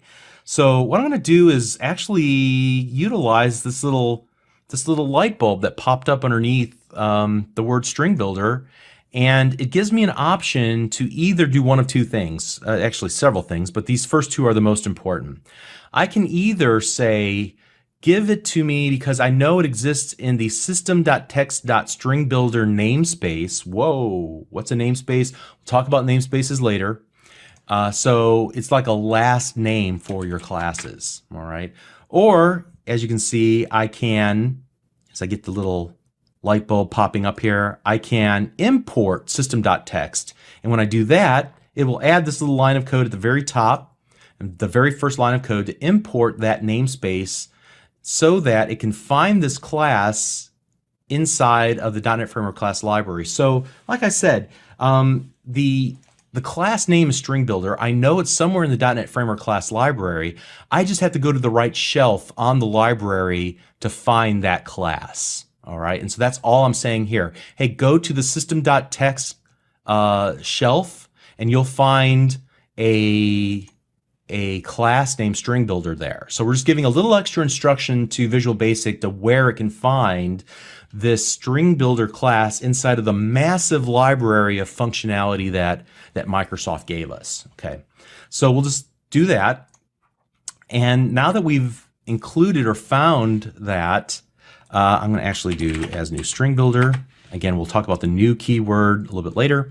And this time we'll go for tab index equals 1 to 100, enter. And inside of here, what we'll do is mystring.append. So we're going to use the append method, and it's more memory friendly than using the ampersand equals in order to append two strings together. This will not perform that little dance in memory that we suggested earlier. So in this case, all I need to do is use the index. All right. And I don't even have to do that little conversion, but I'm going to anyway. CSTR index to convert that number into a string, and then mystring.append, and we'll go with the literal string dash dash. Now the result will be identical. However, you're going to see a strange behavior here at the very... No, it didn't. Okay, very good. So you can see that we were able to get these exact same results. It was just much more memory friendly than doing it this way, okay, using the string builder. All right, well, let's continue on. I'm going to comment all that out and move on and talk about doing some string manipulations by being able to identify or manipulate the certain parts of the string. So I'm going to start off with a phrase from a song that I like. I'm going to add a space, and then last summer we took threes across the board, period, space, space. All right, so I have a leading space in front of this phrase, and then two trailing spaces at the end. and we'll look at how to trim those off in just a little bit. First thing that I want to do, however, is set my string equal to just a subset of these. So I just want to pull out certain words or certain phrases inside of the string, and I can use my string.substring. Look at that method that it gives us, and I can choose to say, hey, start at position number 13 and return back everything, count 13, 0, 1, 2, 3, 4, 5, 6, 7, 8, 9, 10, 11, 12. Bring back everything after that and then print it to screen. And you can see we did that. I can also say, well, this is the starting point, but I can also give it an ending point as well. So I'm only going to choose 15 characters then and print those out. So we took 3s as opposed to the entire message. I just grab off 15 characters, put them in my string.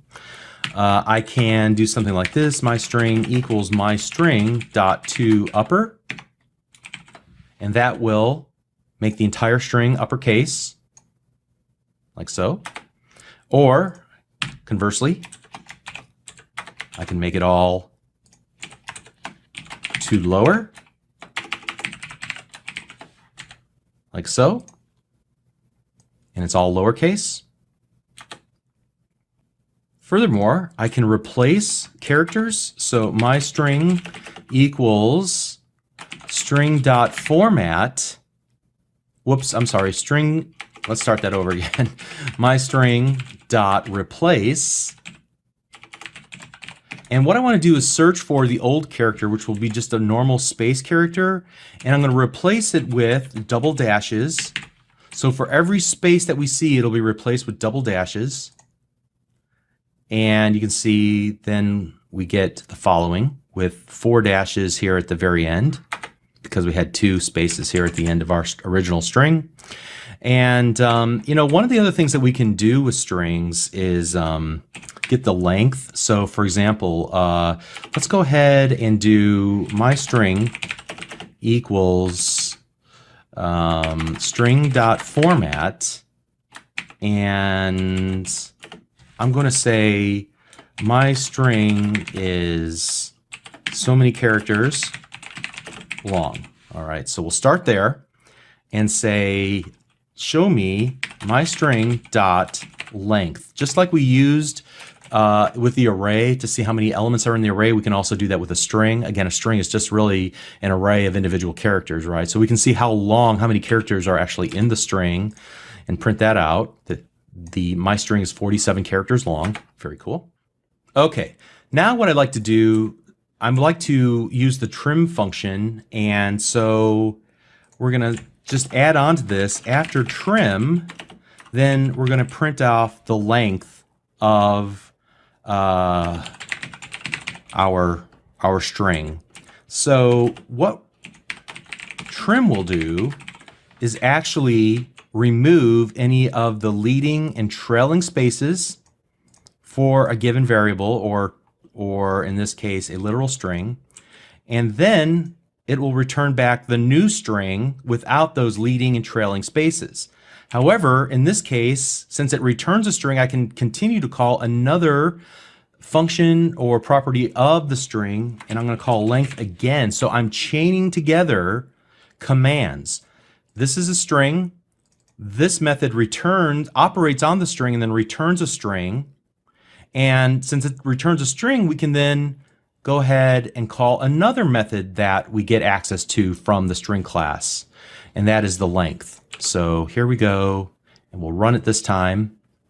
And so we've cut off 3 characters, and so you can see after we've called the trim, it's only 44 characters long. Okay.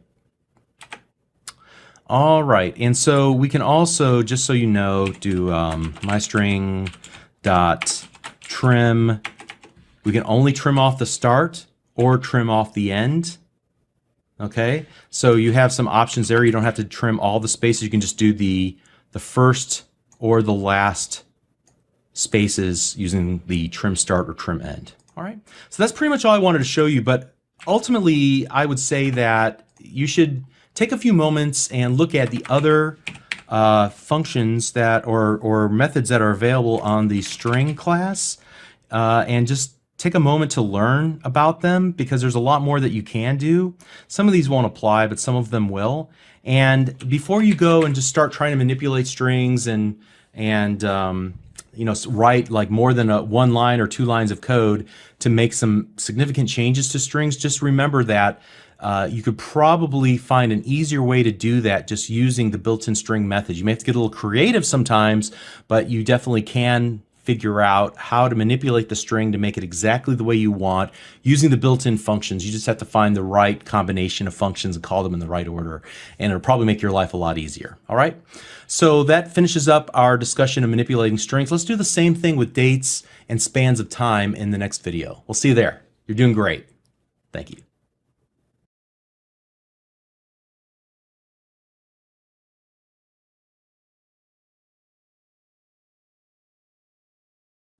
Hi, I'm Bob Tabor with Developer University. For more of my training videos for beginners, please visit me at devview.com. In this lesson, we're going to learn how to manipulate and display dates. So how to add values and subtract values from dates. Date math can play with your head.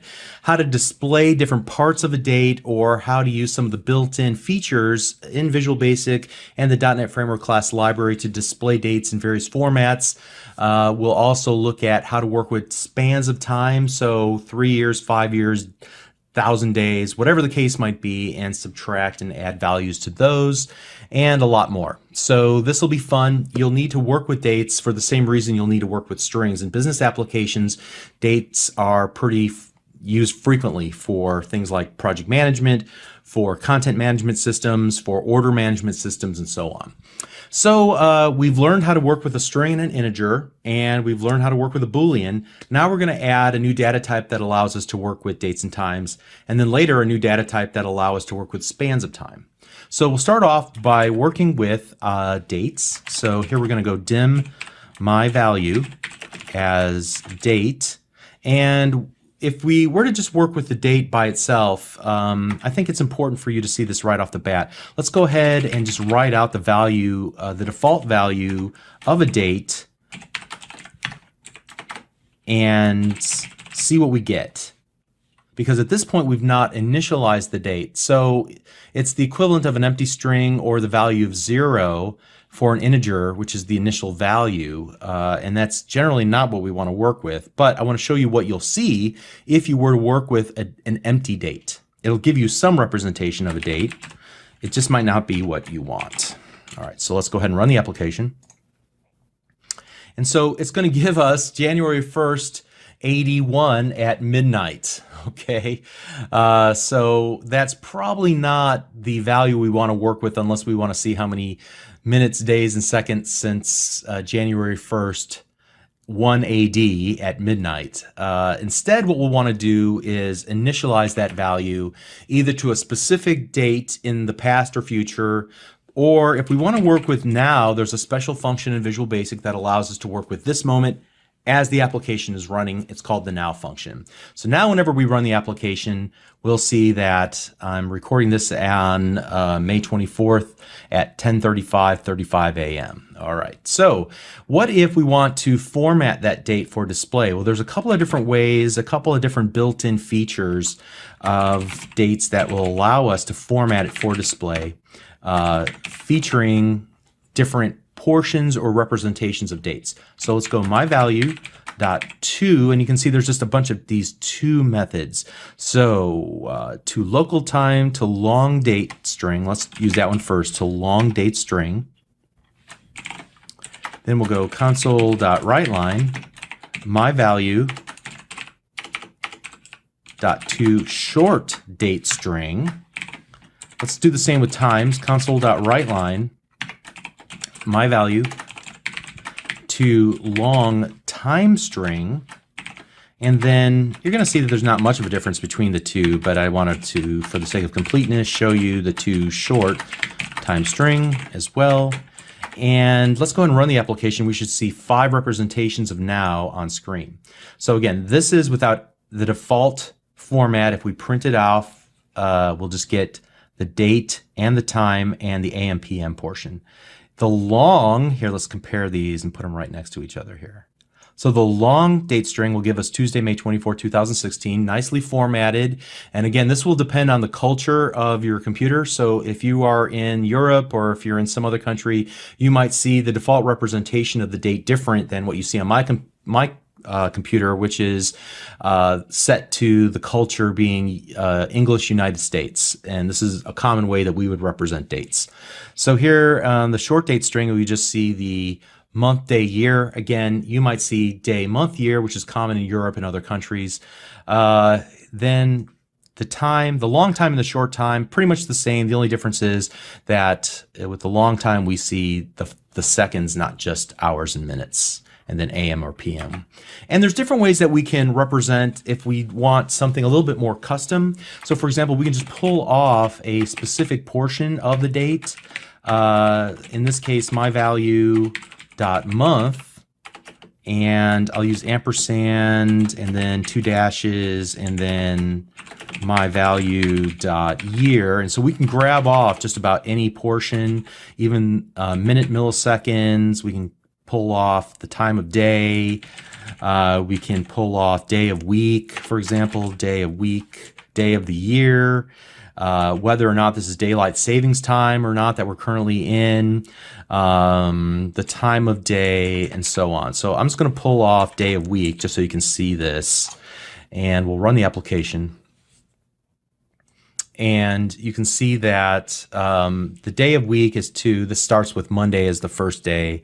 I think Sunday as the 0th day.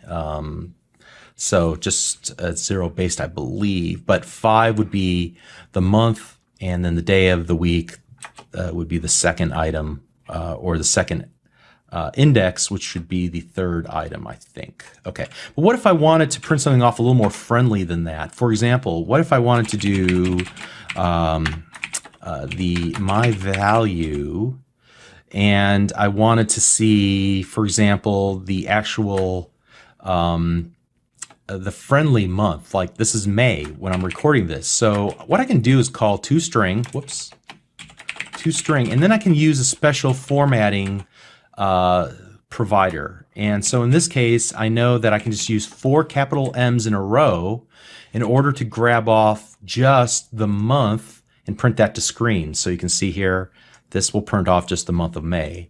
And for more information about that, there's this page you'll want to go search for online, custom date and time format strings. Search for this, custom date and time format strings, on msdn.microsoft.com. So just go to bing.com, type that in, and then it should get you to this page. And you'll see that there's all these different formats that we can use to pull off. Just, for example, D, lowercase d, would give us just 1 through 31.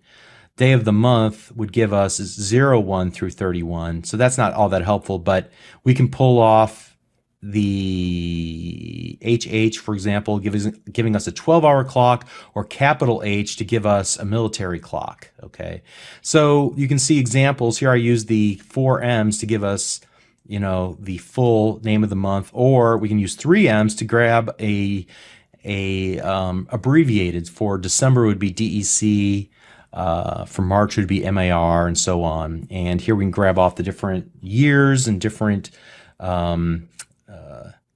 formatters for strings by just using toString and then passing in the formatter that we want to use. All right, so I just wanted to make you aware of that for reference.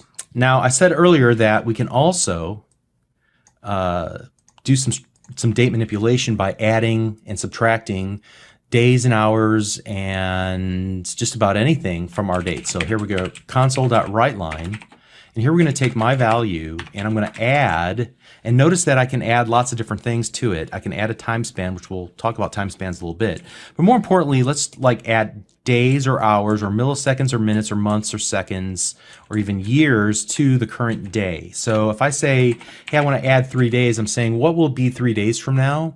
So I'll go add days, 3, and then I'm going to chain together another method. Now remember what I said about chaining previously. Here we have a date. I'm going to call the add days method to add 3 days onto the current date, And notice that it returns back to me in IntelliSense. You can see that it returns another date to me. So since it returns a date, I can call another method on the date, and I can do something like toShort date string like so. And now I'm going to say 3 days from now would be the 27th, right? So today is the 24th, 3 days from now is the 27th, and I print that out to screen. Let's go ahead and comment that out too. And like I showed you a moment ago, we can do lots of really interesting things here. My value.add hours. So 3 hours from now to short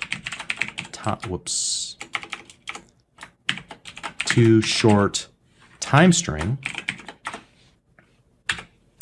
And that'll say 3 hours from now would be 1:42 p.m. That's accurate. What if I wanted to subtract days? Is there a subtract method? No, there's not. But what you would simply do is just use a negative number. So in this case, I'm just going to subtract 3 days. So 3 days ago to short date string. 3 days ago would be the 21st of March. Okay? So we can just use a negative number inside there. Now, earlier I said that while we can create a date in the past, or I'm sorry, a current date, we can also generate a date for the past or the future by initializing its value like so. There's a couple of different ways to go about this. So let's take my birth date, for example, as new date. And notice that inside of the new date, there is an overloaded, what's called the overloaded constructor. And I'll explain when we talk about classes and creating new instances of classes really soon here in the next couple of lessons. This will make more sense to you, but essentially we can call a method at the time when we create a new instance of a given class, and we can pass parameters in to initialize the state of that new object. Again, this will make more sense later, but just know that I can go ahead and provide, for example, some information as I'm creating a date. In this case, I can provide the year, the month, and the day to initialize an instance of date. So 1969 will be the year, the month will be 12 for December, and the day will be 7. All right, so this now I've created a new birth date, and let's just go ahead and console.writeline this my birth date and see it represented here in our window. 12/7/69. Again, the United States version of this would be December 7, 1969 at midnight. Why midnight? Because we didn't specify a time. But we could do that as well by saying, I think I was born, let's see, do we even have a version of this that would allow me to pass in an hour? Yeah, I think I was born like 7 in the morning. So let's go like 7:30 in the morning, and even down to the second. Let's go 1. All right, so now we've given more information as we've initialized our new date to the past, December 7, 1969 at like 7:30 in the morning. Okay. Now, what can we do with this? Well, we can do anything that we did previously with it. We can actually use it to find out the span of time, how many days I've been alive, so on. We'll come back to that in a moment. But this is one way that we can create a new date in the past or the future by initializing it in the constructor. We can also do something like this, where we create my birth date as new date, but we don't have to initialize it right away. We can instead set my birth date equal to, and I can use a string, pass in a string of the date representation using this parse method. So almost every data type, including integer and so on, they all have this parse, and they also have something called try parse, which we'll talk about later. And parse will take some string and say, I'll try to make this into a date if I possibly can. So I'm going to give it some random string. In this case, I'm going to try to make sure that it lines up with an actual date.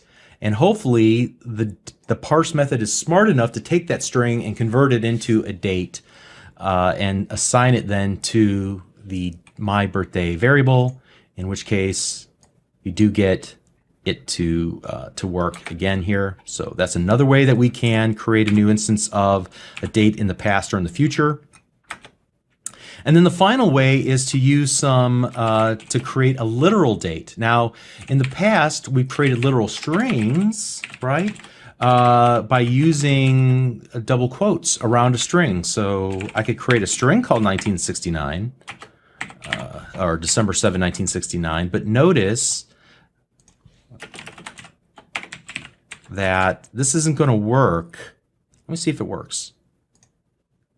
It works only because Visual Basic does it is very forgiving, like I said before.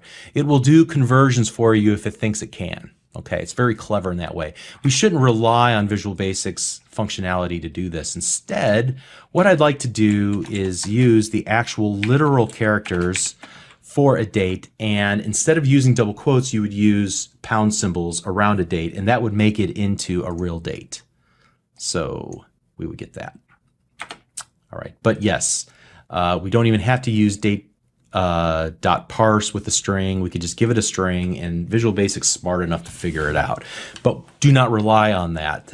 It's called evil type coercion. Evil because it can get you into some problems. You should always be very deliberate about how you work with types in Visual Basic. Even though it forgives you, it can lead to problems if you're not very deliberate. Okay, so always use the correct verbiage and don't rely on Visual Basic shortcuts would be my recommendation. All right, so let's get back to what we were working with originally here and create, again, dim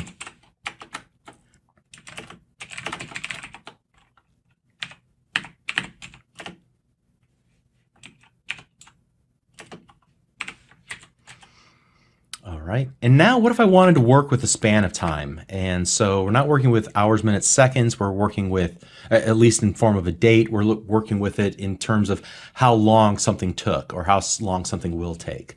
So if I have my birth date, then I can also calculate my age as time span. So here's a new data type that represents span of time, not a date, but the time between two dates.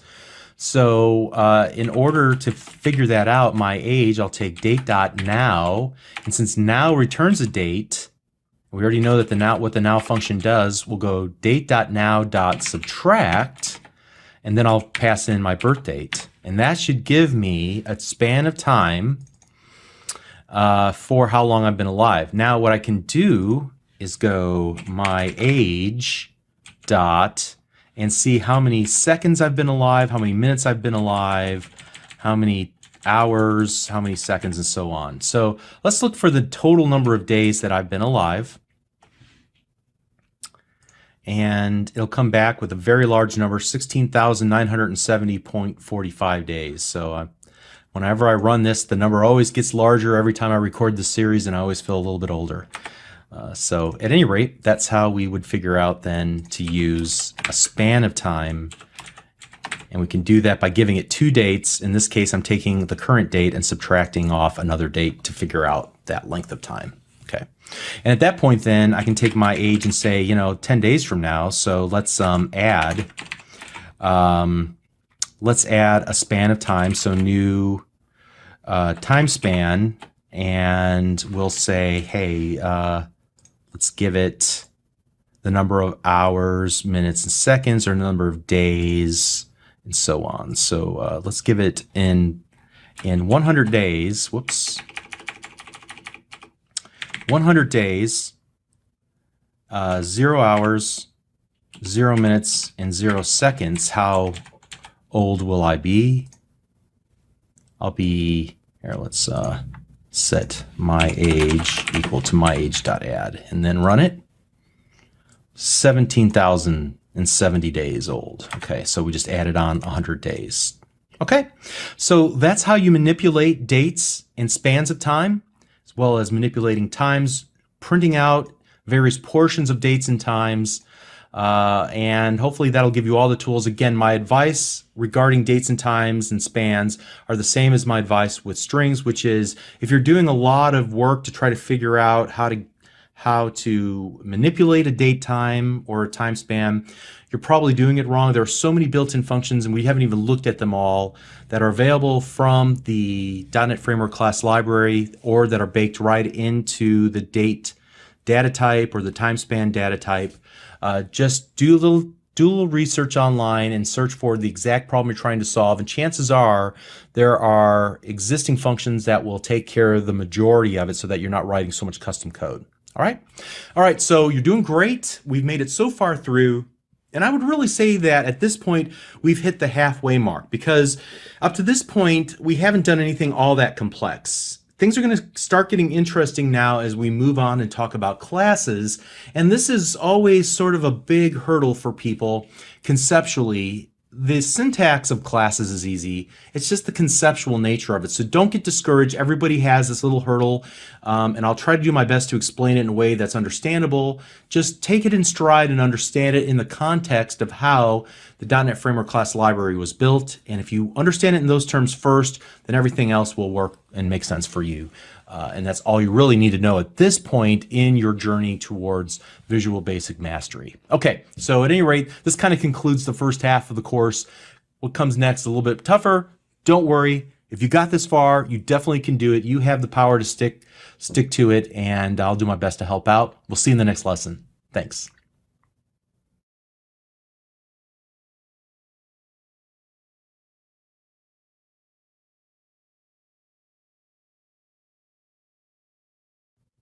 Hi, I'm Bob Tabor with Developer University. For more of my training videos for beginners, please visit me at devview.com. Now, near the beginning of this series of courses, I said that modules and classes were containers for the methods that you create. But I did say at that time that classes had a special purpose, and I think you'll start to see that special purpose emerge as we continue through this series of courses. Now, the .NET Framework class library is a library of code created by Microsoft that we can use in our applications, right? And I explained that the methods that we can use in our application, like WriteLine, ReadLine, and the others, they're all packaged inside of classes. So to get to a specific method, we would use the class name, then we would use the member access operator, the period operator, and then the name of the method that we wanted to invoke. And I explained that the console class contained methods that were all related to working with the Windows console. And we saw the random class, and the random class has methods as well. We only used one of them, but it has a method called next, which allows us to generate the next random number that the class can generate. So the methods are organized into the classes based on their relationship or their need, or kind of organized that way so that you can easily find what you're looking for. Now, truth be told, I totally oversimplified the explanation about classes because I really wanted you to gain some confidence in yourself and your ability to write Visual Basic code before we introduce classes. It's a little higher conceptual. There's nothing hard about classes per se. It's just that classes introduce the idea of object-oriented programming, and sometimes new developers find object-oriented programming ideas a little bit challenging, at least at first. Now, not to scare you away, but it took me a little time to kind of wrap my brain around object-oriented programming. It took me probably longer than most people, just because I was always looking for something harder, making it more difficult than it really was.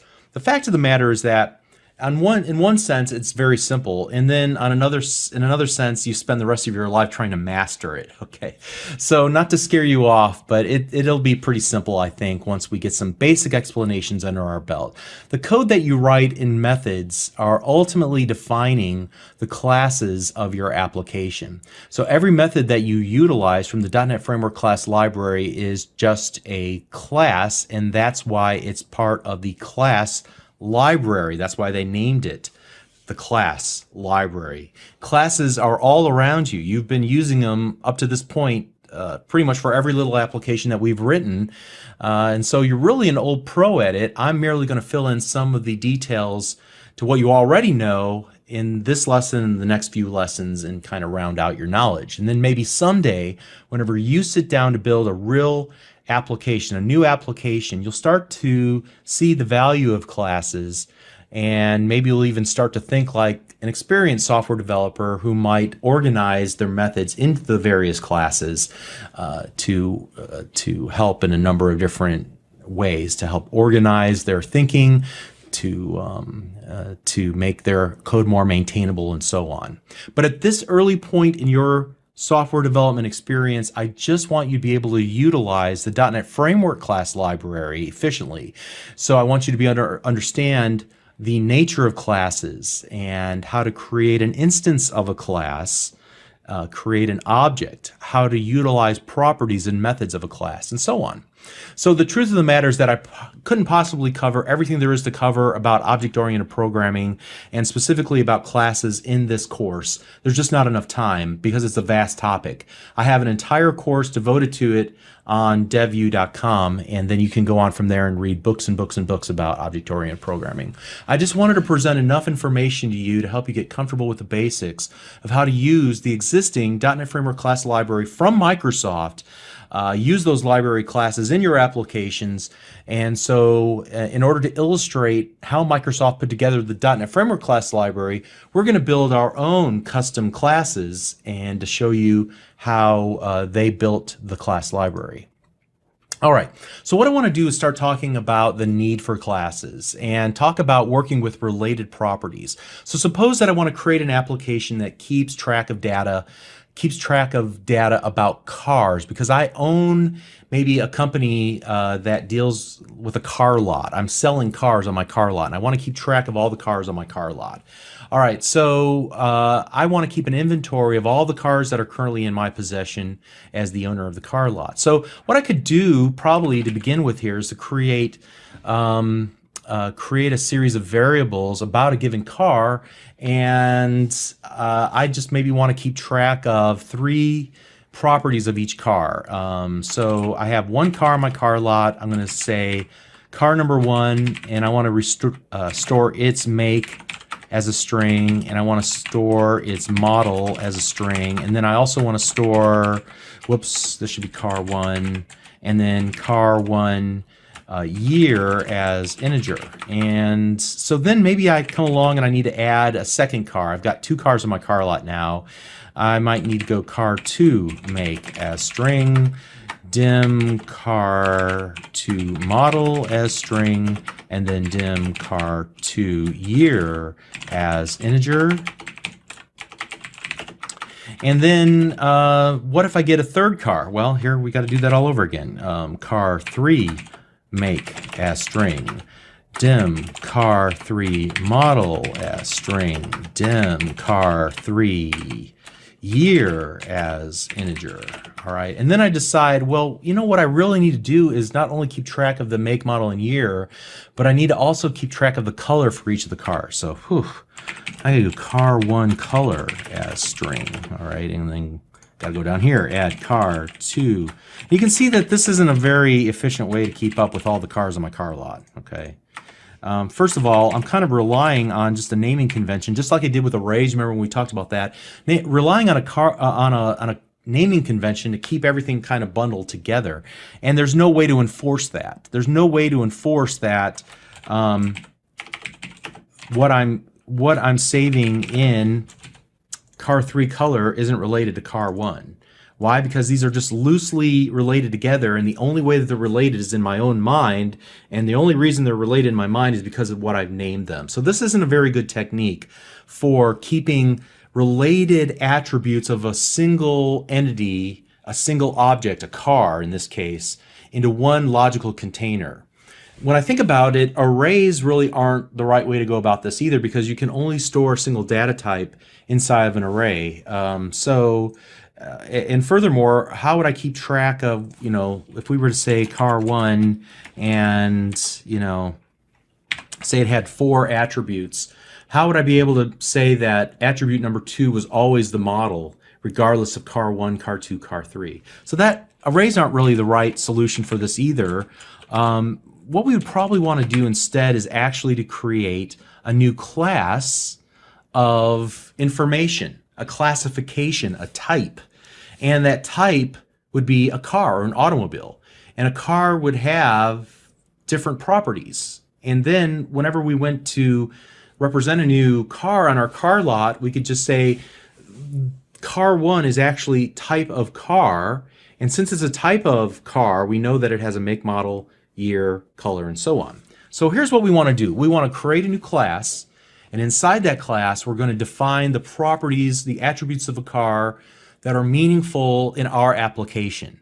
Now, there's a lot of attributes about a car. We could say sticker price. We could say the number of miles that it has on it. But those things may not be relevant to the application we're building. So we really just want to model those properties that are interesting to us inside of our application. So what I want to do is add a new file to my project. We haven't done this yet. And there's a couple of different ways to go about this. The easiest way, in my opinion, is just to go to the project menu and select add.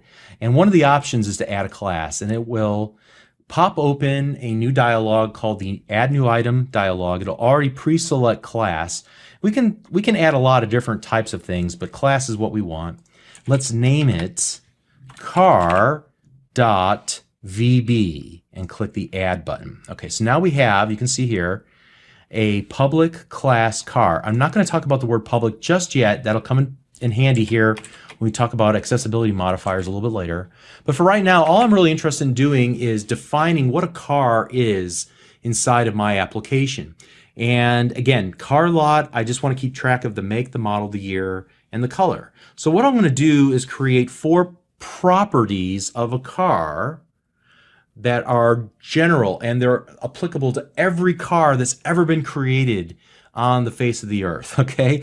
So it's a generalization of the idea of a car. So in this case, public, and we'll give it the name property, make as a string, public property, model as string, public property year as integer. Here, let me fix that E in year. And then finally, public property color as integer. Whoops, as a string. Great. Let me change the R. I know that it's not case sensitive, but I like making my code read correctly. Great. So now I've got a car class, and it allows me then to create new instances of cars. Each car will be defined or differentiated as a make, a model, a year, and color. Now I can create a new bucket in the computer's memory sufficiently large enough to hold a new car object. It's just like an integer. It's just like a string. It's just like a date. It's just like the console class. It's just like the random class. It's just like every other class or data type that we've worked with, except we created this. It's a custom data type. It's a custom class, and we get to define how that class actually works by creating its properties and its methods. Okay. So now let's suppose that my aim is to use that car definition, that car class definition, to create instances of the car class that represent individual cars on my car lot. So I want to create a bucket in the computer's memory, an instance of the car class that will hold each of the cars. So I might have 2 or 3 different cars in my car lot. I want a variable of type car that will hold all the information about one specific car on my car lot. All right. So let's go ahead and talk then about creating a new instance of a class versus the class definition itself. The class is the blueprint. All right. But what we want is an instance, or we want that blueprint to turn into an actual representation of a specific car. So what we need to do is take this car class and say, I need a new bucket based on this car class definition, and then I'll fill in the details about it. So I need to take the pattern, take the blueprint, and then instantiate it, create an instance of it, realize that from the theory of what a car is to an actual instance of a real car, like my car sitting in my driveway right now. Okay. So, in the real world, you can use the same blueprint to create many different houses, right? The blueprint's just on a sheet of paper, but the house actually is at a physical address. And, in some neighborhoods, they call them cookie cutter houses because they all look the same, right? Well, you could use the same pattern to create the same shirt or pair of jeans over and over again, or the same recipe to create the same cake or the same casserole and get the same results each time. That's the purpose of the pattern. That's the purpose of the blueprint. So each time you want to build a new house, it'll be at a different address, all right, a different street address. Each time you follow the pattern, you'll create a different shirt. You might use different fabric. It might be a slightly different size, but the pattern will give you the overall shape of that given shirt. Or every time that you create a new shirt, you can sell it to a different customer. There's an instance of it that you create from the pattern. Each time you follow a recipe, you're going to create a different meal available and that can be eaten by a different person, okay? So the same is true with classes. Each time you create a new instance of a class, you have a new object that's distinct and separate from the other instances of that class, all right? It lives on its own, in other words, is what I'm trying to say. So think of the class as a cookie cutter. You can't eat the cookie cutter, right? You can eat the cookies that you make from the cookie cutter. So when you instantiate a class, you create a cookie or an instance based on the shape of the cookie cutter or the class, okay? So I'm going into a lot of conceptual explanations of the difference between a class and using the class, or the cookie cutter and using the cookie cutter, or the pattern and using the pattern, the difference between the blueprint and actually using the blueprint to create a new house or whatever, okay? So hopefully I'm making that distinction extremely clear. Once you can get that clear in your mind, things will come so much easier, all right? And so what we want to do is create a new instance of a car. Let's go ahead over to our module VB in our submain and create a new car. So dim my car as car, all right? Now at this point, all I've done is created a label that I can attach and say this is of type car. Now, in order to actually create the bucket in the computer's memory, I have to use a different keyword. My car equals new car. At this point, the new keyword's like a factory. It takes the blueprint and it creates an instance of the object, in this case a car, and it essentially creates that bucket in the computer's memory. And at that point then, we've created the item in memory and we've got the name or the label for that bucket, my car. And so now we're ready to work with my car. And we can do something like this. My car dot make equals Toyota. My car dot model equals 4Runner. My car dot year equals, I think it's 2010, and then my car dot color equals white.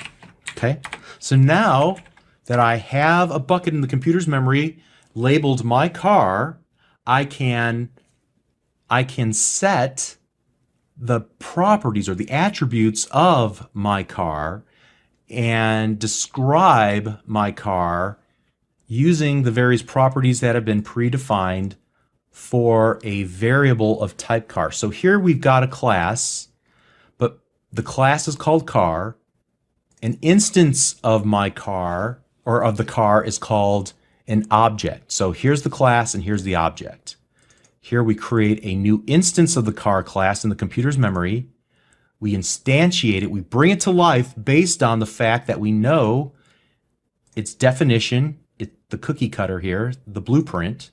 And now that it's in memory and we have a connection to it by its label, my car, we can start working with it. All right, and we can create a second car. Dim my other car as car. In fact, we can do this all kind of in one shot equals new car, like so. So we've done these two lines of code. except in one line of code. Actually, there's an easier way to do it with still less code. My other car as new car. All right. Actually, let me do that. Okay. So that's probably the shortened form that you'll find me using most often because I can do it all in the fewest number of characters possible. And so then my other car can be a make equals, let's go Honda. My other car is the model. Let's call it a Accord. My other car dot year is 2012. My other car dot color equals black. Okay. Now that I have two cars, I can console.writeLine, and I can print out the specific attributes of each car. So let's just do two things here. And let's take my car dot make and then my car dot year and print them out.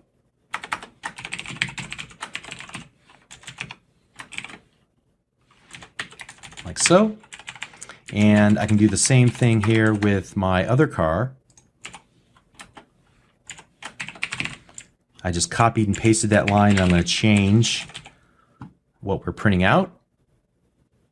And here you can see I have a Toyota 2010, Honda 2012. All right, and I think the most important thing to realize about this is that I can set properties using the assignment operator, but I also can get the properties just like I can any other variable by merely referencing it using the name of the object. In this case, my car, it's the instantiated version of the class, so it's an object. So that's the difference, a class versus an object. Class is the blueprint, the object is the instantiated version of it that has, it's different from every other instance because it's a different bucket in the computer's memory, okay? So hopefully I've belabored that enough so that you understand it. So you can see that we create many instances of a single class by giving each instance of the class a different identifier, a different name, all right? And so it's distinct from every other item based on the same class in the computer's memory. Now, I've merely hard-coded the values here in this example. Typically, what you would do is retrieve those values, maybe from an end user, letting them type in the values. We might pull it from a database or from a file and instantiate an object and then copy the attributes from the file into the object and then work with it and then save it back. So again, here we're taking baby steps, but that's how we would get information in. We probably wouldn't always just hard code them the way that we've done here. It would make for a very inflexible application. What we really want to do is either retrieve data from an end user or retrieve data from some file source or from some online source. Okay. Now I want you to notice also that IntelliSense was smart enough to show me all of the attributes that we've created, right? As well as a few extras like equals, get hash code, and get type. That's because every object or every class is actually based on a kind of a grandfather. It inherits from system.object in the .NET Framework class library. So even though we're creating a custom class, it's really borrowing from the definition of what a class really is that's defined in the .NET Framework class library. So we get some functionality for free, like the toString method, the get type, the get hash. That's where all these other things come from, but they don't really have any functionality just yet by default. We could override their default implementations and do something interesting with them, but we won't do that in this video. Okay, so I just wanted to point that out. Now, the next question is, how long does this instance of the car or the other car stay around? Well, as long as we're using my car or my other car in our application then it will continue to stay alive. But when we stop using it, it will die. And we'll talk about the scope of variables, but specifically about objects, as well as object lifetime in an upcoming lesson, because it's a very important concept. But essentially, when we get to the end of our sub, what will happen is those two cars will be removed from the computer's memory, thrown in the trash, and that memory is now freed up for other applications that we have on our computer. Okay. So also what I wanted to point out here is that we used a shortened version of defining a property. There's actually a longer version that allows us to add more functionality inside of our properties. So this version is called an auto-implemented property. We're able to create a long version of the property just by typing in the word property or prop, have it highlighted in the IntelliSense and then hitting tab. And here you can see a fully implemented property. And I don't want to really get into all of it, but you can see that it does have these two little sections here, the get and the set. So that's the two operations that you can perform on a property. You can get or retrieve its current value, or you can set its current value by passing it a new value using the equal sign, the assignment operator. This full-blown version of a property allows me to step in and write custom code, custom logic, so that when anybody tries to access and retrieve the value of an attribute or change the value of an attribute, we can stop it and say, wait a second, before we give away the value that's inside of our new property, let's make sure that they have the appropriate level of access, because I may not want to give away some super secret information if the person who's currently logged into my application is not of a certain level inside of our organization. So this is where we could do some gating and stop people from accessing information at this property level. We could also then do some validation and say, you know, a car can't be, 2030. That year hasn't even come yet. So we could validate the set and only allow certain values to be set. So if we tried to set, for example, the year to 2030, we could throw an error and say, no, you can't do that. So that's the purpose of a full-blown property definition, but we're not going to use that, not at least in this video. I just wanted you to be aware of the fact that this is a shorthand version of creating a property. This version of the property allows us to get it or set it, and set it to any value that you could typically set into a string, even if it doesn't make logical sense inside of our application. Okay. Now, since we defined a data type, just like string or integer, we can use those as input parameters to functions. So what if I were to create a little helper method here and to determine the value of each of our cars? What we could do is create a new function. So I'm going to call this determine market value, and then I'm going to pass it in by val my car as car, and I'm going to return back a money value. And whenever you're dealing with monies, you want to deal with decimals, the decimal data type. Okay. So when you're dealing with money, you want to work with the decimal data type. It's like integer, except it allows you to have values after the decimal place. And so in this case, what I could do is do some super secret formula here to figure out what the value of any given car is. I could even go and search online to find the value of the car, but we're not going to do that. Instead, I'm just going to hard code and return, I'm going to return the value of 100 for the car. So we're going to pass in my car. We're going to do some evaluation on it. We could like retrieve its properties here, mycar.make. So maybe we'll do that in a future example. But we could evaluate it, pass it to something online, get the value, and then return it back. So here, if I were to, let's comment this out. And let's just do this. My car, let's go determine market value, and we'll pass in my car. All right. Then we'll see what the current value of my car is. All right. You can see that it's 100. Let's go ahead and format it like currency, right? So use the :C formatter. Now we can see the value of my car is actually $100. All right. So the point here is that we can use now this data type car that we define just like any other data type, integer, string, date, whatever, and we can use it as input or as return values from functions that we create. But there's maybe an even better way to do this. Let's talk about creating methods inside of our class definition. So I said before that a class is really just a container for your methods, but I haven't shown you any methods. I only been talking about the properties, but we can also create methods inside of our classes. So let's do that. Instead of putting that determine market value here as a function that we pass the car into, we should be able to